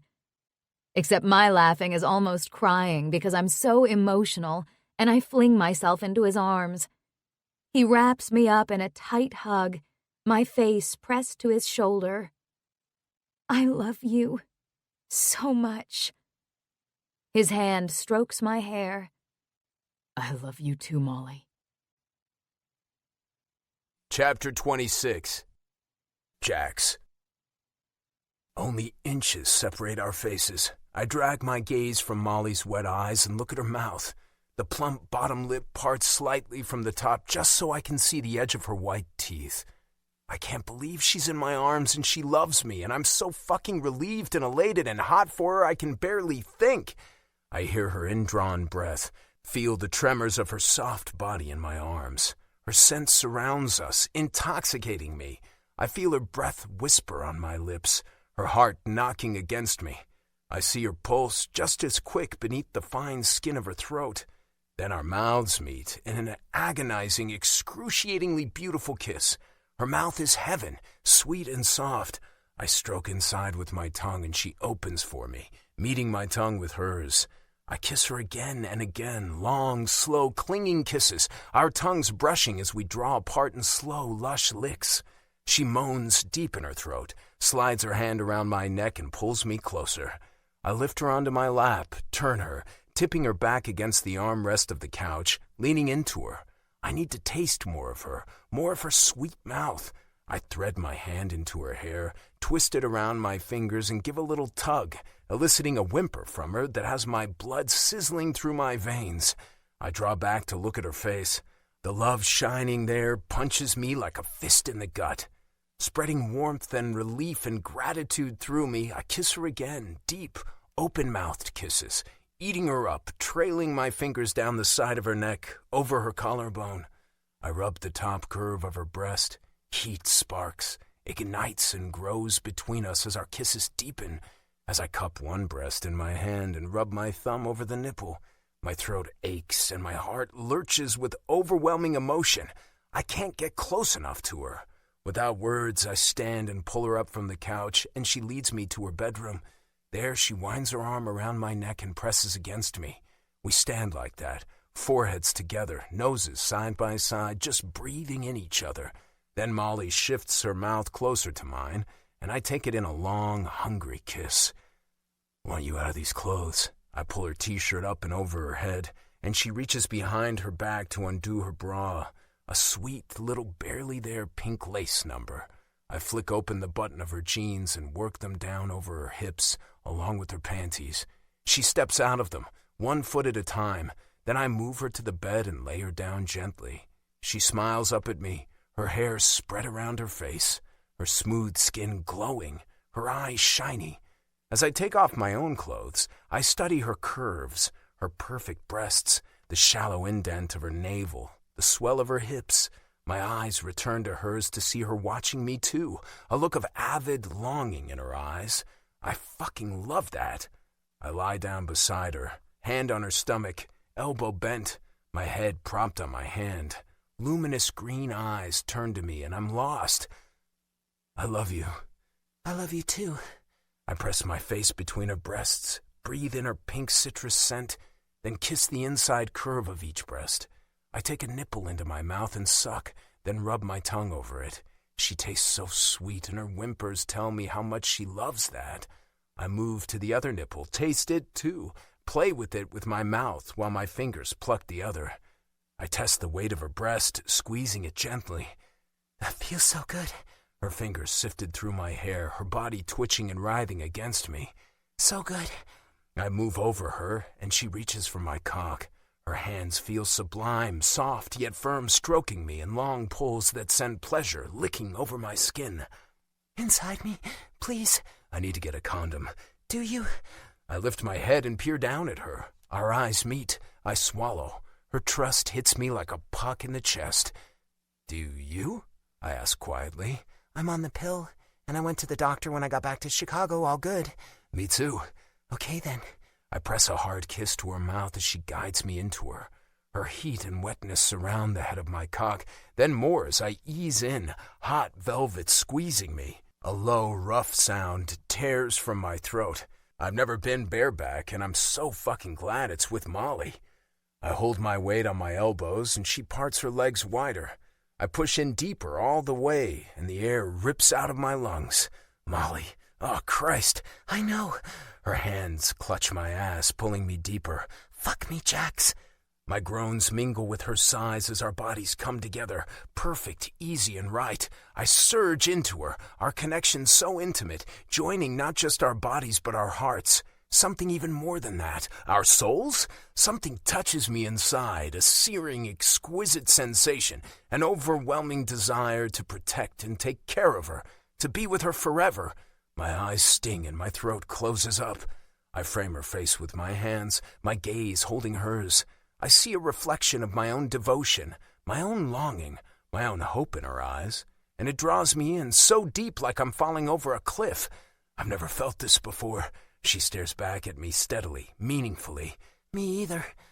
Christ, I know she's been in love before, but those words mean so much to me. Emotion swells inside me, and I'm overflowing with everything good and right and dazzling. I love you, Molly. I love you. Her hands stroke over my back, and I feel the tenderness in her touch, hear her pleasure in her muffled whimpers, feel her love in the brush of her breath against my mouth. I love you too, Jax.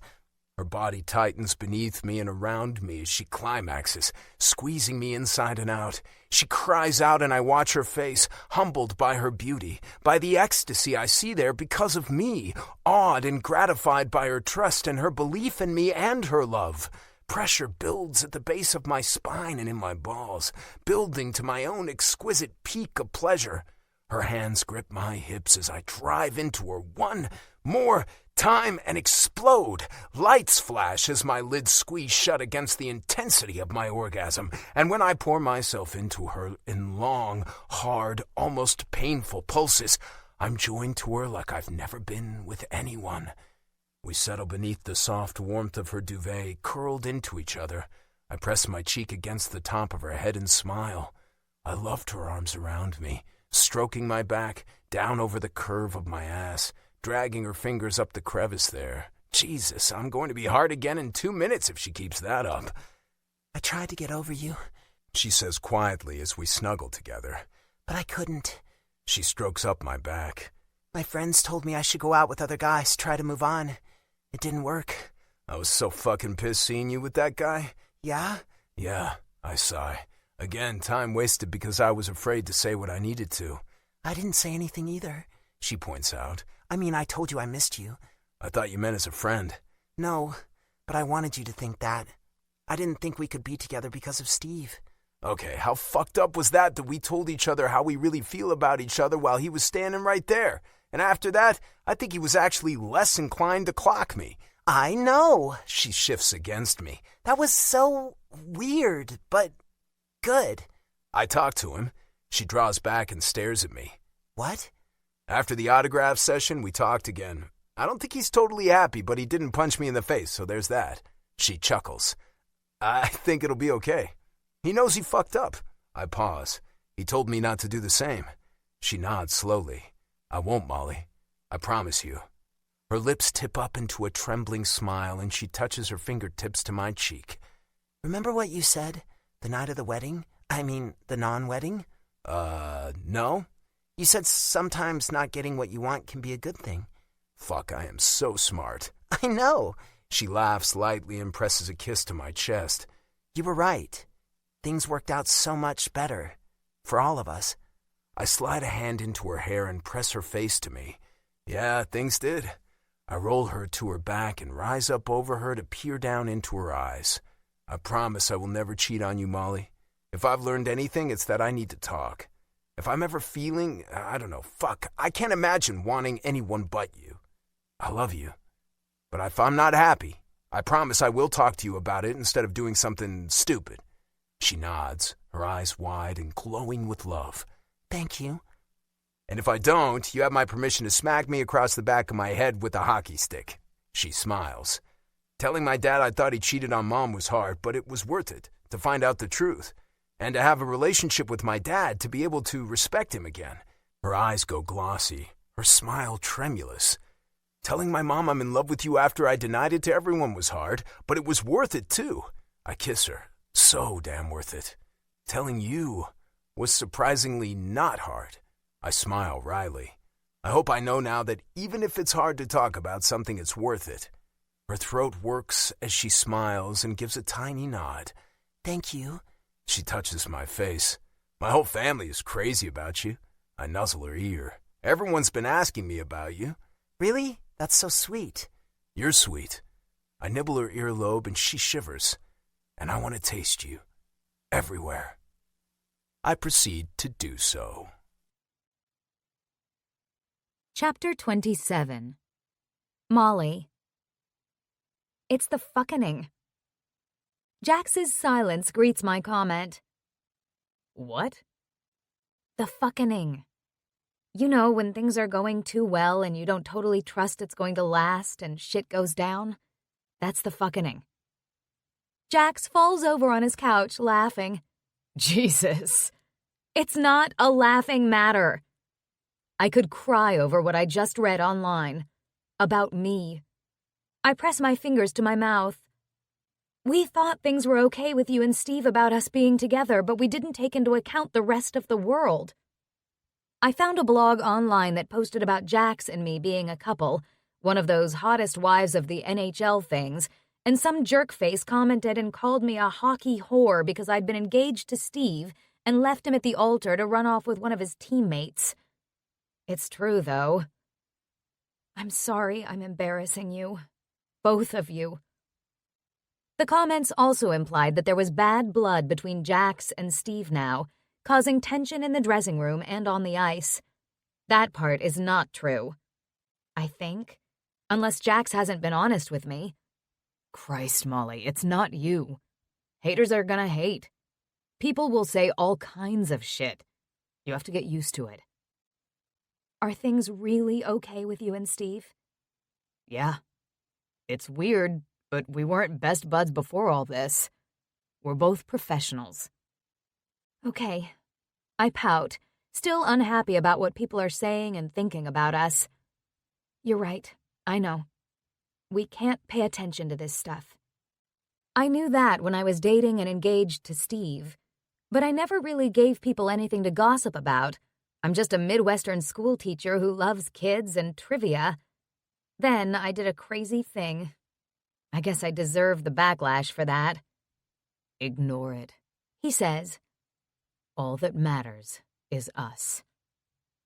My eyes fall on the framed photo sitting on a shelf in his living room. The first time I came here after we got together, I nearly cried seeing it. It's one of the photos he took on the whale-watching cruise, but it's of me, rosy-cheeked, bright-eyed, beaming a smile of pure joy directly at him, the ocean glinting behind me. The fact that he had printed that image, framed it, and put it up in his condo brought me near to tears again. It nearly matches the photo I took of him, capturing his happiness as he took pictures that day. I had it on my phone and kept looking at it. After I'd decided not to date anymore, I got a print made of it. Just a small one. and I too had framed it and set it in my bedroom, a bittersweet reminder of the summer I learned what love really is, in case I never found it again. Now our pictures sit side by side, as do we, hopefully for the rest of our lives. Epilogue. Molly. I'm not wearing a princess dress. There are no beads, no layers of tulle. My dress isn't even white. It's ivory. It's plain satin fitted to my body, spaghetti straps leaving my shoulders bare, and the trumpet shape hugs my butt, because Jax loves my butt. This time the wedding is small, family and close friends. Okay, Jax has a sizable family, but still, there are only about 35 people here. We're at the Tarragona Resort, where we stayed almost exactly a year ago. I pause before walking across the terrace toward Jax, the Pacific Ocean shimmering behind him. He's dressed casually, narrow beige pants, a white shirt open at the collar, and a dark jacket. I let Jax pick the music for me to walk down the aisle. When it starts, I drop my head forward, trying not to laugh. Led Zeppelin? Oh my God. I walk alone this time. Nobody has to give me away. I'm giving myself to Jax. I catch Jax's eye as I walk and listen to All My Love. Okay, it's a pretty good song. We're both grinning like crazy. Unplanned, he comes to meet me, picks me up, and swings me around, laying a big smooch on my mouth. Well, we didn't want this wedding to be traditional. Everyone claps and cheers for us. I'm so happy I can't stop my feet from dancing the rest of the way down the aisle toward the officiant, who's also smiling. As we stop in front of him, Jax turns to me and holds out his fist. We do our secret good luck trivia handshake, still beaming at each other. This arouses more chuckles in our audience. The ceremony is short and sweet, including the vows we each wrote. Then we're husband and wife. A pop and a hissing sound comes from behind Jax, and his best man, Brian Earhart, hands him a can of Budweiser. To my surprise, Grace places one in my hand also, and I can't stop laughing as Jax holds his beer up to toast me. I tap the cold aluminum against his and take a gulp of the fizzy lager. Then he leans over and kisses me again, long and lingering. Our friends and family clap and cheer again. Grace takes my beer and hands me back my bouquet, a small arrangement of white roses and eucalyptus. Jax clasps my other hand and smiles at me as we turn to walk back down the aisle together. The music starts, another Jax choice, and again I'm dying. It's Gary Glitter's Rock and Roll Part 2. How many times have we heard this song in hockey arenas? We both start bopping to the rhythm, then half dance down the aisle. It's an appropriately triumphant, celebratory tune. When the band yells, "Hey," all the guests also yell, "Hey." Joy bubbles up inside me as effervescent as the beer I just drank as we sign the legal documents, then mingle with our guests, exchanging hugs and kisses and smiles. We've been here in California for a couple of weeks following the Aces' deep playoff run. They lost to the Condors, who went on to play St. Louis in the final. Sadly, the Condors lost, but they've come a long way in the last couple of seasons under new leadership. Last weekend, we attended Taylor and JP's wedding. Everly and Wyatt are now engaged too, so there'll be another Wynn family wedding soon. Tomorrow, we fly to Winnipeg, where we'll rent a car and drive to Clear Lake for our honeymoon. I can't wait. We eat a lovely dinner in a small, private dining room, then dance a little. Our first dance song was my pick, Al Green's Let's Stay Together. Good choice. Jax smiles into my eyes, then twirls me. Thanks. Having fun? So much fun. Me too. I think I'm going to hyphenate my last name. After a beat, Jax's eyebrows shoot up and he says, Molly Flynn Wynn? I laugh. Doesn't it sound great? No. I'm kidding. I'm happy to be a Wynn. We smile into each other's eyes, then I jerk my head across the dance floor, where couples are joining us. Your mom and dad are dancing together. His eyebrows fly up as he follows my gaze. Whoa, and they don't even look angry. His mom just moved to Los Angeles for a new job. She's a best-selling author now. I love her so much. I really like Mark, too. And I'm so happy for Jax that he and his dad have been keeping in touch. I look over at Bob Wynn, sitting at a table near the small dance floor surrounded by family. He's smiling, and it's wonderful to see him happy, Chelsea holding his hand. Over the past year, Jax and I started doing trivia nights to raise money for charity, specifically for the Alzheimer's Association. It seems a small thing, but at least it's a way we can contribute and draw attention to the fight for research and a cure. We've met so many people affected by the disease and have heard heartbreaking but also awe-inspiring stories. Hey, guess what? I focus back on Jax. What? There's only one bed in our hotel room. Oh, no. I widen my eyes dramatically. Then we both burst out laughing. We have so much fun together, even when we're doing nothing. A year ago, I was broken-hearted and sorry for myself because I thought my beautiful life had been ruined. But now I know Jax was right. Sometimes, not getting what you want is a good thing.